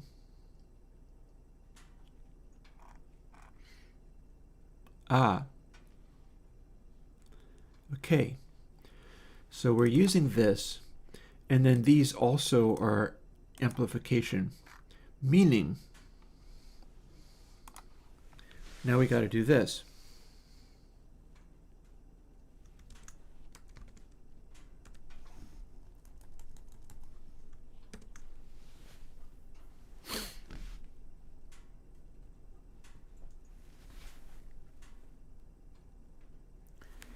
And that means we're starting with this top sample, which is input sample L. So in order to apply the next stage,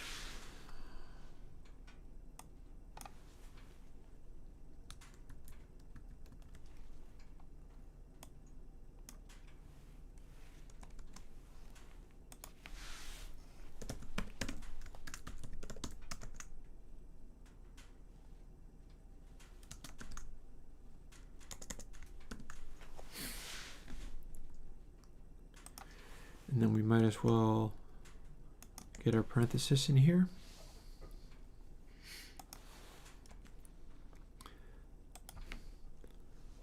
Then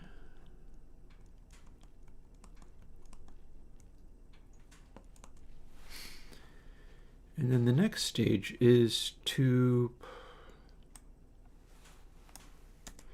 do this.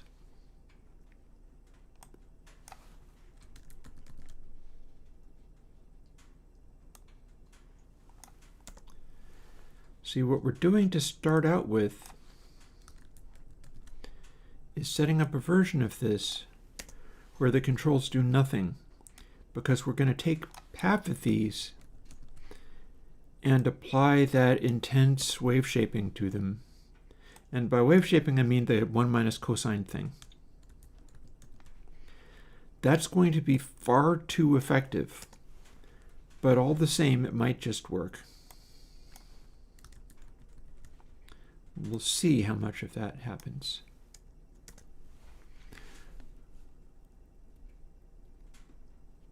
Yep, keeping an eye on chat to make sure everybody is, if not being nice, everybody's handling whatever is happening. That being one of the things. Ah, you got a band called Sorgen. Cool. Mixing sound for capitalism. I hear you, brother. Also, I wonder if I should throw another log on the fire. This will have it be very warm. Probably a fine time for it to be very warm.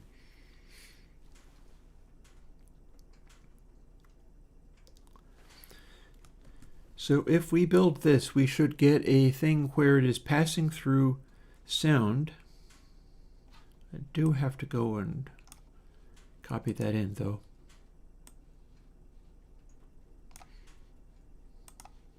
See, like this. If I don't remember to do that, it won't do me a lot of good, will it?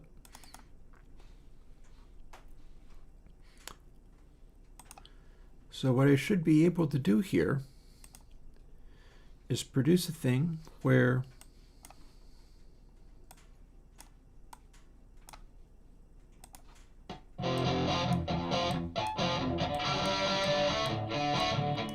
nothing does anything anymore.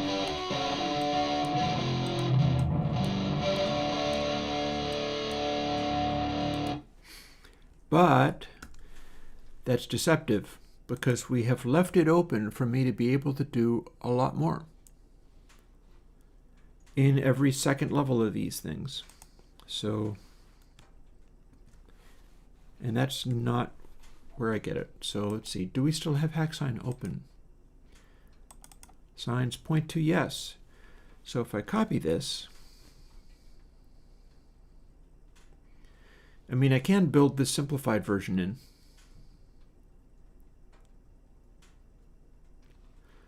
But I can do the math version, and it'll make things a little simpler to look at. Because you see, all I need to do is paste this in where pair A fig L lives.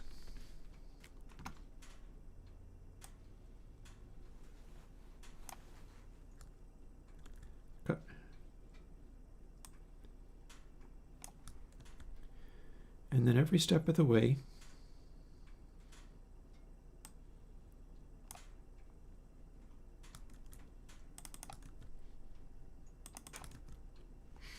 we do this.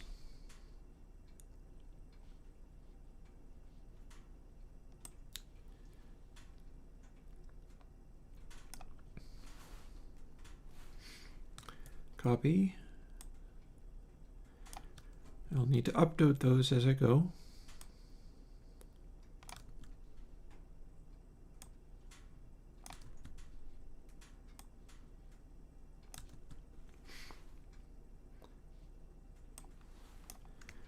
That becomes E and E, D and D. Now this is going to make my machine unhappy. That's because it's going to be running lots of cosine functions constantly. So it may very well be worth me updating it. But I can probably run, especially if I'm not trying to run it like 192K, it'll probably run this. But I have missed one stage.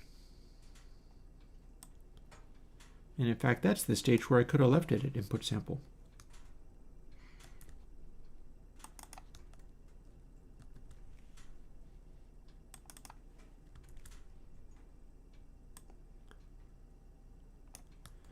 Because we got to do the high frequencies.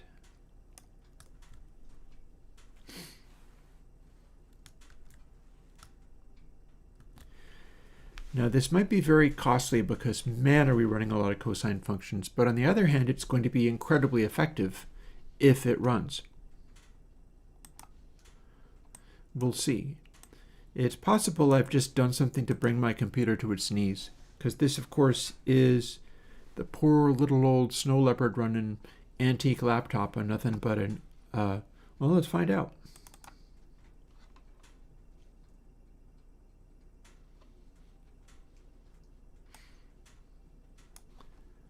Let's see if it runs or if it just falls over and dies.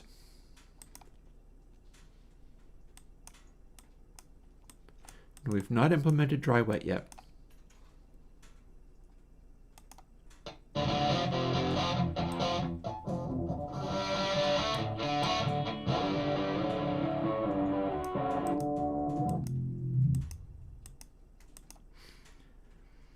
Okay, so applying this every single time causes problems.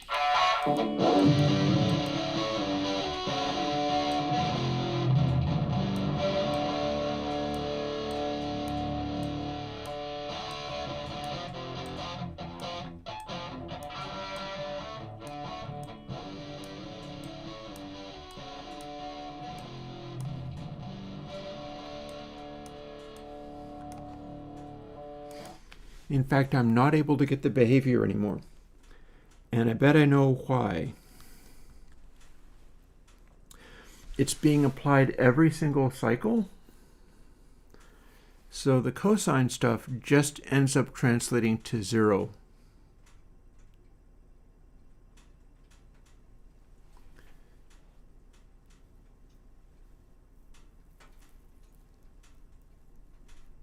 I cannot. And I'm working today, so I'm not going to be auditioning things. It is possible in upcoming weeks I'll spend more time auditioning stuff. And no, this is not a link posting chat apparently. That's something that YouTube decided, not me. I do not remember ever telling it, like, don't let anybody post links. It's just doing that. So far this is not going great.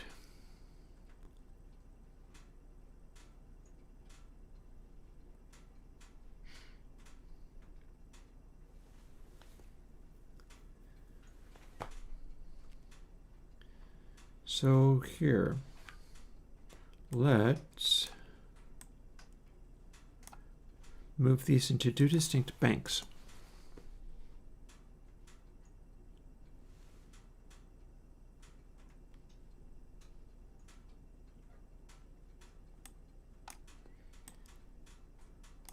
And we're going to have a logic statement separating them from each other, so that most of the times through it's just steepening. It's possible what this means is I need to go to the four-bander or less.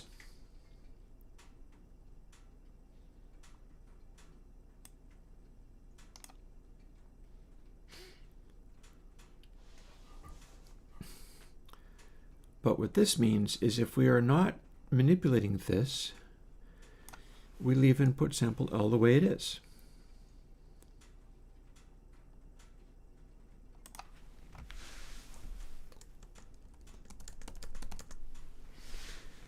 And then we leave all of that stuff out.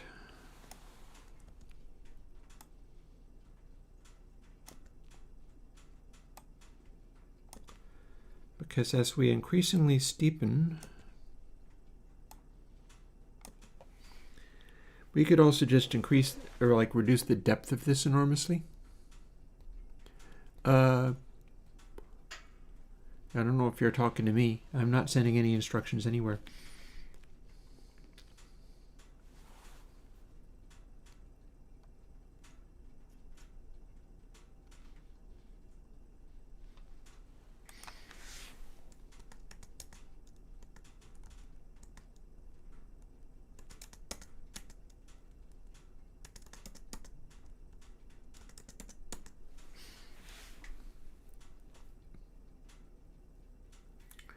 Okay, so the top section is essentially pass-through.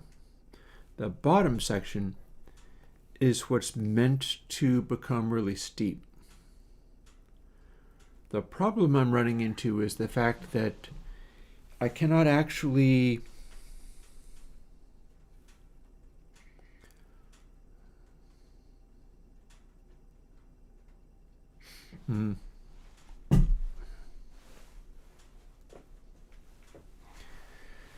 like my cosine trick is not working the way I wanted it to. So that's a little frustrating.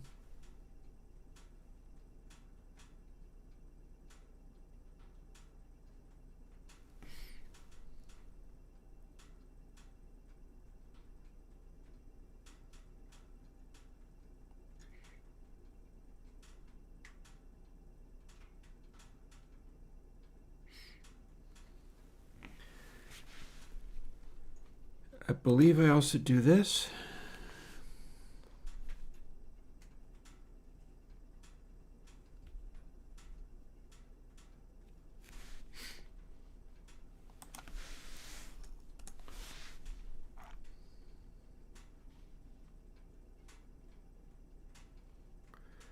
X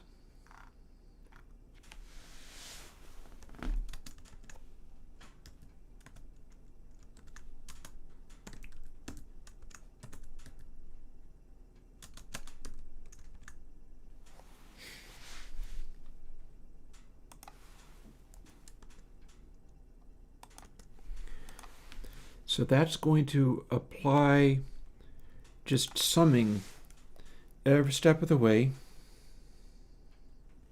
Oh, gotta enclose it. Gotta enclose it in brackets or it doesn't work.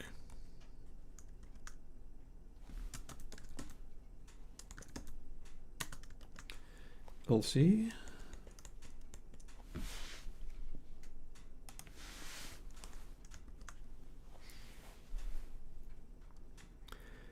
Now let's see what we have, because it's doing pass-through right up to the final point.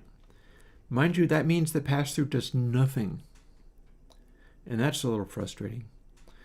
Although I could be using this pass-through to just make the sensitivity different, and that could be interesting. Because you see this level stuff?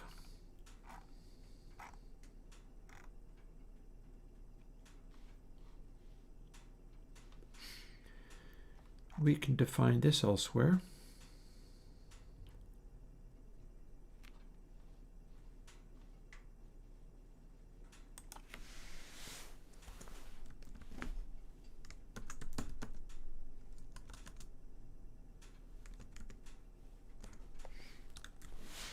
So if we define that elsewhere, it gets to be a continuing thing. That's hexine, don't need you there.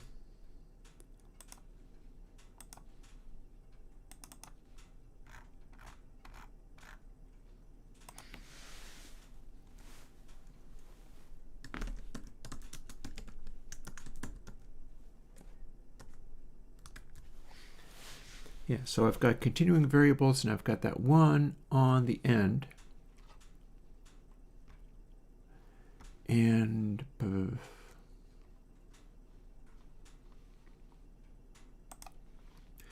so this should actually continue to work just the way it was working before. But that is also because we are not modulating these, but we could modulate these. And what's probably going to happen now is that it'll basically work like a shallower version, but it's not actually going to do anything up to that point. But I could make the triggers more focused this way. Ow.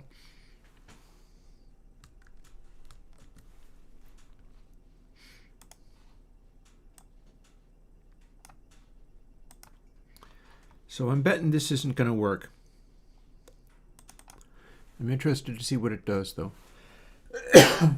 Also, I was going to put a log on the fire, and I haven't. First things first, we'll run this, see if it makes a noise or doesn't make a noise.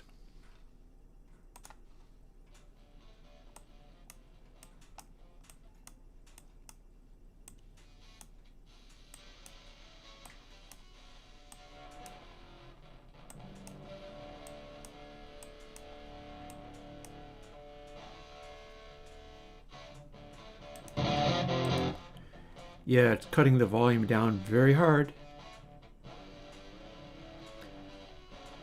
And it's not really sounding very much like cosine.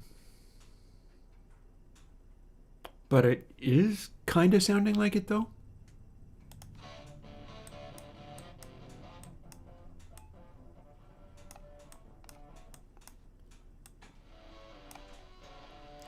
So that's not very tight, but it does actually work.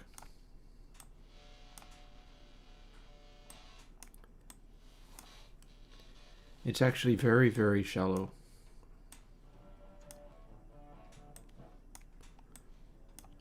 Like next to no isolation. Most of this is not doing anything at this stage. Well, let's try something. That's not what I wanted. Let's go and put a log on the fire, and then we'll try something. After, of course, standing up. Let's try standing up. Okay, lean on the knees. There we go. Man, I'm 80 years old. Pathetic.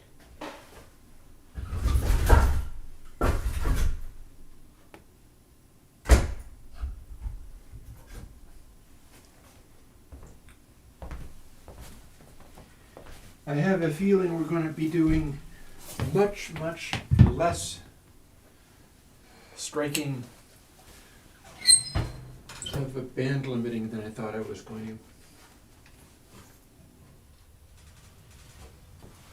to.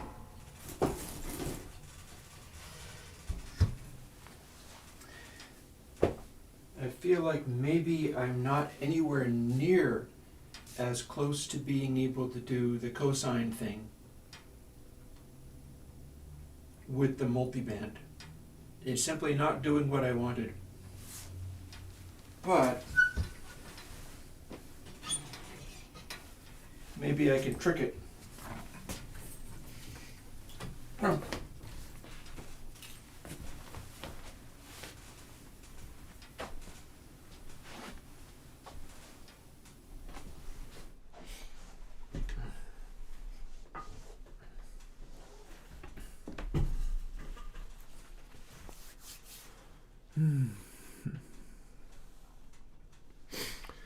Alrighty.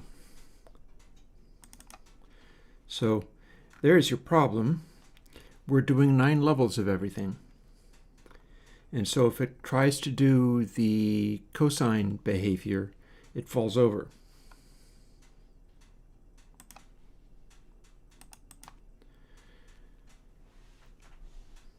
So what I can do is go, if x is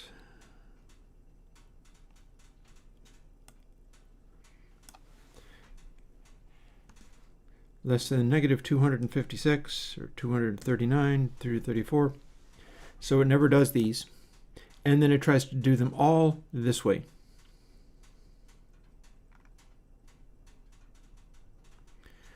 What that's going to do is give me only the cosine function as long as I turn up all of these controls as far as they will go. So I get to hear what it gives me at this depth of layering or silence. It'll very quickly go to silence. And then I can find out whether hey, Vinicius, then I can find out whether I can start introducing the dry signal and get anything out of it. And if that works, then I can start applying gating. So let's see, this will not do anything yet, but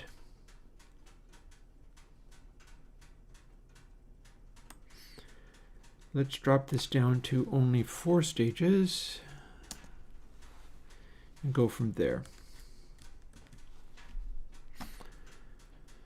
So what I'm shooting for is the ability to have it either do unity gain, no alteration, or the exaggerated tone I was getting,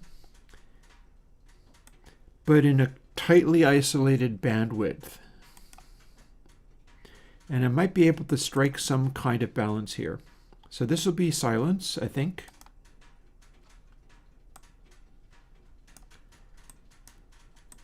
And then as I turn these up, it's still silence. And that's because it's doing that cosine thing. So all of these are broken up into individual bands, all of which are a lot quieter than the raw sound. The raw sound, if you run into the cosine thing, gives you a amplitude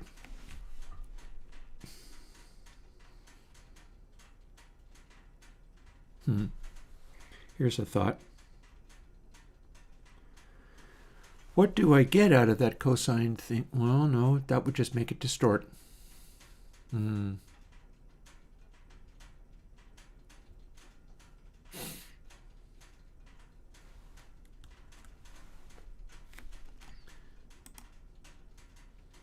So that didn't work well. What if we do this? This is just 2 stages. Can I get an output out of just only this?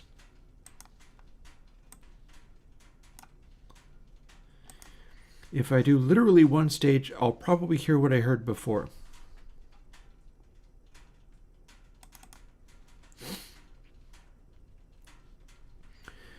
Doing 2 stages, there's very little reason to do it the way I'm doing it.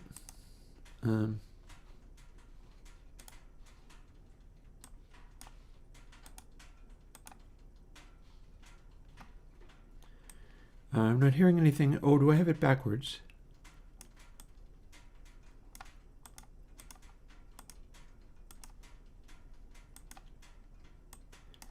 I'm still not hearing anything.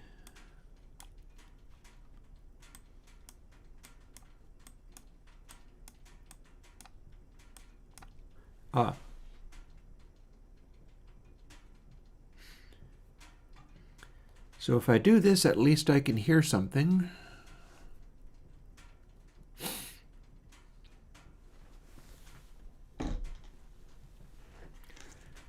But this is not really adequate.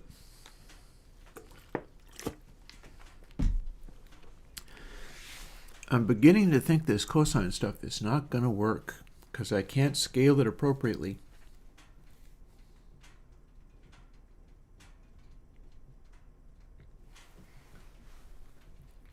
That's a little bit frustrating.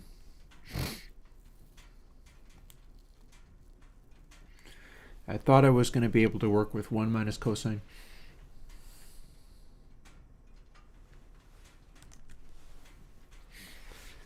It's looking a lot like I can't. Now let's put all of these back.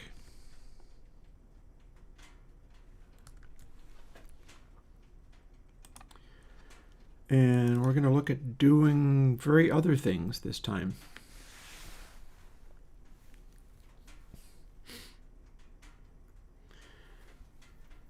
So we could do that stuff, but we cannot do it on individual bands.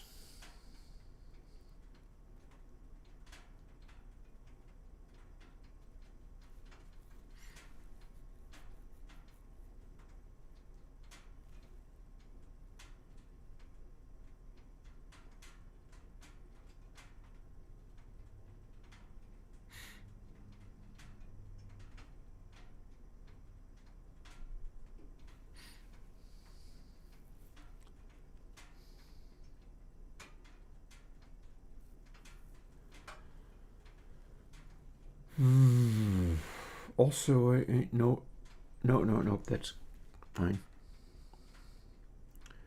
Don't mind me, I'm getting stuck.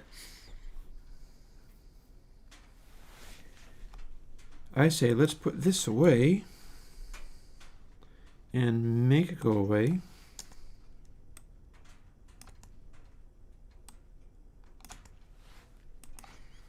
Then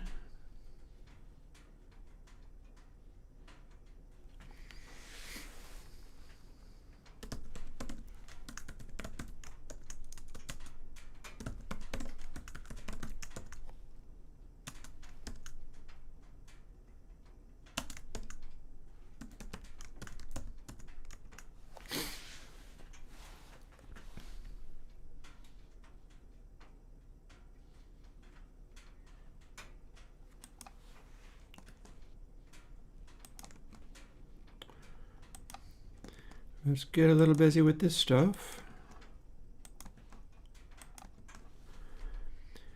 I'm thinking in terms of doing a really gnarly hack now.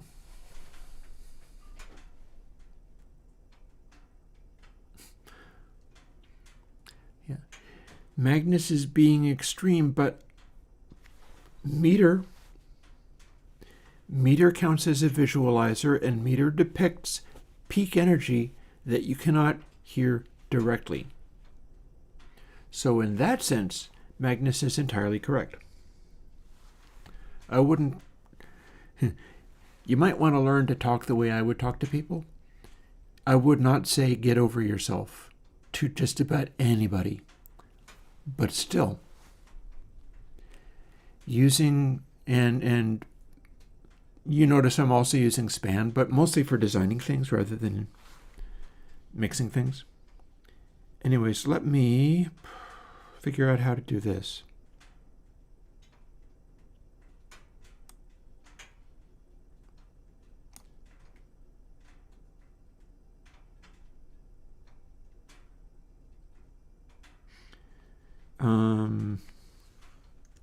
There we go.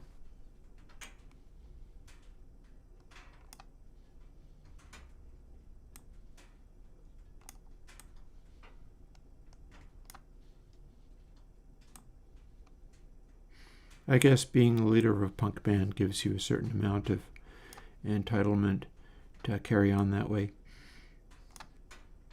I wouldn't make a good leader of a punk band. I really wouldn't.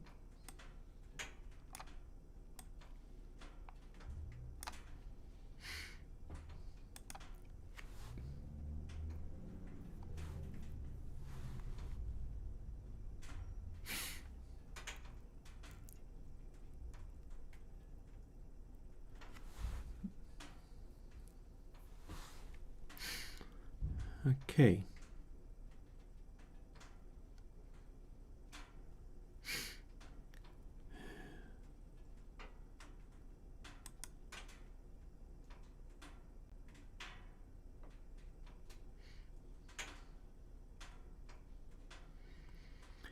That's not what I'm going to want, but I'm starting to get closer to what I am going to want.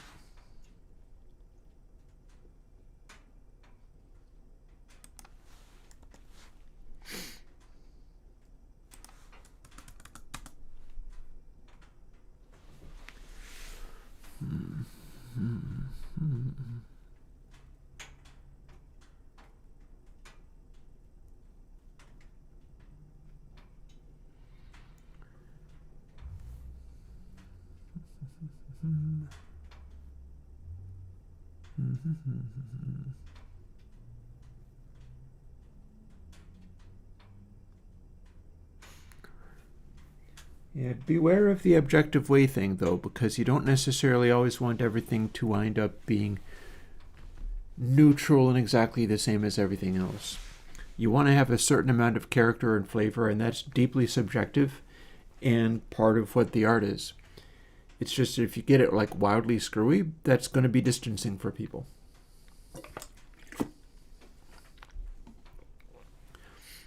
Okay, so now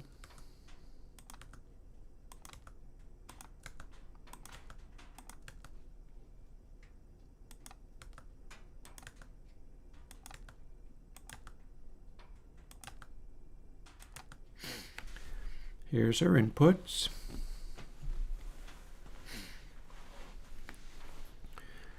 Now we take some of these things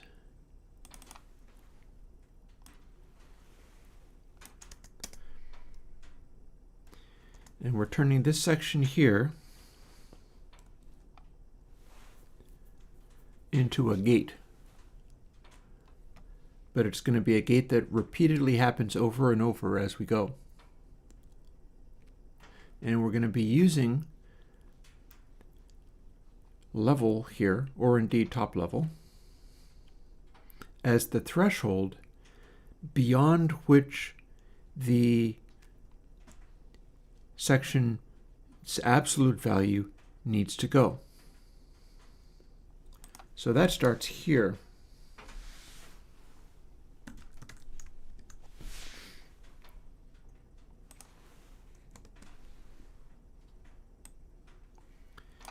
I'm going to be fussing with these parentheses more as I go, see which ones I actually need and which ones I do not, but that I know I need.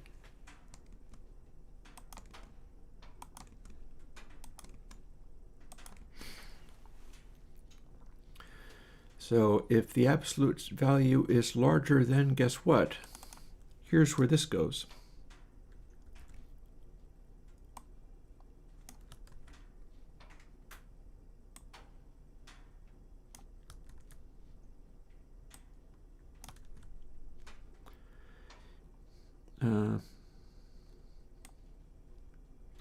Guess I won't worry about that.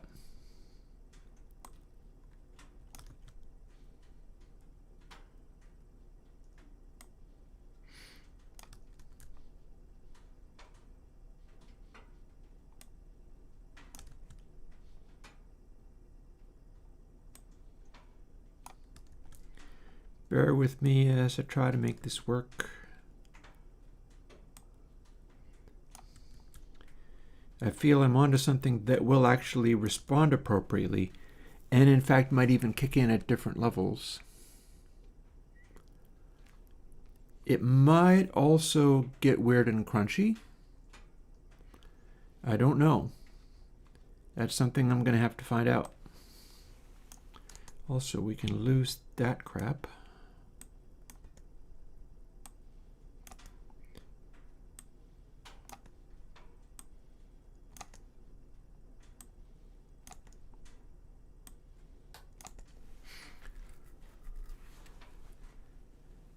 And we're grafting these onto this. So if the sample is less than top level,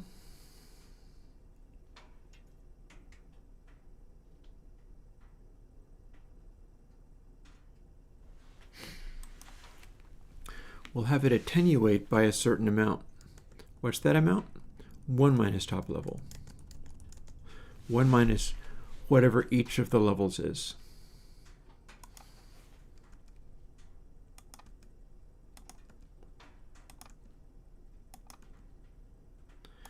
And then the other one is in fact 1, so that's actually correct.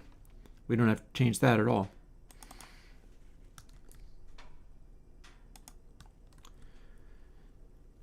So if at 0 and it needs to attenuate, it's less than top level, so it multiplies that by 1 minus top level, which is near 0 anyhow, so it doesn't actually multiply it by all that much every single time.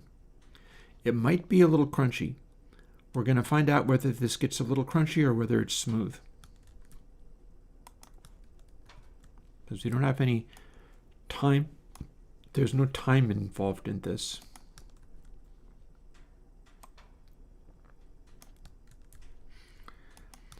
Also, we're running a risk of having it function too quickly and easily. But this is an efficient way of doing it, and it might be fine. We're going to find out. Also, do I have the right number of parens? Yes, I do. No, I don't. Because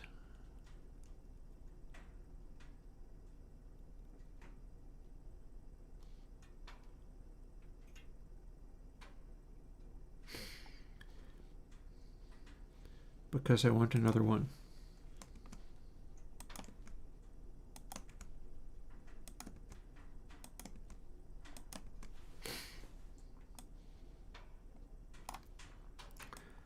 And if I do that,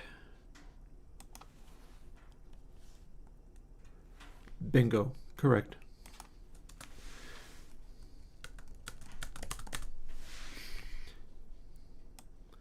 And then I continue this pattern.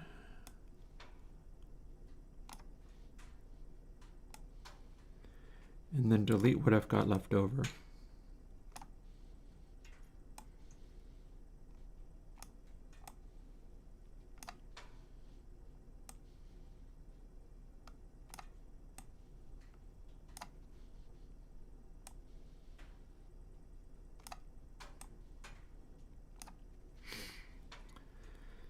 So effectively what this is doing is replacing the final summing with the really aggressive gating. And we're doing it throughout. And when it's not less than that, it's just unity gain throughout.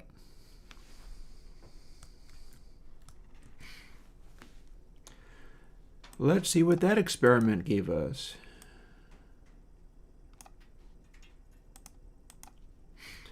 We should be able to make it be good and silent.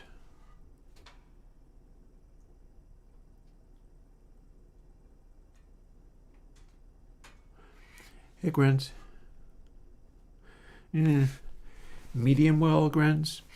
I hurt my back mowing my lawn and wrestling the lawnmower over cumbersome geometry.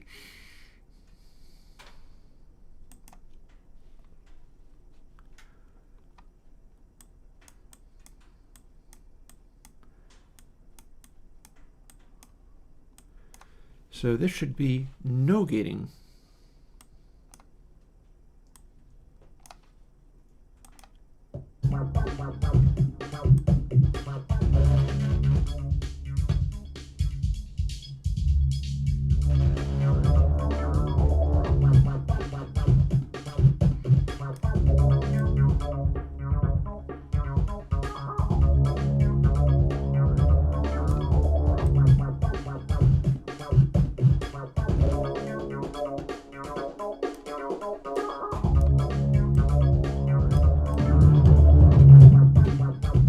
That didn't act the way I thought it was going to at all.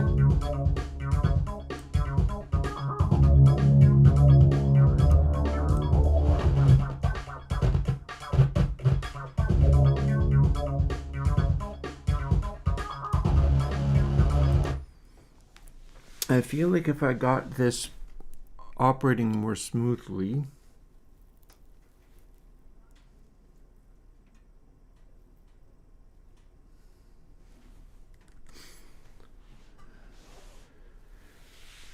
so there's a most recent experiment.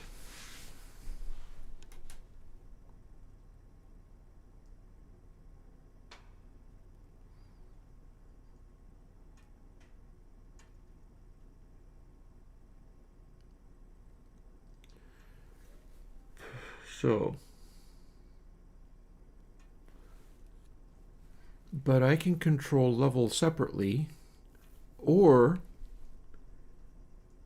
put in a sort of dynamic gating thing going on.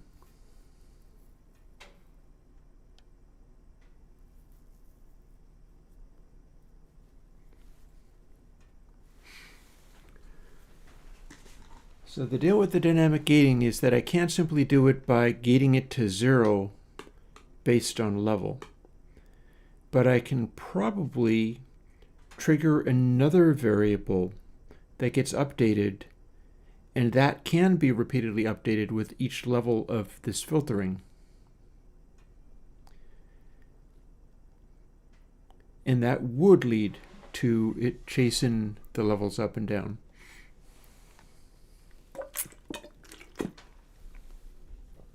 So where I'm getting a scrunch out of this is not necessarily relevant, and part of this is going to be what I want. So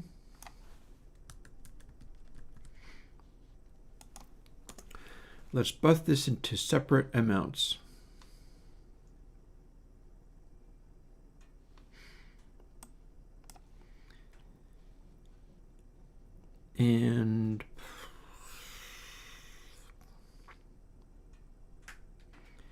And those are the amounts I'm going to want to put here.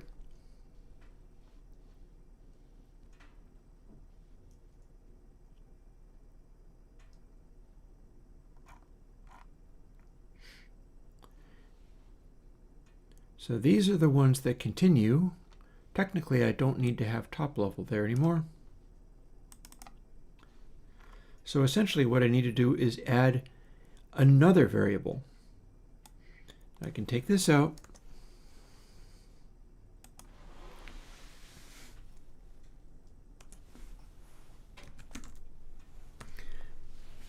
And now every single one of these has its own little gate.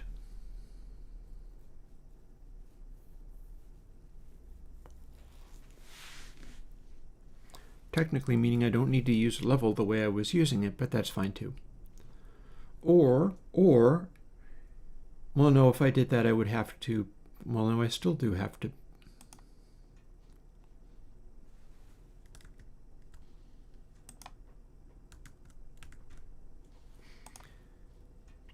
Yeah, so that can actually be the gain levels that we're using, but it doesn't get to be the raw inputs that we are comparing against. So rather than have this be here,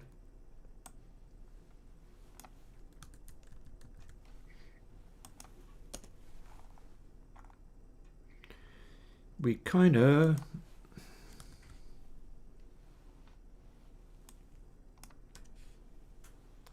preset them.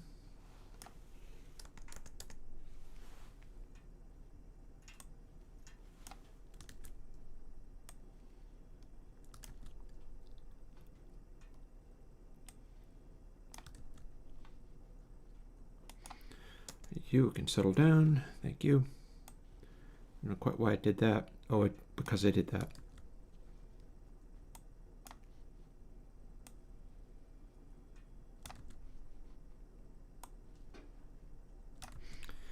So now if I don't touch these, it will remain as unity gain. And if I do touch them, what's going to happen is they will track down to 0 and will apply consistently.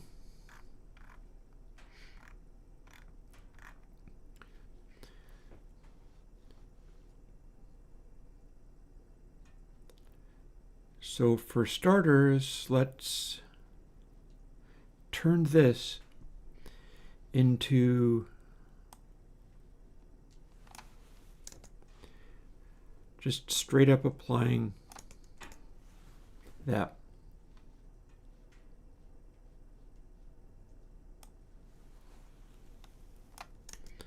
Same deal.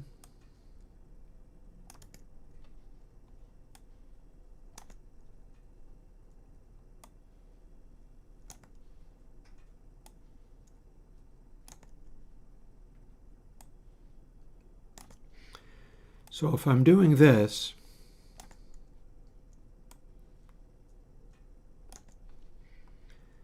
and ignoring what's directly above it,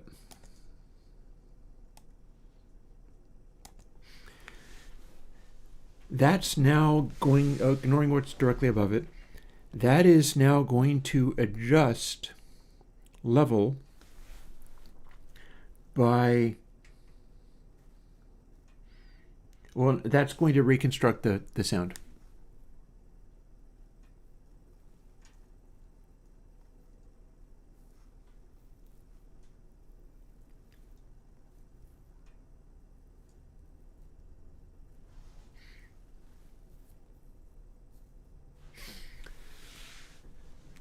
So now what do we update? Well, I'll tell you. And some of this looks the same as it did. And some of it's going to change.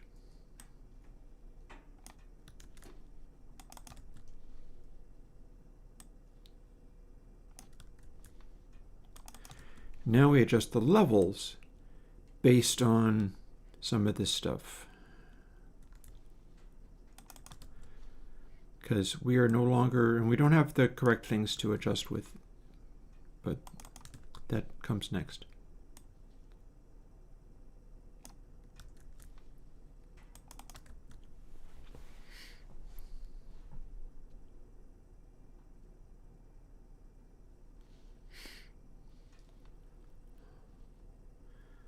And that is going to be a plus equals.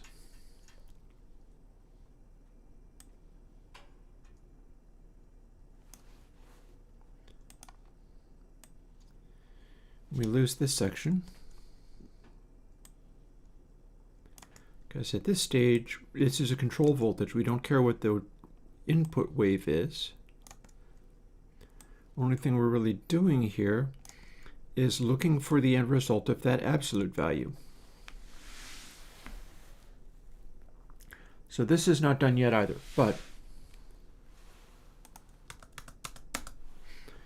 this is the same basic pattern.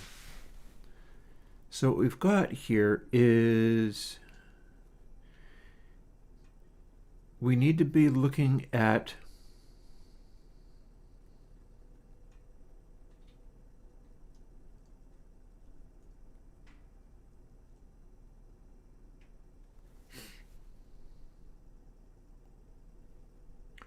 we're probably going to want to do Fmin or Fmax in here too.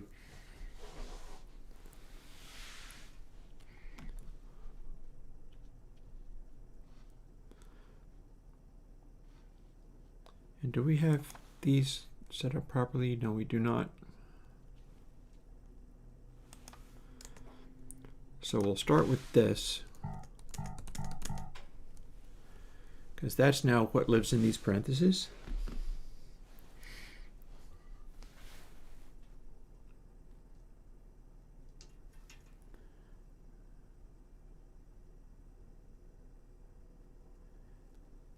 And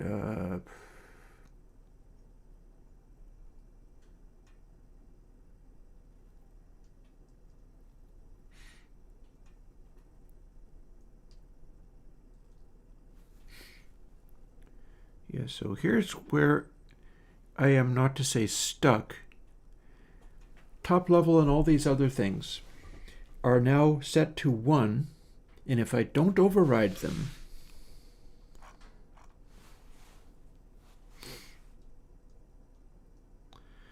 and I seem to have doubled these up for some reason, but here I've set them to 1. I've got extra semicolons in here because I'm losing my mind or distracted by my back. And then we don't change these here. This, in fact, has to become something else.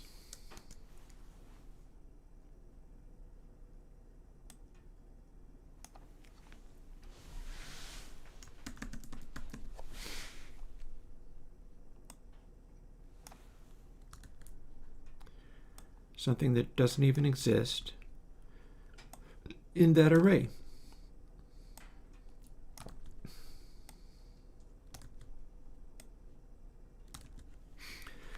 So now that we have that, levels don't get changed at all.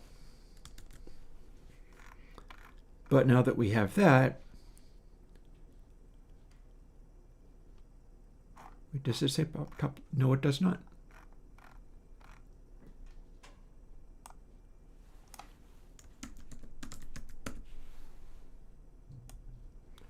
I think that was in my buffer, but I don't care. So if the amplitude is less than the threshold, we do something.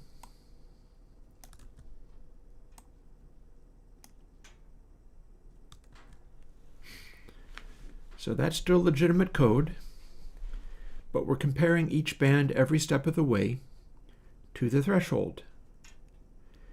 And technically what we're doing is we're adding.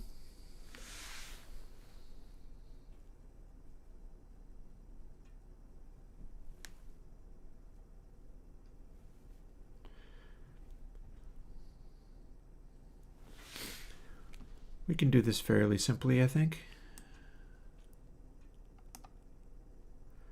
So if it's less than top threshold, that means we are attenuating.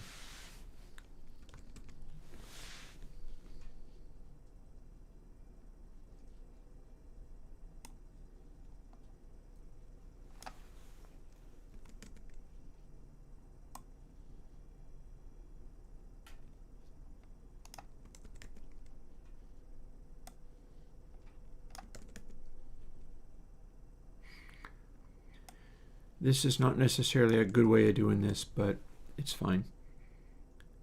Actually, I'm going to clamp this, so maybe what I want to do,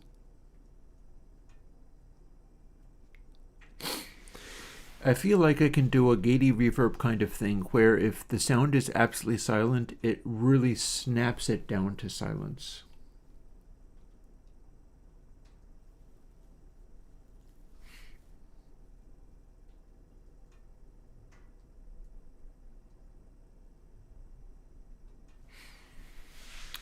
That'll make it a lot more aggressive, assuming that's what I want.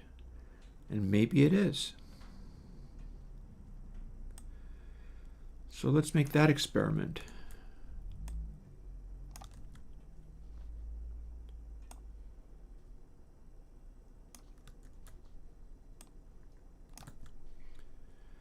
Also, I will tell you one thing. This place has warmed up very nicely. Partly it's because it's not actually that cold outside, but it got cold enough that I was feeling it.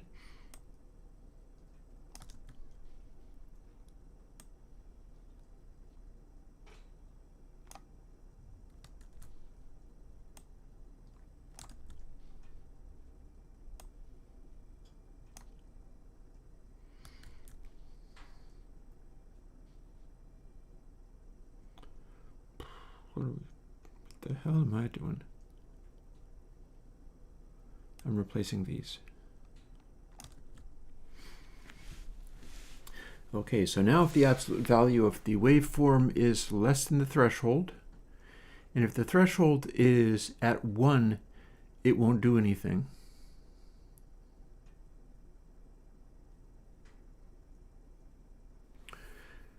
Also, this is where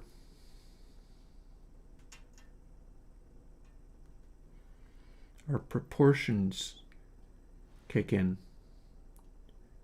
Overall scale will set the speed of how fast this reacts.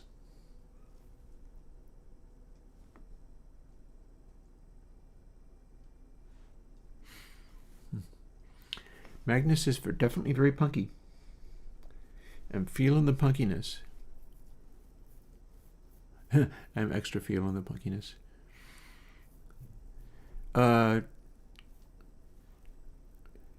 I would actually disagree with you on that point, Magnus. A lot of energy and intensity comes through peak energy. That's where the hair stands up on the back of your neck. That's where the ferocity of a sound comes from. If you're going as far as you say, I don't believe there is any kind of sound that 4 minus 4 LUFS wouldn't undermine. You've gone too far. You could claim a much smaller level and be like, yeah, you can get away with this, and you could be right. Doing a maximum of minus 4, there is no kind of music that benefits from that. I don't care what you're doing. I don't care if it's extreme metal. There's no kind of music that benefits from having that little peak energy. That be my opinion, and I'm sticking to it. So you're going to have to dial some of that back.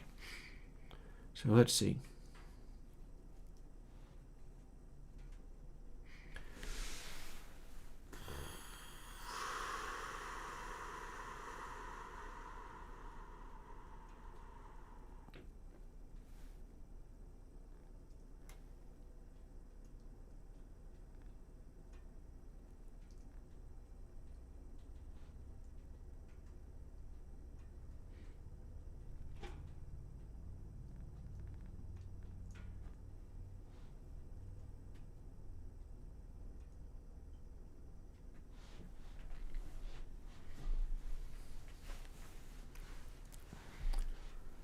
If I could make this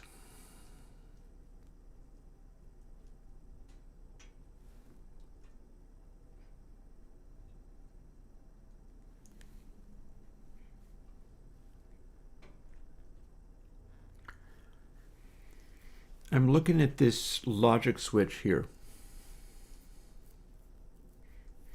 Yeah. I mean, you guys can carry on however you please. Bear in mind that I'm an old hippie, so I'm not necessarily that interested in getting in fights about things. And I might think it would be good for everybody to be, dare I say it, savage and mean and, okay, maybe not savage and mean and stuff, but bear in mind we're all trying to make whatever noises we're going to make. So the important thing is to remember that somebody else isn't trying to make the same kind of noise as you. And that even holds for you, Magnus. People might need to not refer to meters and controls and things in order to be able to make the kind of noise they need to make. And referring to stuff like that might restrict them unreasonably, where they need to go off on a limb and do something weird.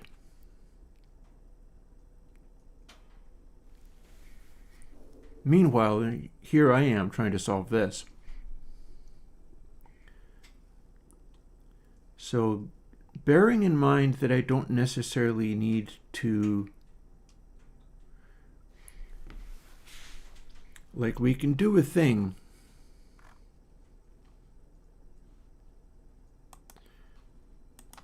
where we go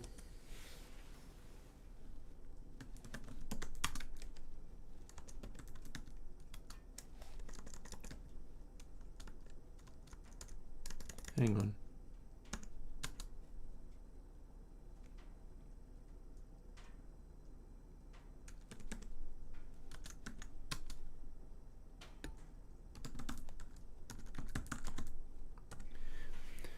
So we can do a thing like that, except for I'm going to want it to be a double.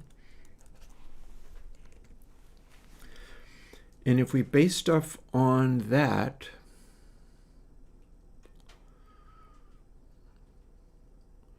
or indeed invert it,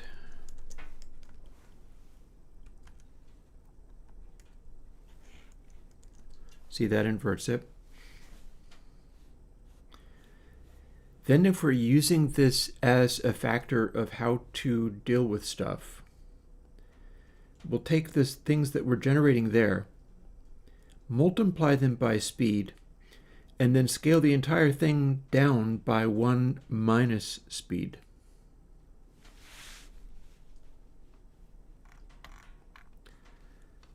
And that ends up looking like this. First, we will clone all of these.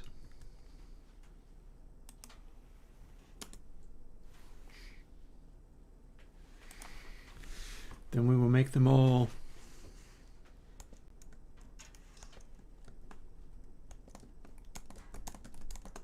stop that. That was not correct. We'll make those all be that.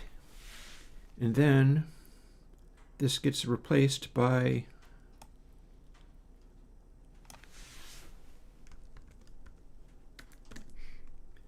see, so it'll scale back down continually, and then we add whatever this was, which could be 1, meaning that it returns to its full level. Hang on. Well, first things first, I know that at least is going to be correct. So the level gets dialed back by that much. And then we add something which could be anywhere between 0 and 1. If we add 1, it will converge to 1. So if the levels are above this threshold,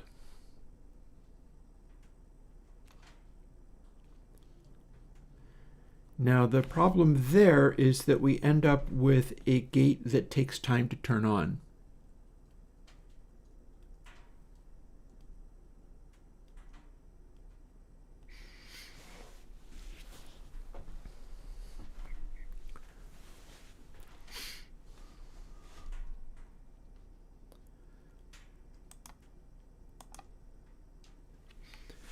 So if the amplitudes of these are less than the threshold,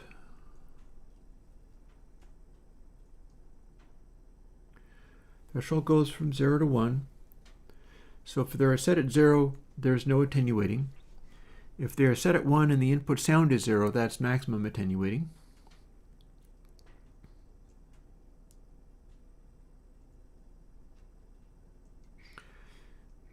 We could have a separate stage where it automatically switches it on if we exceed the threshold, which is probably what we're going to want to do, although I'm concerned that it will cause clicking and undesirable behavior.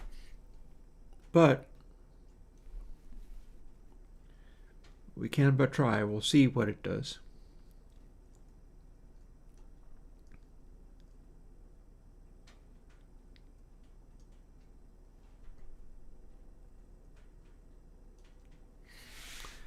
So I see two separate situations here.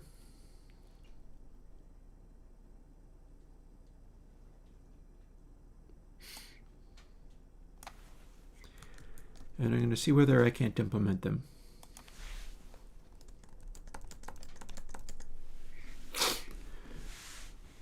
So if the input sample is larger or less than,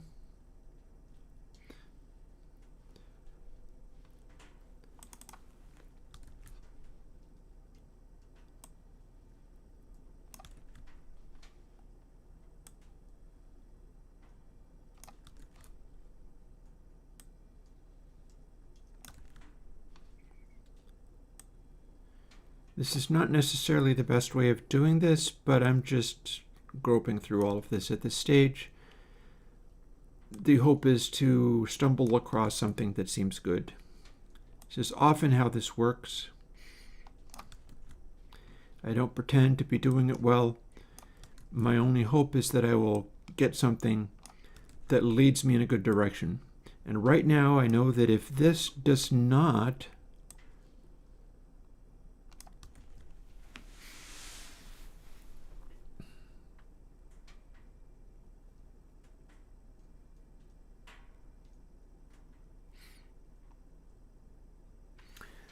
so if you go past the amount,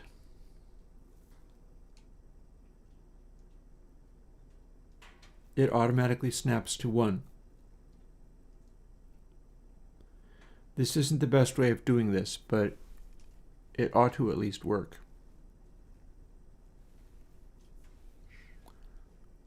Well, I mean, bear in mind, think in terms of dynamics. Bear in mind, run any of those things through Airwindows meter for a change. See what that tells you. Because what you may very easily find is that the peak energy that communicates the sort of aura around the music. Also, give me a moment. I have overlooked something.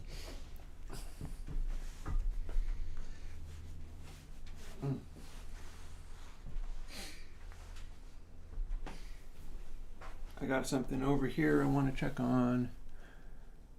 It is... Oh, no, that's still fine. I have a tablet that I'm charging.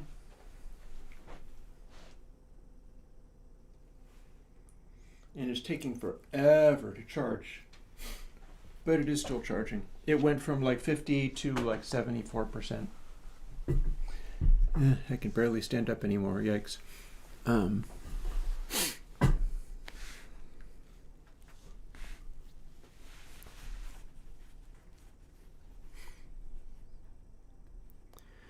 So top level 1 minus speed.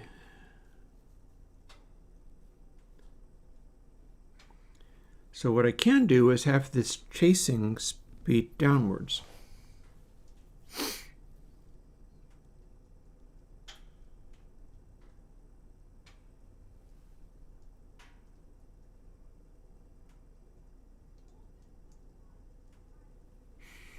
Magnus, you need to run some of your stuff through Airwindows meter and see what it says.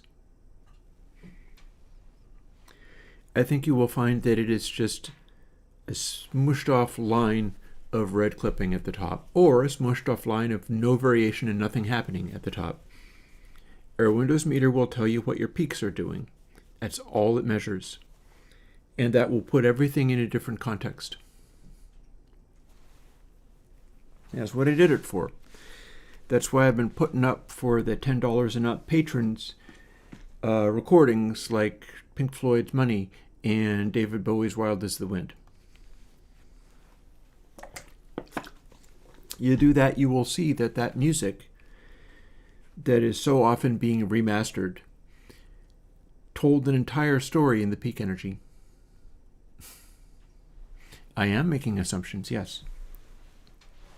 I don't mind you going hard at me, but I will go hard at you in turn. Meanwhile, I do still need to try to figure this out. So let me see. All of this needs another layer of parens, I think. Yes, it does.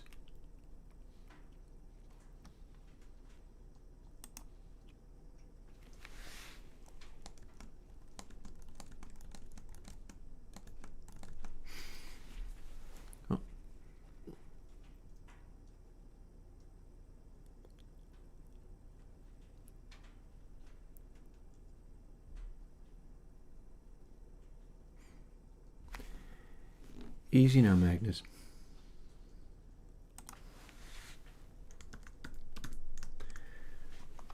Okay, so if this goes well, at least I'll get something good out of this while struggling with chat.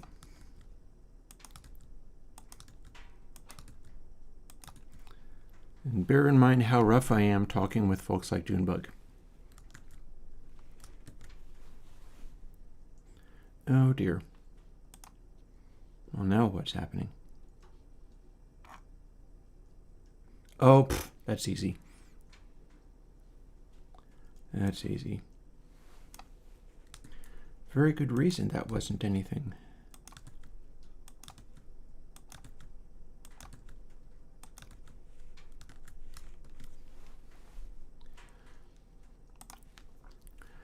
Okay, so it is possible this will do something. We shall see. Easy now, Magnus.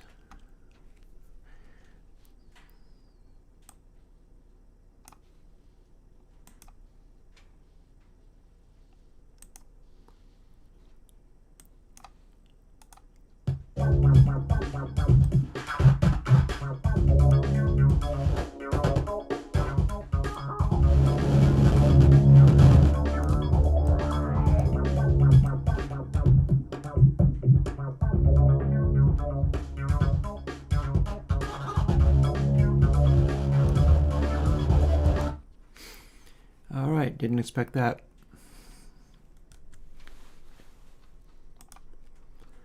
That is wildly not working quite as I'd hoped, but speed might have something to say about that. And the rest of it is, does it actually get to switch to the top, or do we simply average it through each way?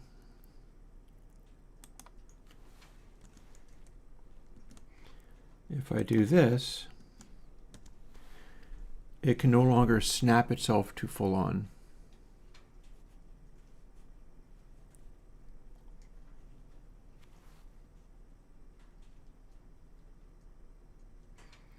So that should be averaging out to 1 if nothing much is happening.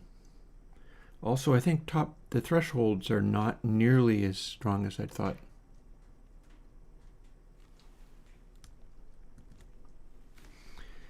Honestly, I do enjoy having a group of people who are covering such a wide range of ways of being, styles of music, general approaches to everything. You know, I've got a guy who moved into my hometown, and I still haven't spoken with him. He has a very different way of being, and I more or less just kind of try to appreciate him where he's at.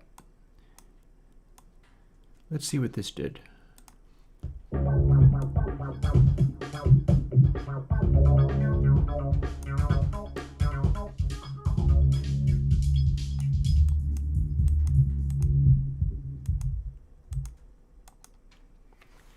Okay, we have a very effective way of making quietness.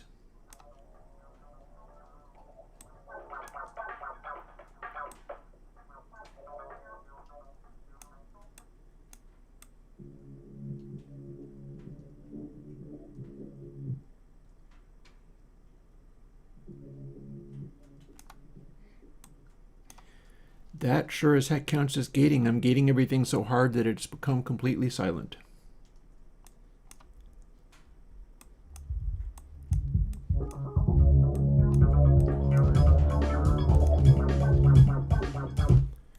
So maybe we're looking at a start. I have a dry wet control, which is param G. I think maybe it's time for me to see what param G does to all this.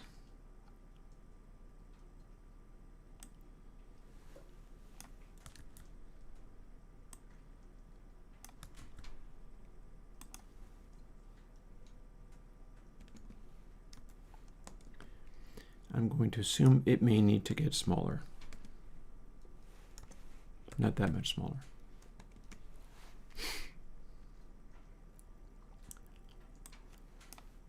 Boom.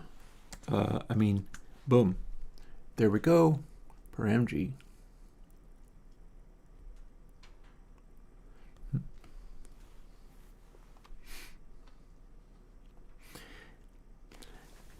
I think I see where things stand. So before I continue with this, as I look at chat, and you must understand there is a degree of protectiveness that comes into play, which I don't always encourage. But in my talking and saying, you need to run your stuff through meter, you're talking about LUFS, and you're not paying attention to any of that. You concluded that in fact you do pay attention to peak energy, or perhaps even run your stuff through meter, and it's just a part of the many things that you do.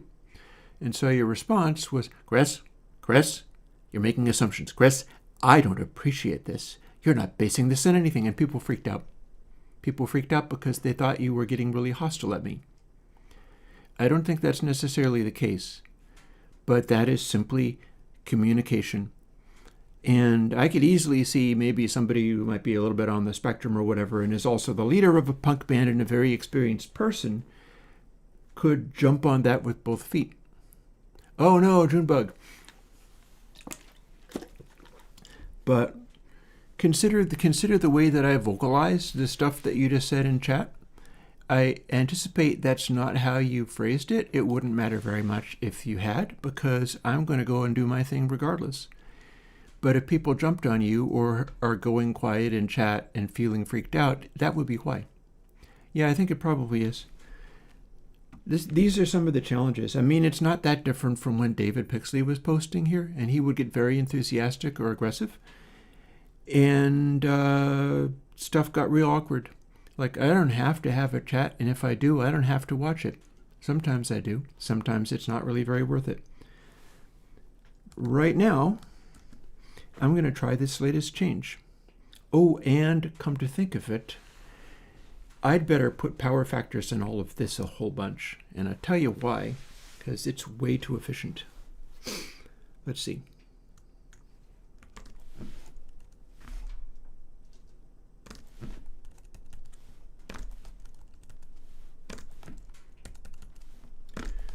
The range of control I have on these is way not correct.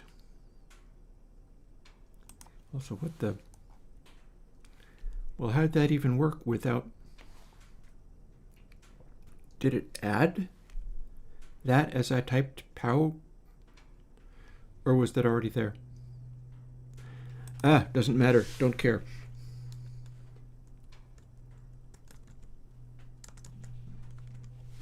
It's fine. We'll do this.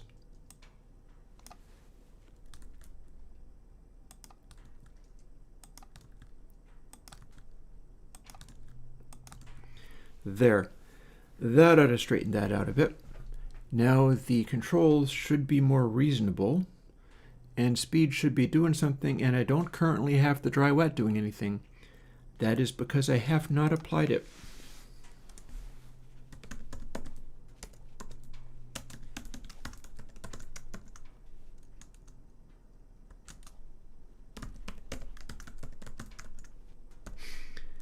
There. So if I can get that figured out, then we can make it do something. Even something useful, maybe.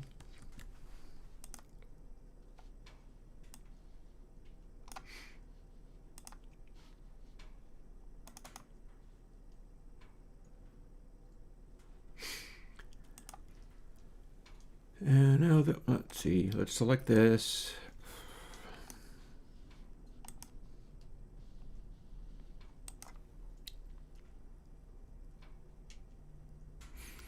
You know, sometimes it's nice for me to remember that everybody else can also have challenges like I have always had with interaction in public situations. Let's roll this.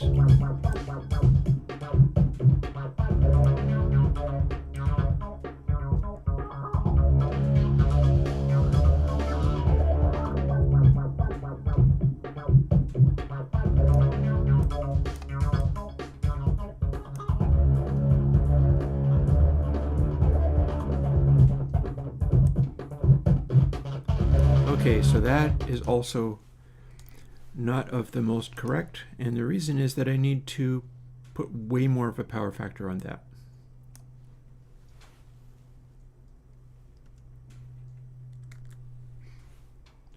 Or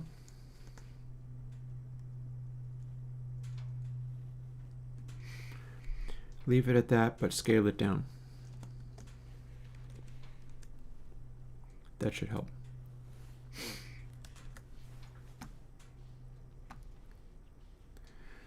I'm surprisingly good in public interactions. I have been involved in the kind of situations where you use Robert's Rules of Order, and I was able to handle a group of contentious people because that was my job. It's a doing service and recovery meetings kind of thing. And that could be real challenging, but that's also why I can't take this kind of, let's see, that's fine. I can't get too bent out of shape over chat things. My only concern is I want people to not tear each other apart too much, and I will try to avoid tearing them apart myself. Sometimes it's most important to remember when I'm feeling cranky or feel like somebody is not behaving properly.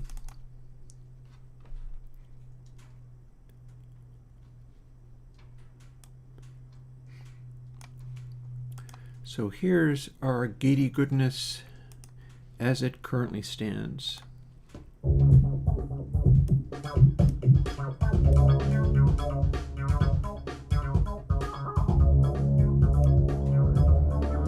That's basically just us cutting it off.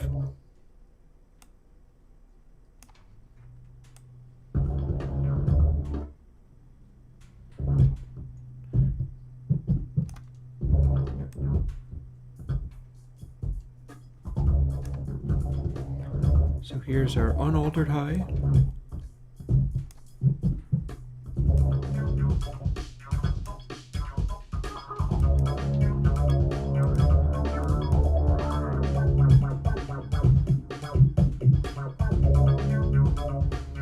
This doesn't have much in the way of background noise, though.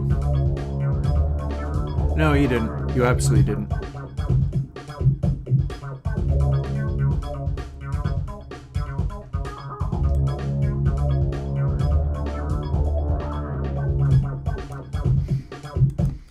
I will say it is very much on me if somebody in chat appears to be tearing a whole strip off of me, or like their ways of expressing words come off as yelling, or that I'm just being read the riot act over something. And it's on me to sort out how that sort of thing transpires. That is not the responsibility of my chat to police each other to make sure that things seem fine. I'm an old man. I can deal with a fair amount of static. If I see too much static, I'll just start ignoring chat.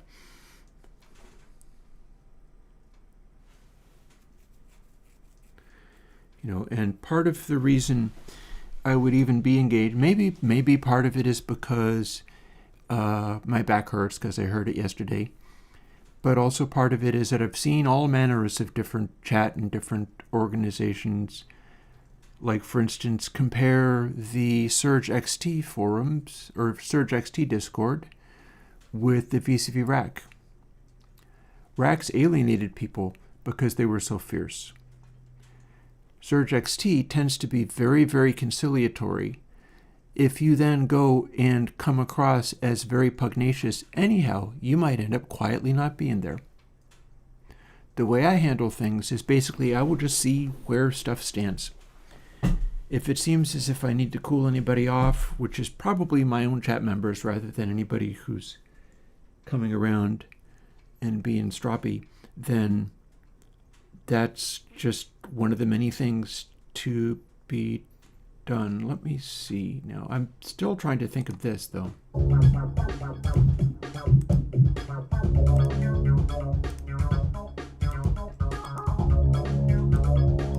And it's still very sensitive.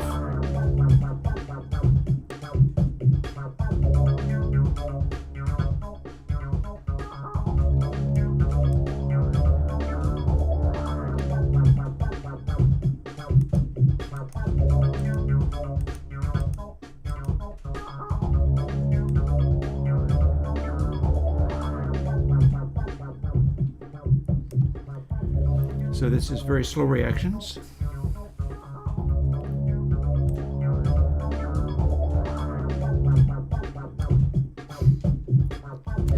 Pugnacious, let me stop.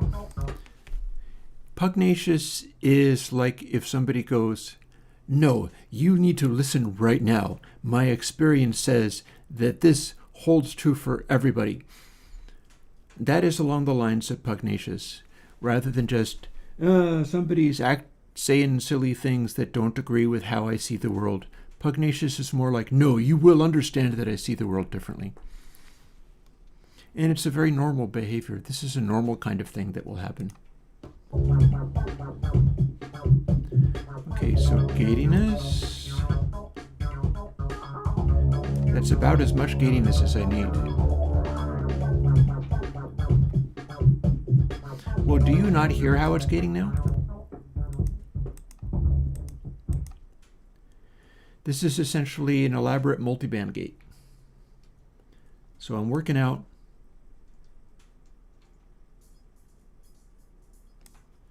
what each thing needs.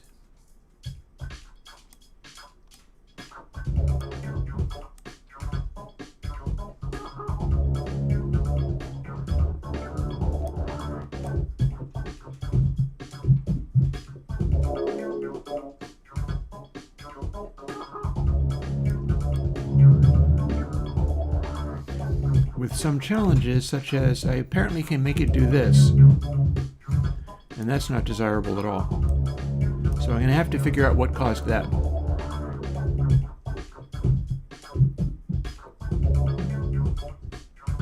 So that sounds like a gate, yeah. But in theory, it's made to work so that if all of these bands, if all these settings are very low, what'll happen is it'll just pass through the sound without any gating happening. And then if any bits of it, and the laptop is kind of struggling, but I think the next thing I need to do is figure out why, if we turn this way up, does it start making loud noises? Because it's supposed to make no noise. Like here, let's use the bass. This is supposed to be bass fully engaged. This is supposed to be bass off. And maybe it kind of is. But it feels like it's overly active. So yeah, I have further questions about how this is working. But yeah, and I do need to try it rather than on a continuous thing where I could maybe be trying to clean up the bits in the middle of it. I need to try it on something like a voice or a sound with a lot of noisy background noise. And yeah, Magnus, if you were a young person, that's a relevant point. I took decades to learn how to be chill and to engage with people in a way that didn't confront them in a way that made more problems for me. So yeah, and Florian, indeed, this is me trying to do a multi-band gate is what this actually is. So maybe my next stage is to full width the thresholds. Stranger things have happened. We can give it a try.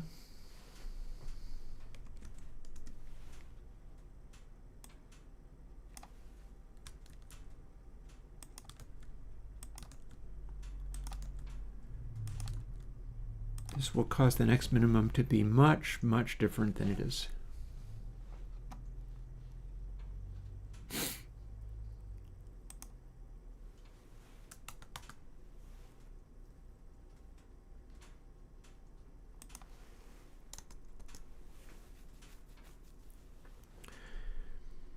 I am not yet certain on where speed needs to be, but I think we're in the vicinity. So we're not doing this.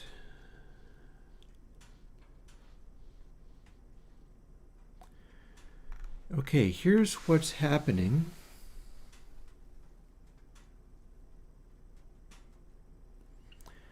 So if it's less than top thresh,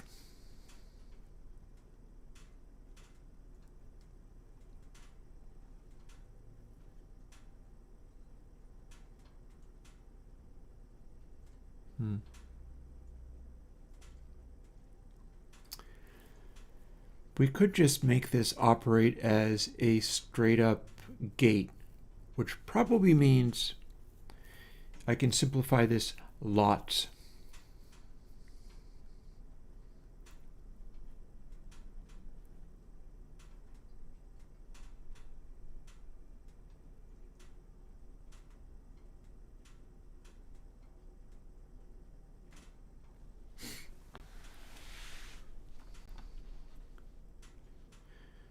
At least it replaces the use of, yeah, so if I wanted to gate,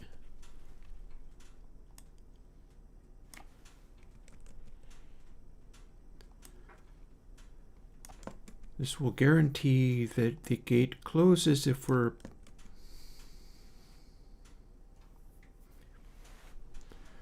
quieter than the threshold. It will rapidly go to 0.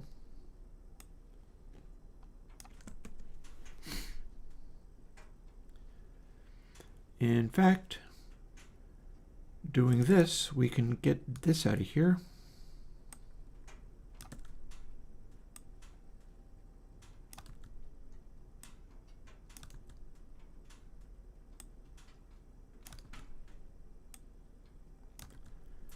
Thus simplifying some of the code.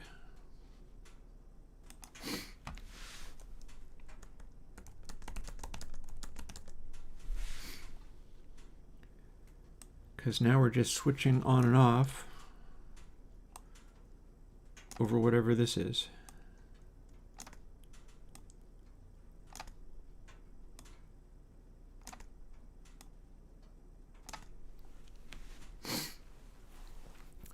And then having calculated that,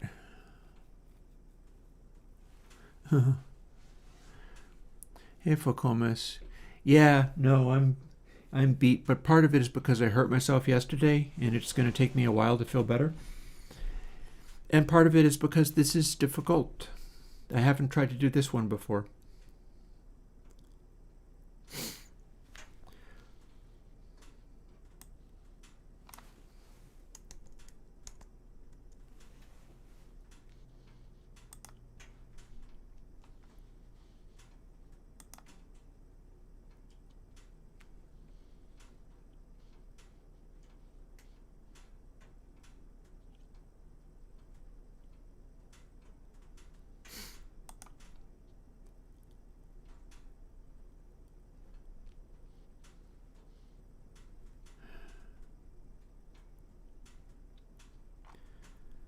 Well, that probably got me close enough to at least give another try. And I don't see a problem with that. That seems fine. I could smush these together. Oh, how did you not notice? I was mowing my lawn and wrestling around a rather large and heavy lawnmower and did some damage to my back, so I'm still suffering from that today. Throughout. If I sit still enough, I don't really notice it. Then as soon as I get up, oof. Which is going to be happening soon enough, because even if I no longer need to put another log on the fire, I'm going to need to thaw out my tacos and such. We shall see.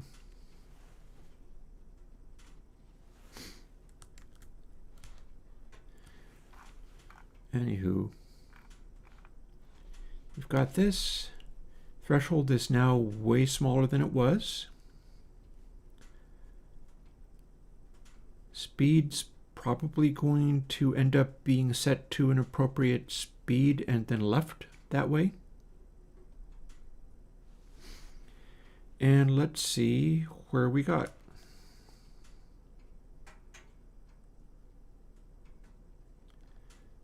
Build.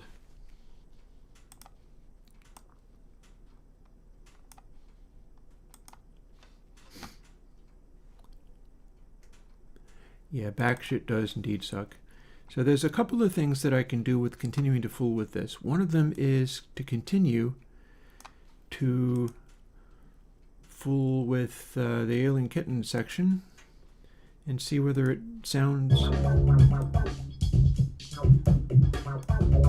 like what it should. Like if I gate bass,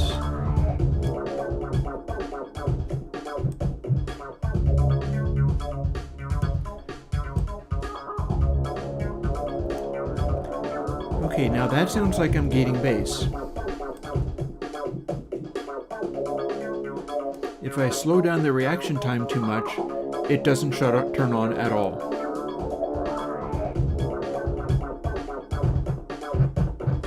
If I speed up the reaction time too much, it is not happy.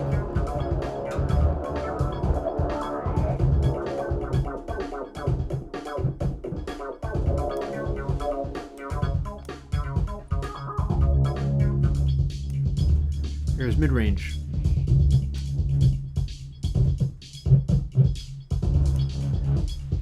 If I speed up mid-range, it sounds like it's affecting bass, and that doesn't actually make a lot of sense, but maybe it kind of does, because none of these are as discrete as you'd think.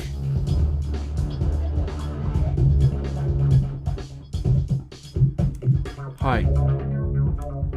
If we gate high,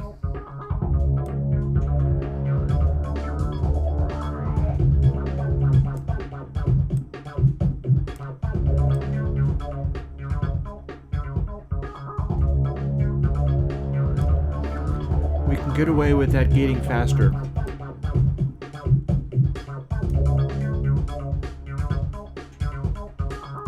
It doesn't sound as weird that way.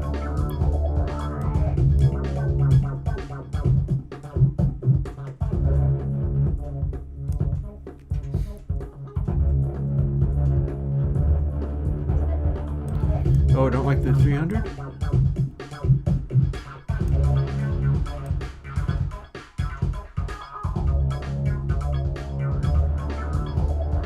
Okay, I'm observing something that I think that will be relevant.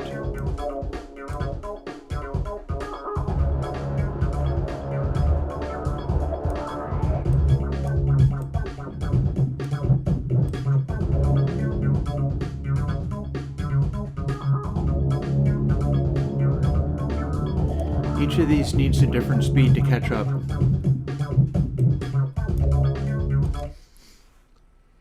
I think this all can be scaled by some of my dividers.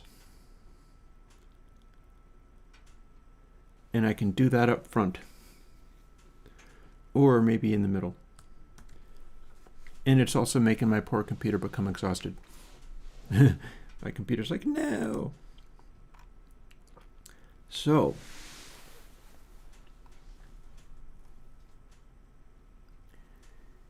each of these are scaled to a size. Speed plays its role.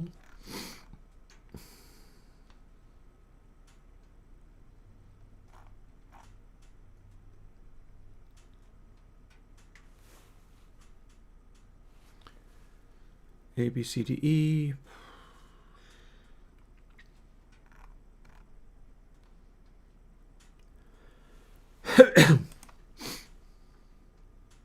Let's see what we get.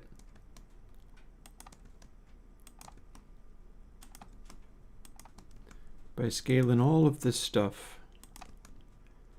And then we probably get to ramp up the speed on that a whole bunch.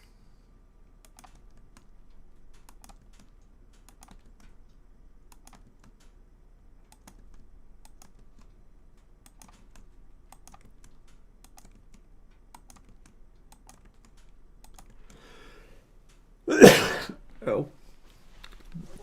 Yikes.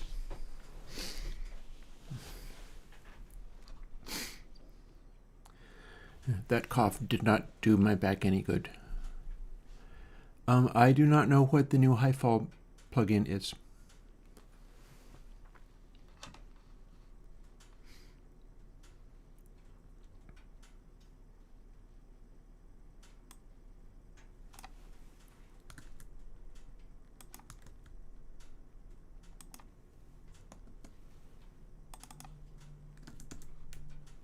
Aha. Let's see where we get now.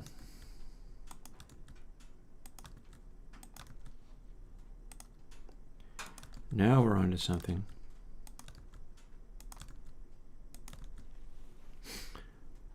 Of course, remembering that we have to change the letters.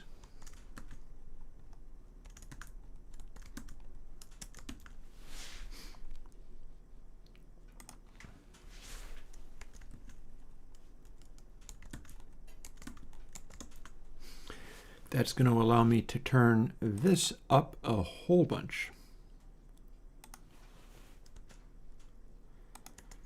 So the very top gating can go quick. It's high frequency gating. It still has a speed, mind you, but the speed of all these other ones is way slower.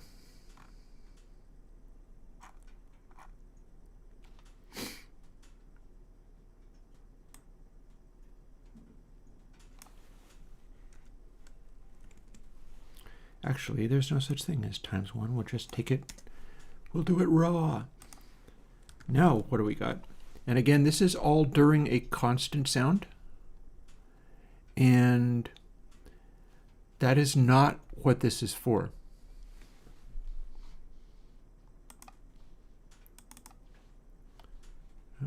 Settle down. What are we doing?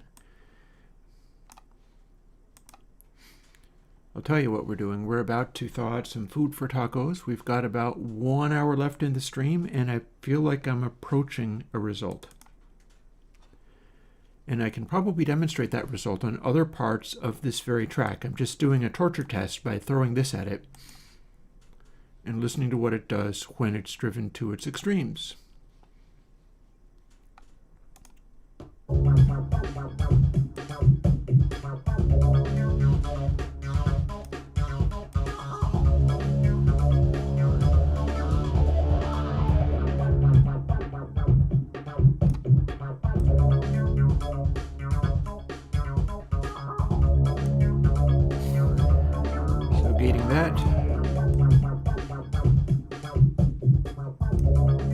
Getting that interesting. Okay.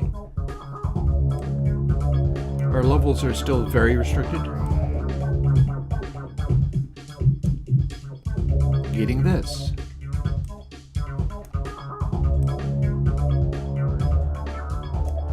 Getting no.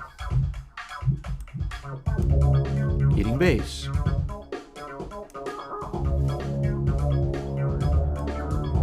Getting subs.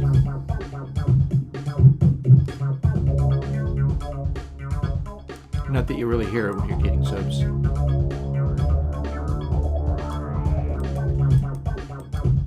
And everything.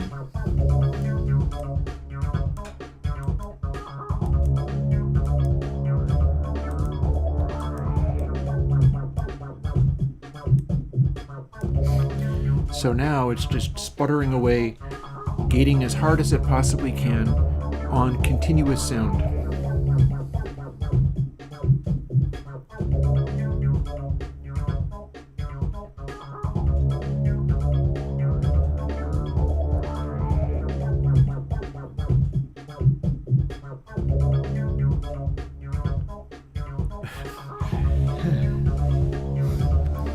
Go gently, folks. I see the tension.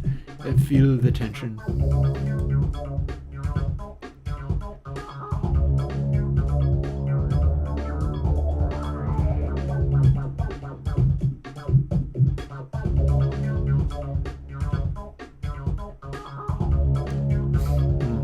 Magnus Ubian is challenging as Junebug.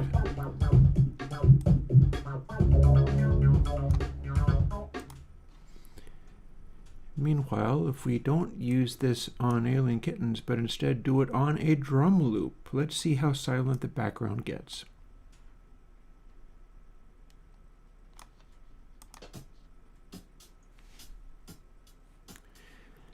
That is for sure gating, all right.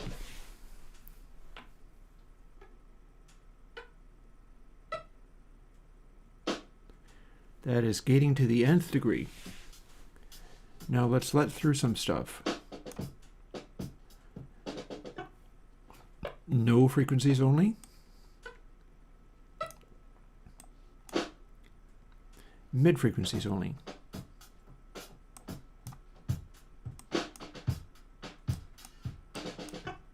All the frequencies. Let's tighten that up.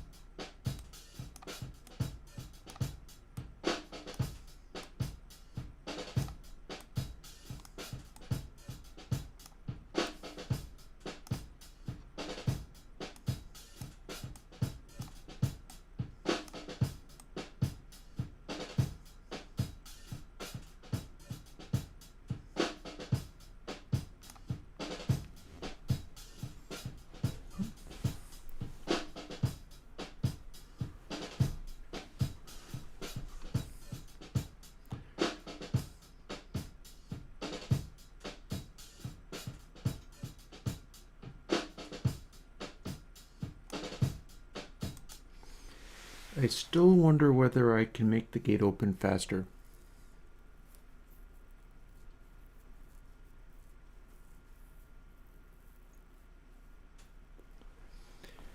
But I think it's doing its thing. But there is a way that I can find out. Let's go to something else.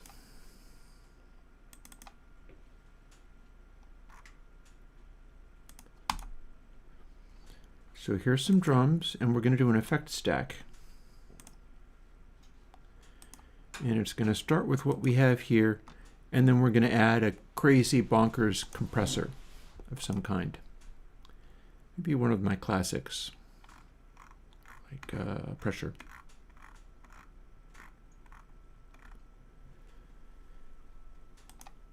We can do pressure 6. Let's see what we get.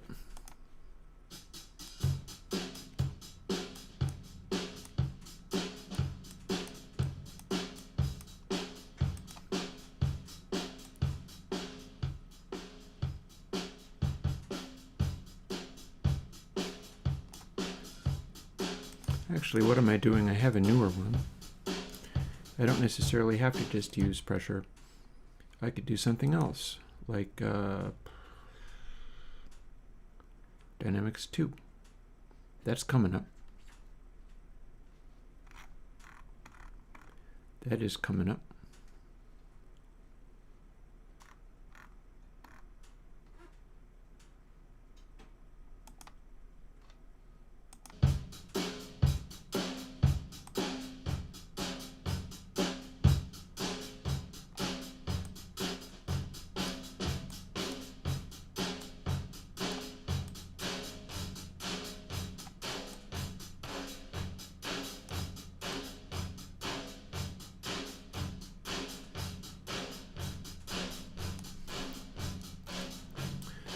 Okay, so very compressed. Now we can gate the high or the mid.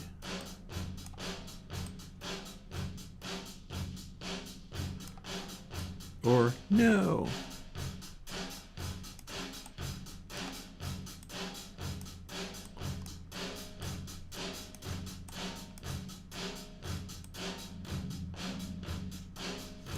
This always does act weird, though.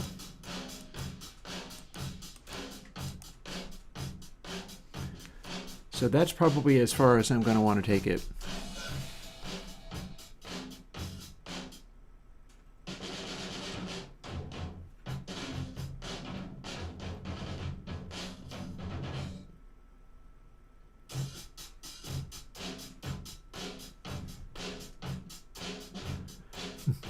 Magnus,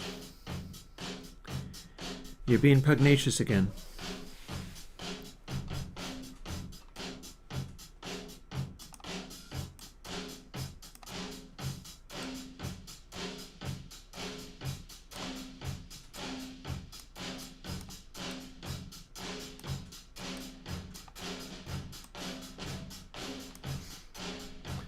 So this is still not optimal for demonstrating the things I wanted to demonstrate.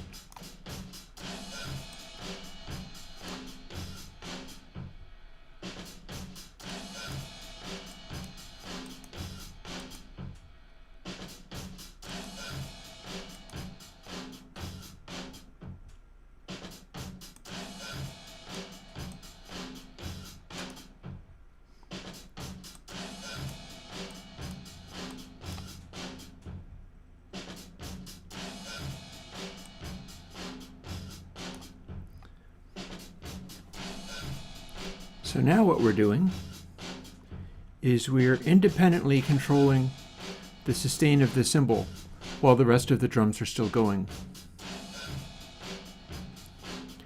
Magnus, these people are my chap. Easy now.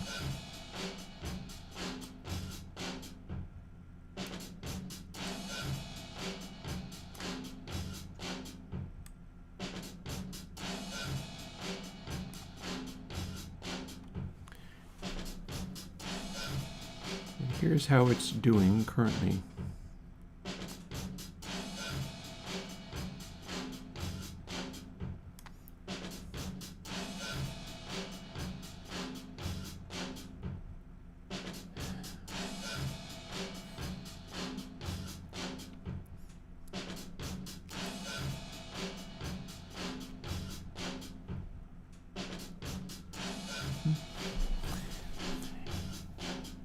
I do have to go and defrost food for my tacos, and I will be having those regardless of what you're doing in chat.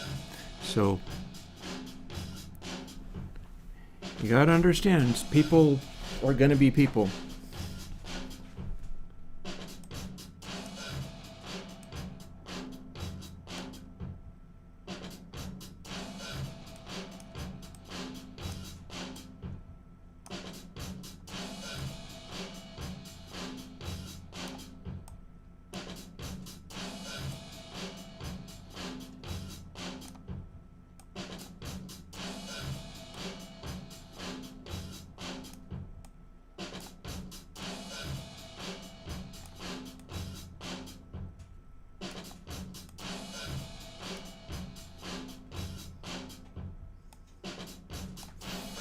So there we are. We're making a weird thing out of this, so that'll have to hold you for a moment.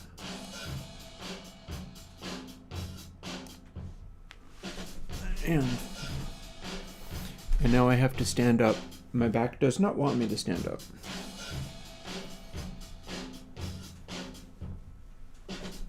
But I'm gonna do it anyway. Got there.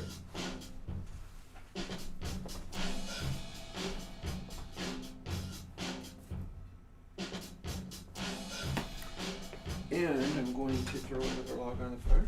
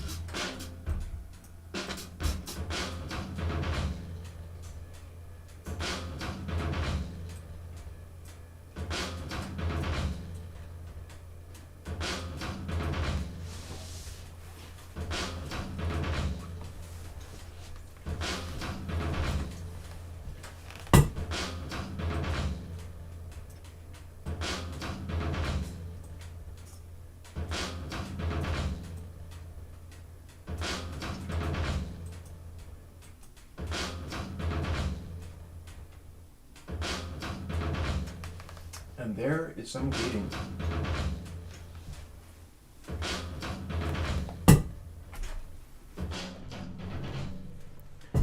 But it's too much gating.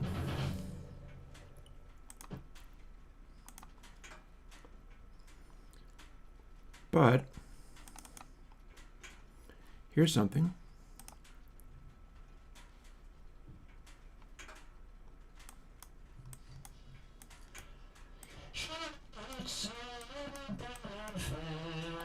Okay, we have a problem.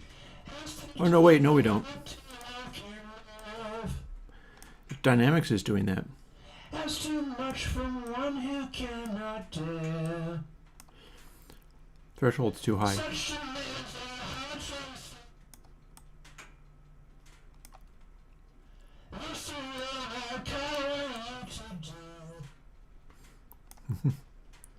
Cast aside a lifetime's vicious lies. Everything's returning. Okay, maybe we don't use this here. You're the one I call upon to rise. Surely it's a little bit unfair. What can I make this much louder with, I wonder?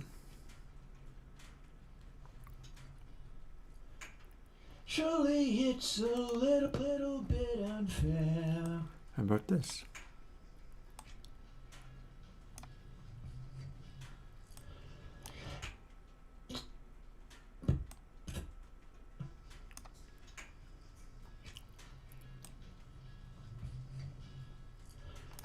Surely.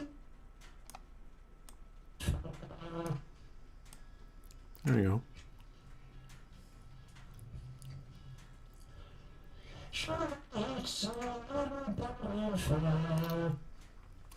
So we can assume that that noise is not a problem.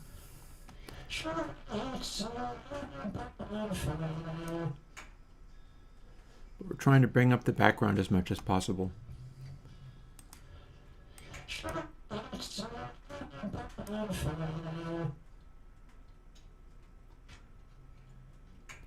High mids, gone.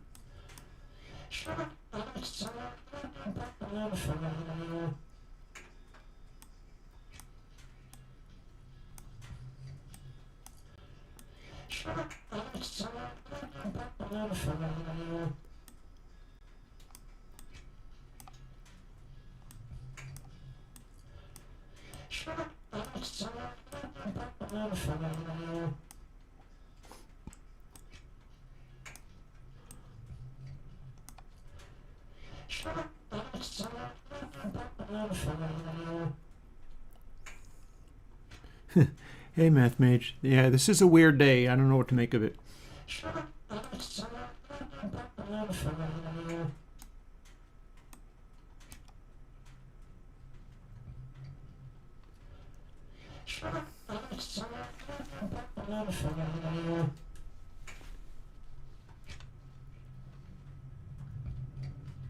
Hear background noises.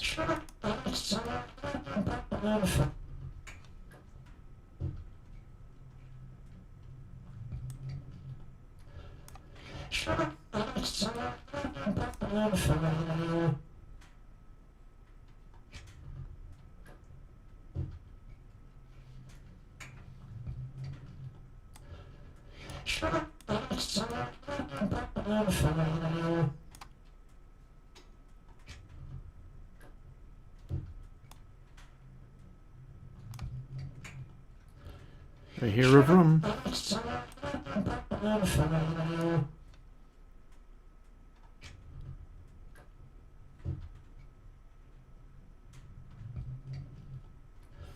Yeah, there's a truck outside. There is a truck outside in this.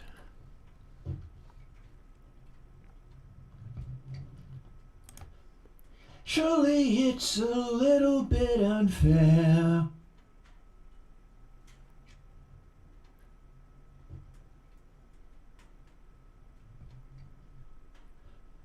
Surely it's a little bit unfair. Okay, here is our new denoiser. Surely it's a little bit unfair.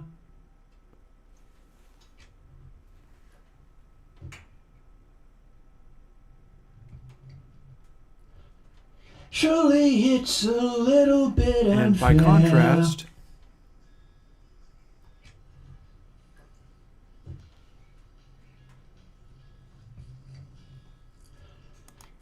a lot of noise going on in the background there that I have gated out, which is what this is for. That's what this is for. Let's see if I have anything else. I know. Here's the sound. A sound I'm going to have to turn down or possibly simply throw some compression on.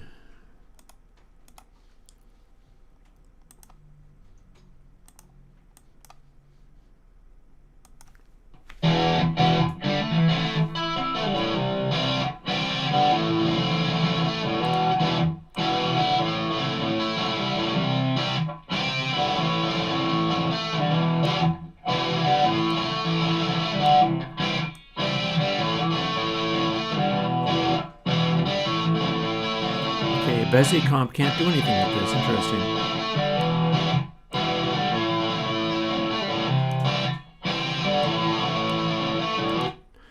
Well then, if Bezier comp can't do anything with it, we'll try something else. I just now had Dynamics 2 up.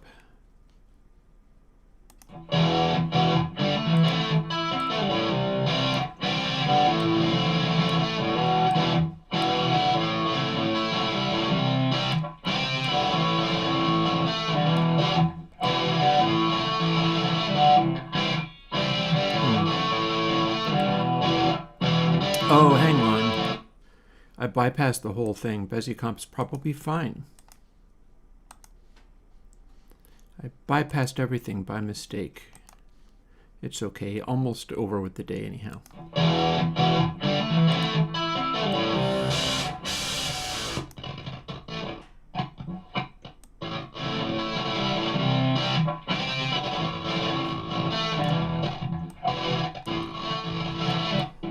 Let's loop a smaller section.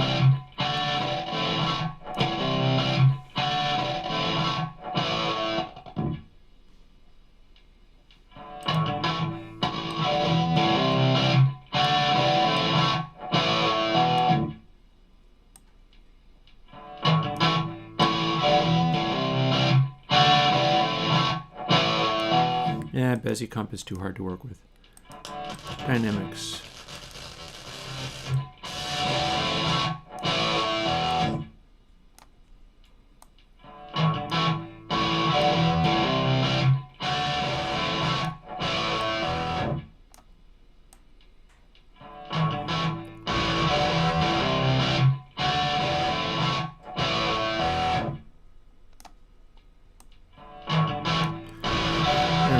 That's loud, but we can still hear the background noise.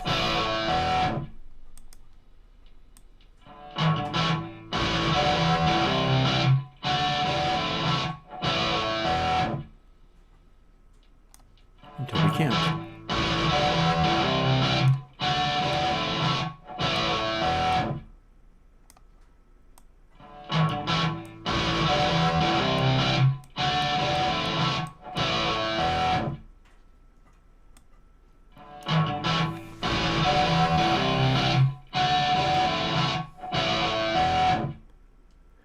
And now the background noise from the amp is literally gone.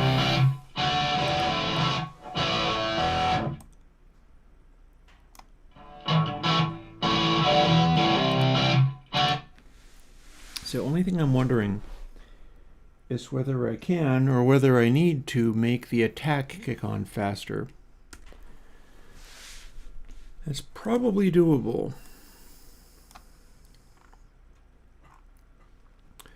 Also, my threshold is way off, so let's continue to shove it in this direction. That's probably enough. We're not going to be using speed this way. Still haven't worked out how to do the dry wet, but I've got about a half an hour to go.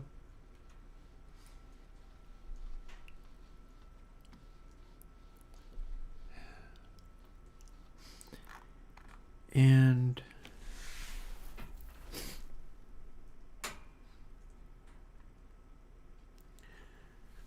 so top level and all these levels can snap to 1.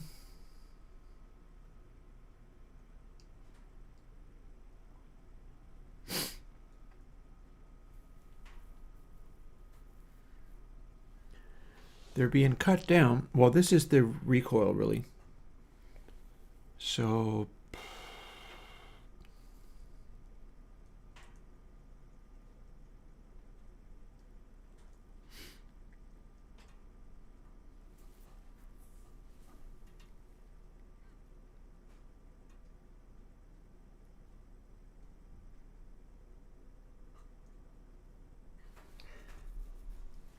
what I'm seeing is it'll go down to 0 at a continuing pace.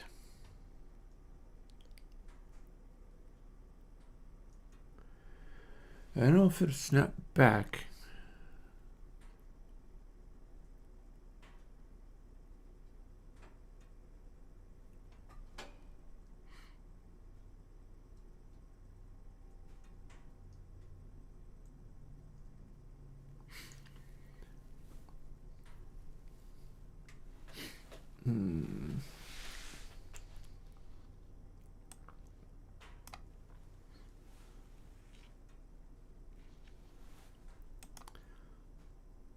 Well, you know something? I can let it go higher. That could be a thing.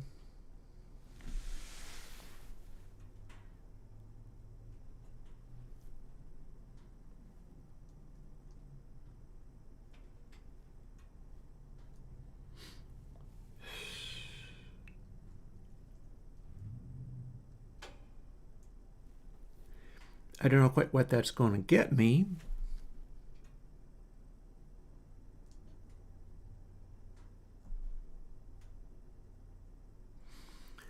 But I can have it do a sort of... When I do gates, I often have them go beyond unity gain. And if it's beyond unity gain, I just use unity gain. That causes them to hang on longer. But if I do it in this context and have it swing back up to full volume rather than snapping to full volume instantly, if I have it swing up to full volume but have it swing up faster, stuff's going to stay around unity gain longer and not cut back as much.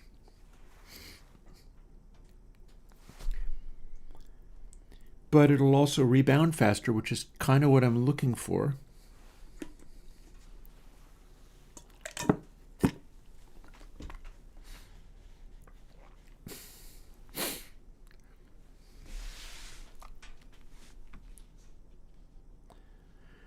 We're not listening to anything right now, Magnus. But we soon shall be. I swear to you that soon we shall be.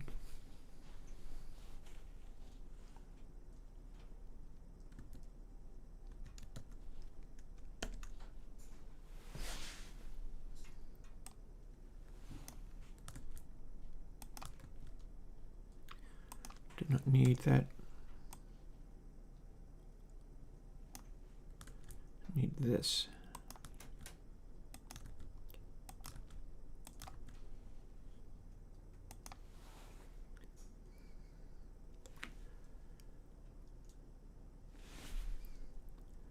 Oh, okay. I confused myself by not knowing why there wasn't another paren until I found it in its appropriate spot there.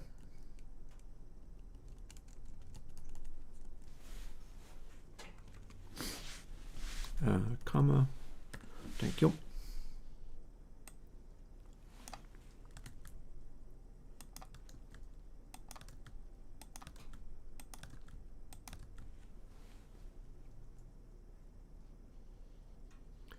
There.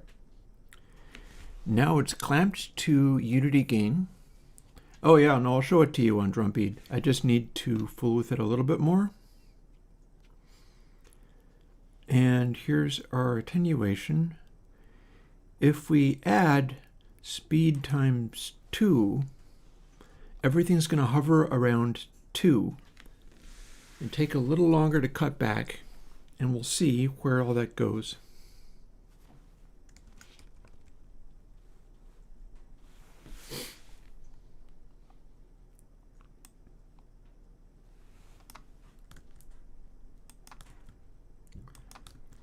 May very well be cheaper to do it this way than to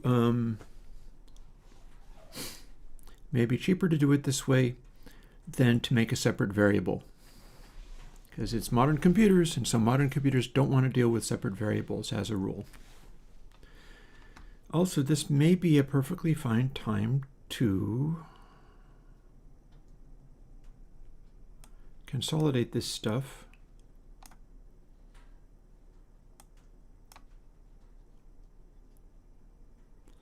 I don't think we're using it in any extra way here. So that the operations that are happening in like pair A or pair B or whatever might be able to make that cache itself more appropriately. Because we're straining the poor computer real hard. Granted, it's an antique, but still.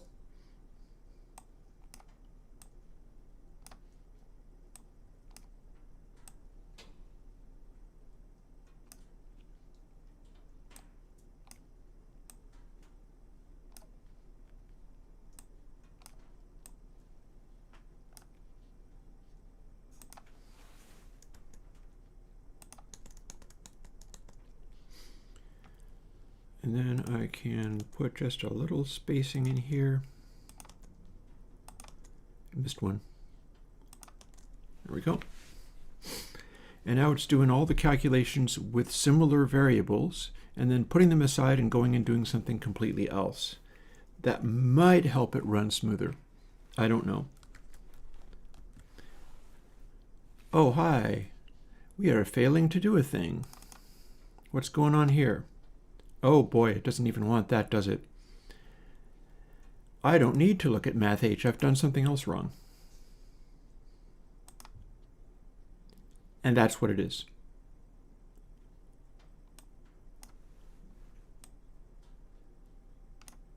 There we go. I think that's all it wanted. It got confused. It thought that it was just fmin and then one argument, but that's actually 2, and this is now what it's supposed to be.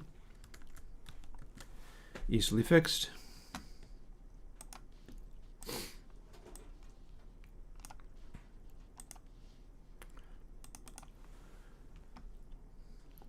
We'll try this again and see what we get. Don't think this is the one I want for this, but whatever. Pull the volume back a little bit. Oh, hi. That's not what I wanted at all. Recent effects, yes. That particular effect, not so much. Here we go.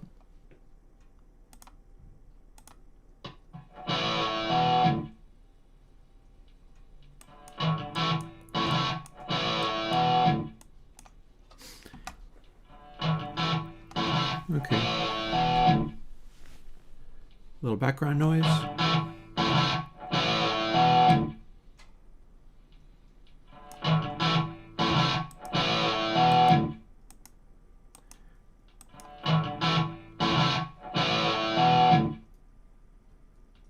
That's pretty quiet. Hang on.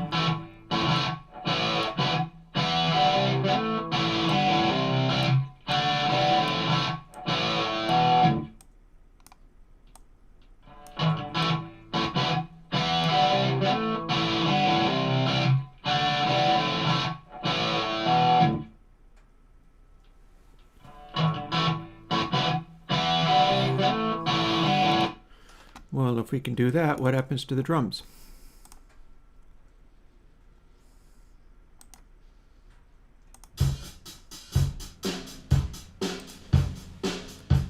bypass.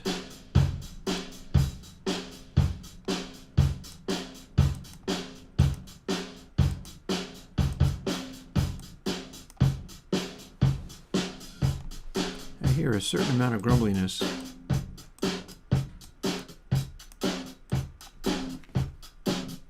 Okay, there's a gate.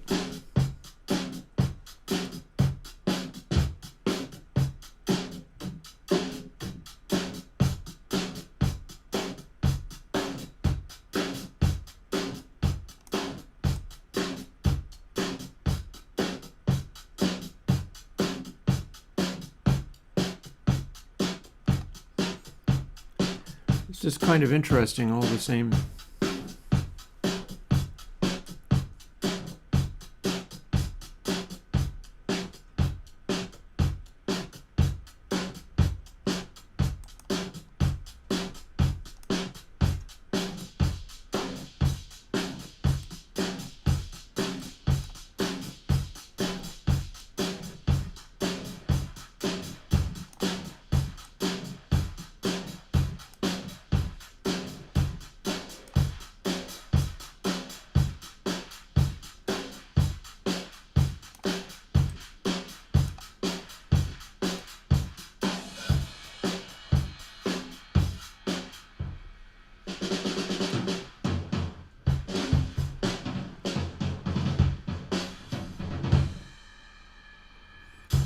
So all the staining on the hides.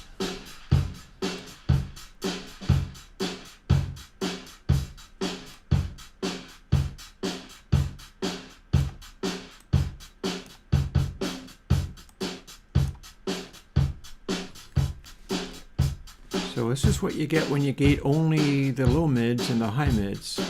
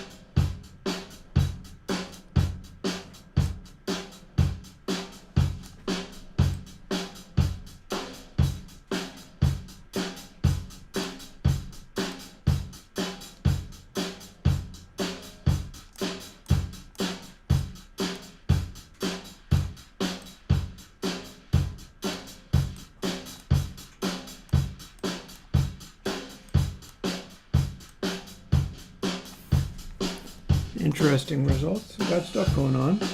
No question about that. Let's let it roll again.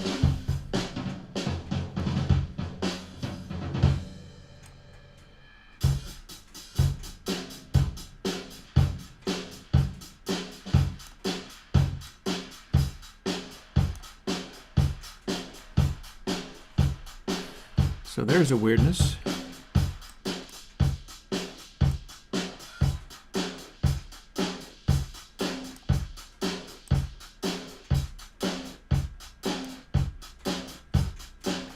Gatey madness.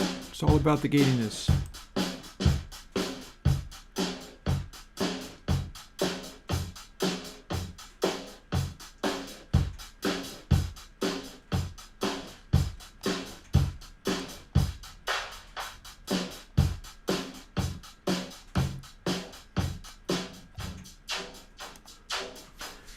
Okay, I need to keep this controlling.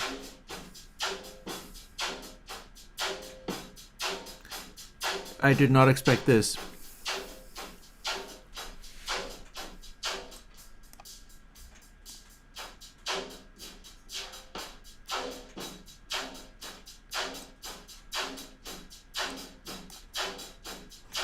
That's completely unexpected.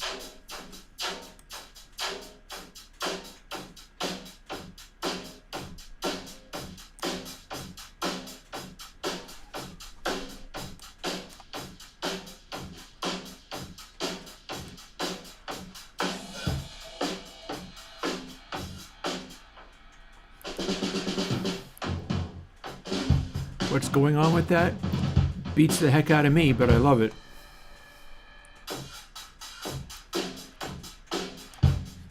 We can turn this to this.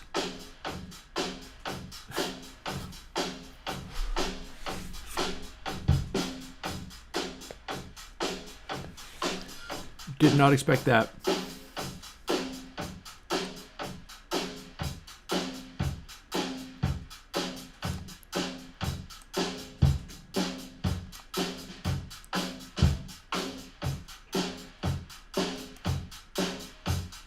I don't know.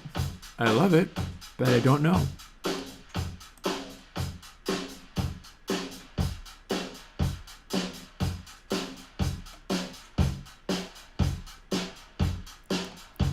And then we can tune it into a nice little thud.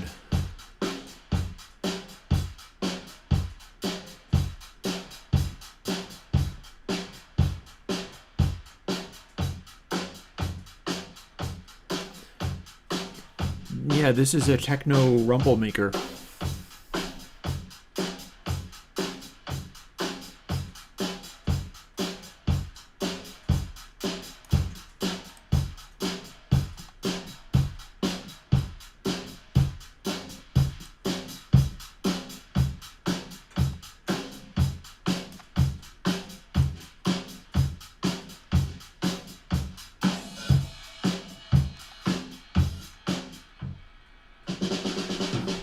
And it's doing this stuff without touching high, high, mid, or mid.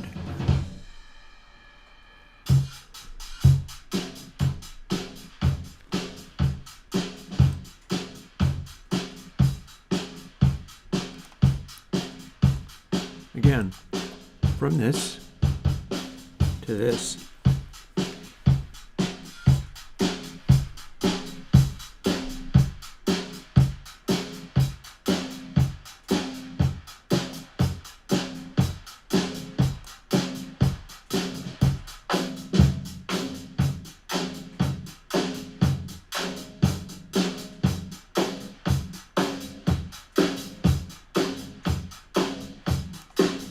That doesn't sound like a kick drum at all anymore.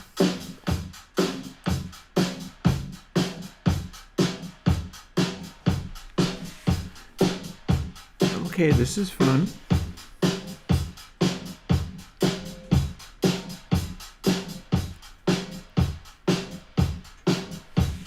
Sounds like we need to yet another control. I'm making the poor computer tired, but I'm not sorry.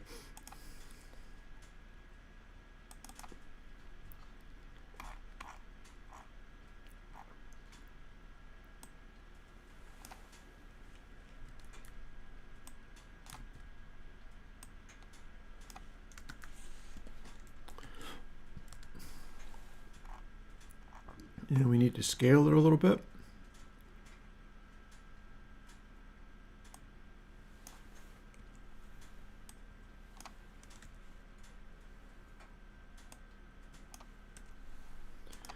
One, two, three, four, five, six, seven, 8 controls. It's an 8 knobber.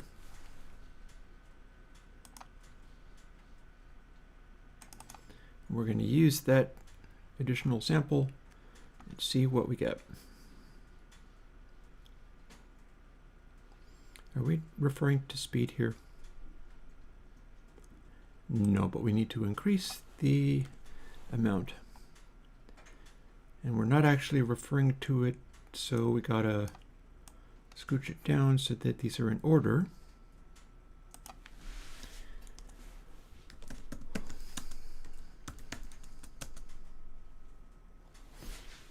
And this gets to be just a normal parameter, unlike everything else. Everything else is crazy.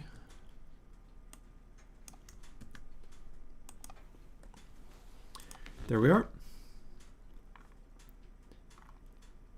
And we got dry sample L.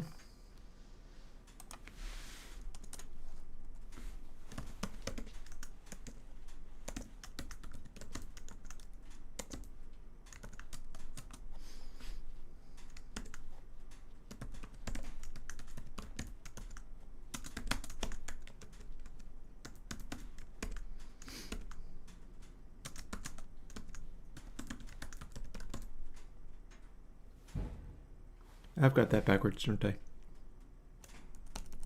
I do.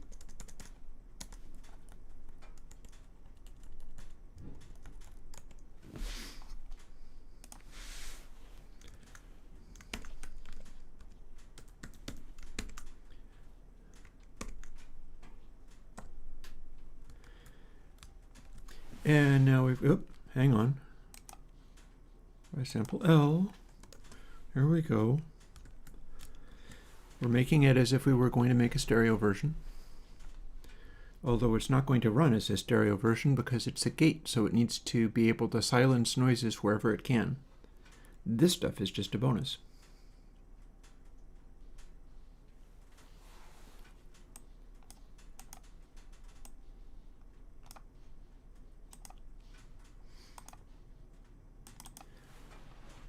Back into the breach. And I do mean breach.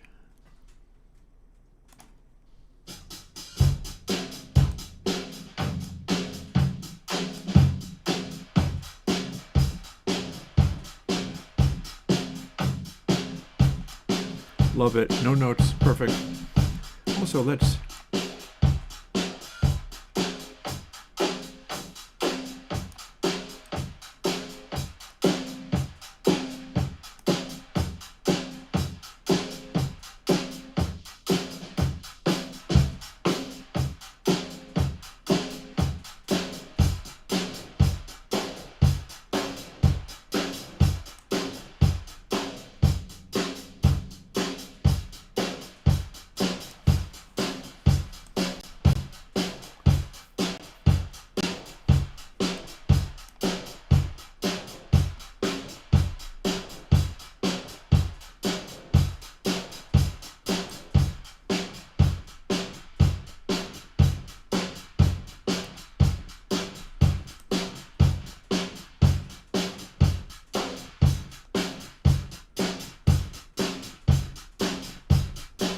pretty aggressive.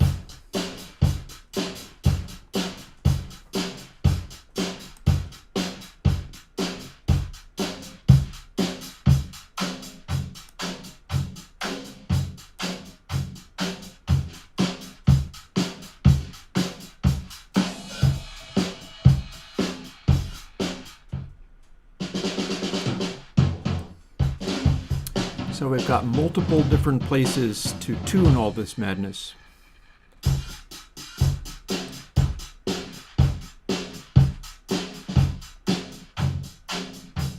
You can do that, or you can do this, or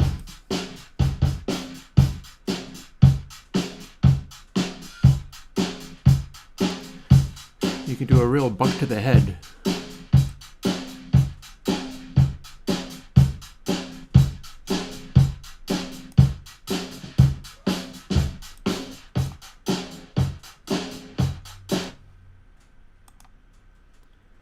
And then not to lean too hard on that.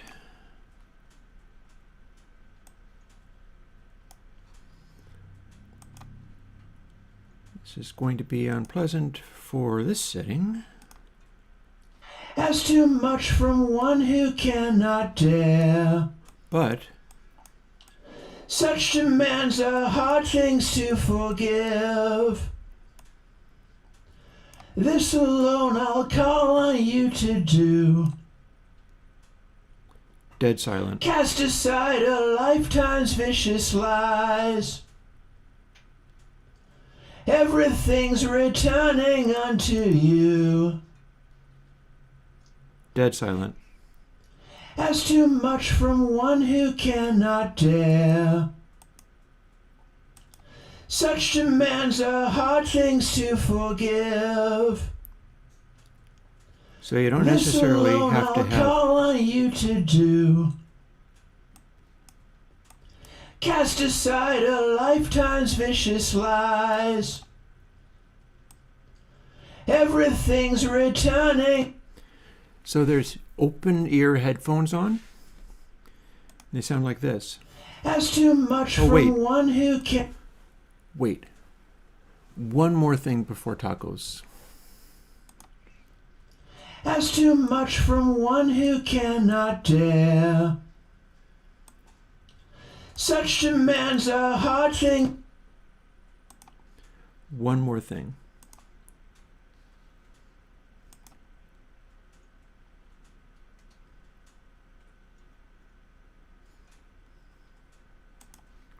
Dear Crackle, where are you? There you are. Actually, the last thing I looked at. Should have been easy. How do we go about doing this?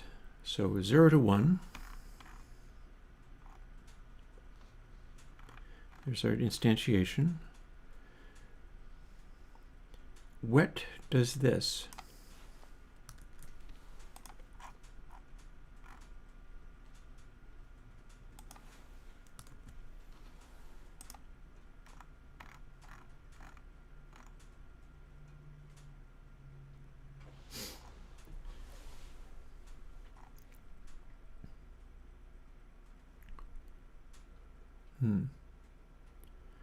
Hang on, that was from something else.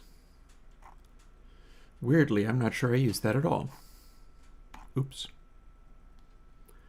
That or something else is happening.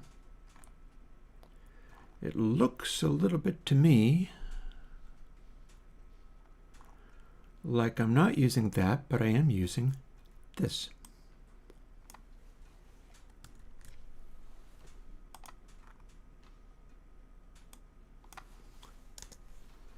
That or maybe it's something else is going on there.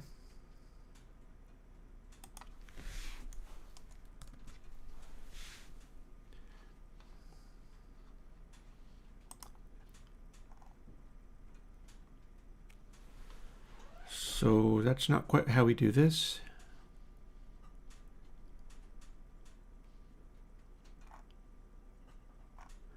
Yeah, this is more complicated than I anticipated. It's fine though. This is a delayed amount, meaning that out is delayed amount.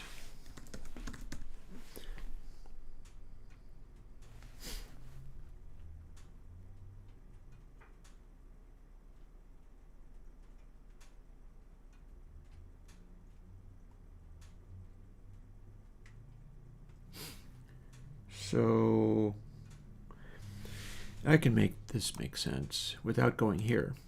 Probably without even using this. Firstly, we're not doing a write sample. So much for that. Secondly,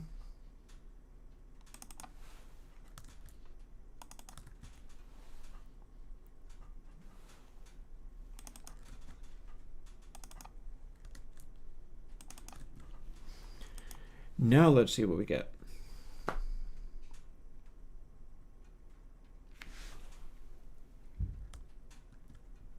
Oops, no. Okay, now let's see what we get.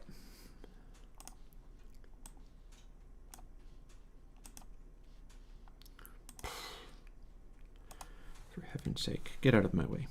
Thank you.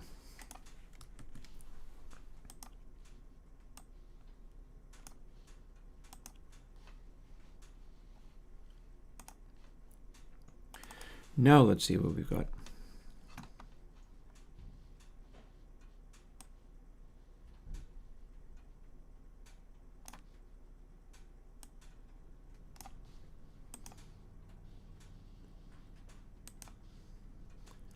Try what? As too much from one.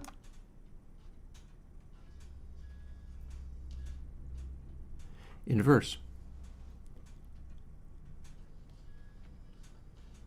There's the background.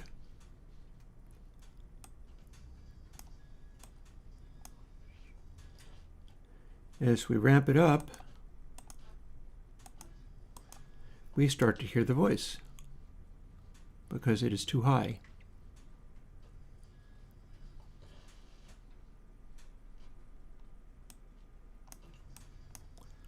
Crank it up too far,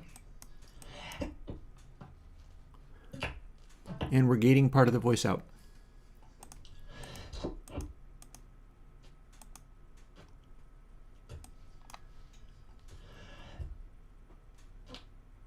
like that breath.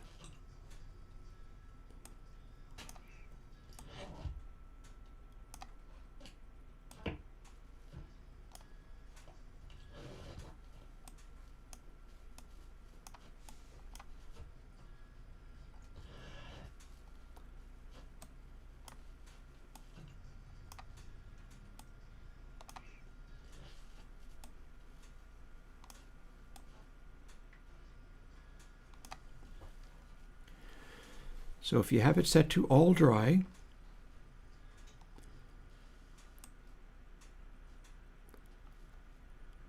speed is going to let stuff in dry sneak in.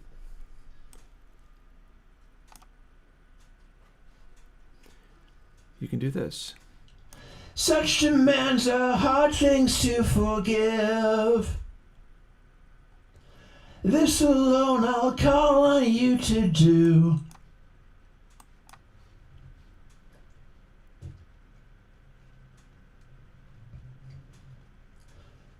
Surely it's a...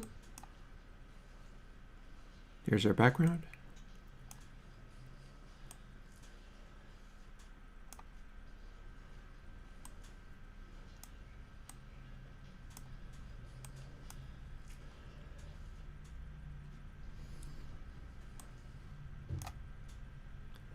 Dead silence? Well, almost. Surely it's a... Yeah, that's working. And lastly, before I head off for tacos a few minutes early, because this has been a day, let me tell you. Oh wait, I have an even better idea. It's going to take longer, but let me open this one up. And I'll tell you why. It's because I think I can make the ride symbol go away using just denoise.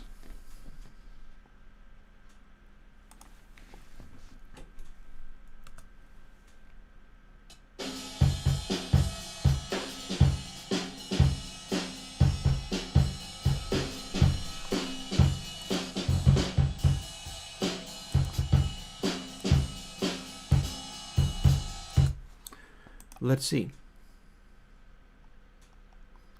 Hello, denoise. Neutralized and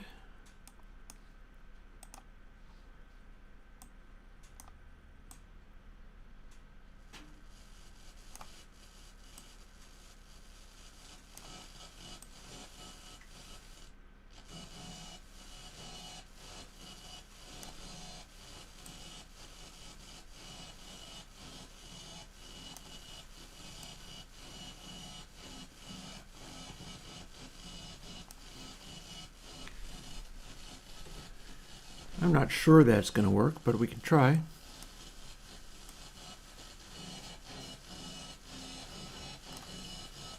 Opposite of that.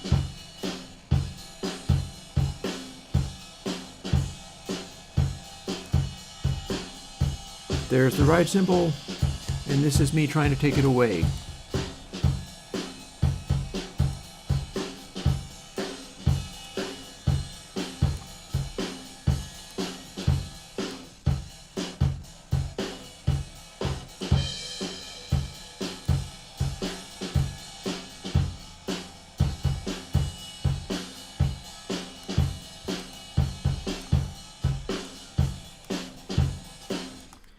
Can't say that does that great of a job, but it's amazing that it can try to do it at all.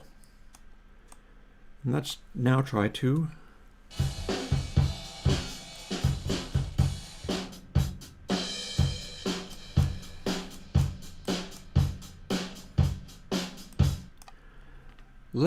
take the reverb out. People have been asking me for that for a while.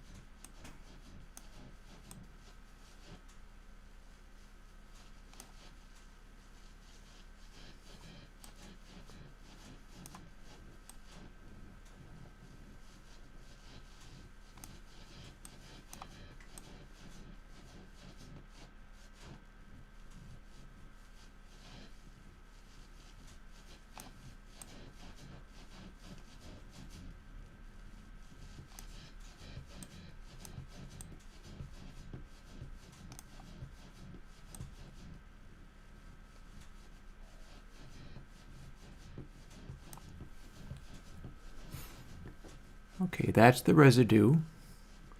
If I take out that residue,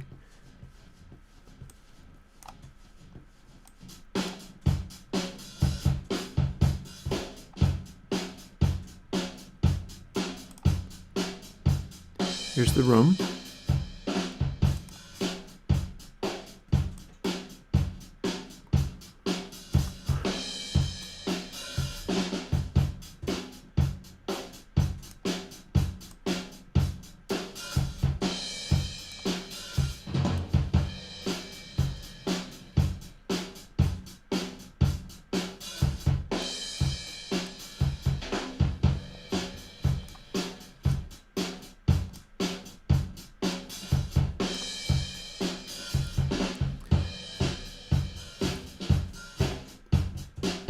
There's your attempt at room removal.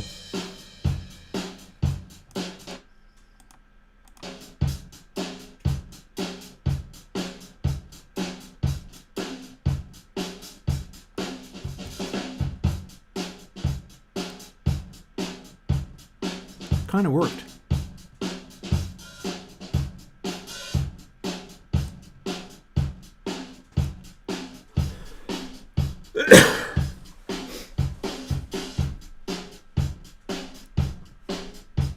Yeah, there you go. And there's what's being removed.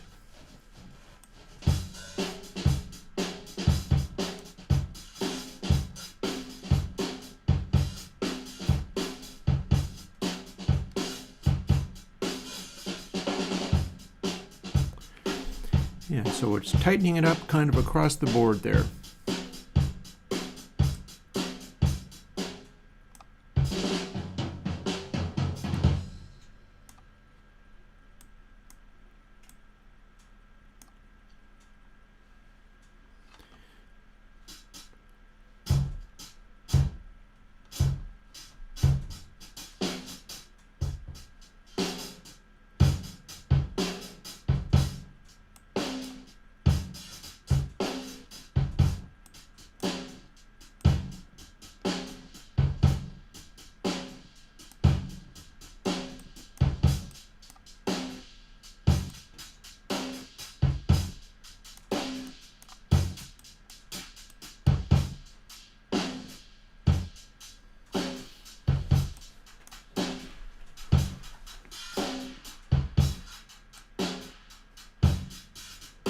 Oh wait, speed.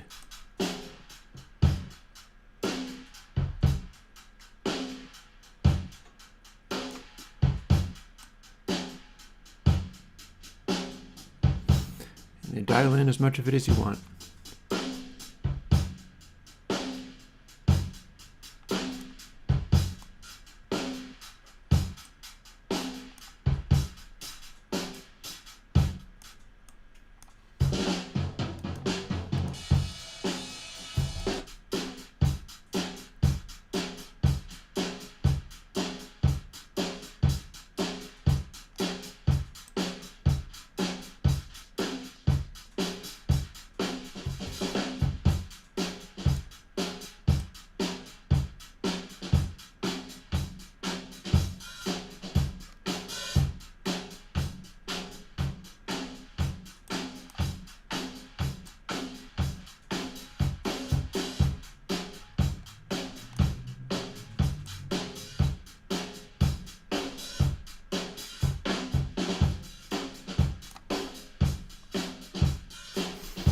That's pretty beefy.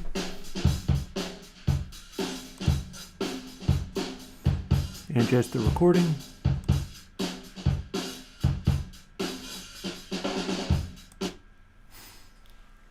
Good enough. I am 4 minutes past taco time and I am not going to delay any longer. This is not coming out this weekend, but all the same, I think we can get something out of this. I do believe this can be made to do something useful. I'm going to let my poor scorching computer cool off for a little bit.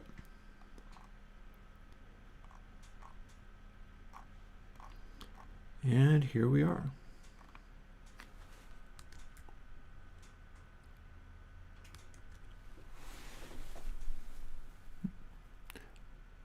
Oh, yeah.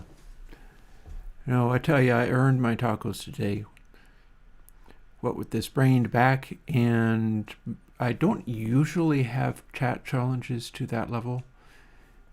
But I mean, it's much like what I said about doing a recovery meeting, Robert's Rules of Order, and running that kind of thing. It's like, yeah, I am hosting these streams, so I will try to have people be nice. And if they can't, I do my best with it. And that's good enough for me. So on that note, I'll talk to you later. As in, I'll most likely drop Pair EQ this weekend, and then maybe we're getting on towards just getting back into the Minecraft zone and hanging out rather than doing this work. The work seemed to bring out the worst in everybody today, but that's fine. Whatever. I will talk to y'all next Tuesday. Bye-bye.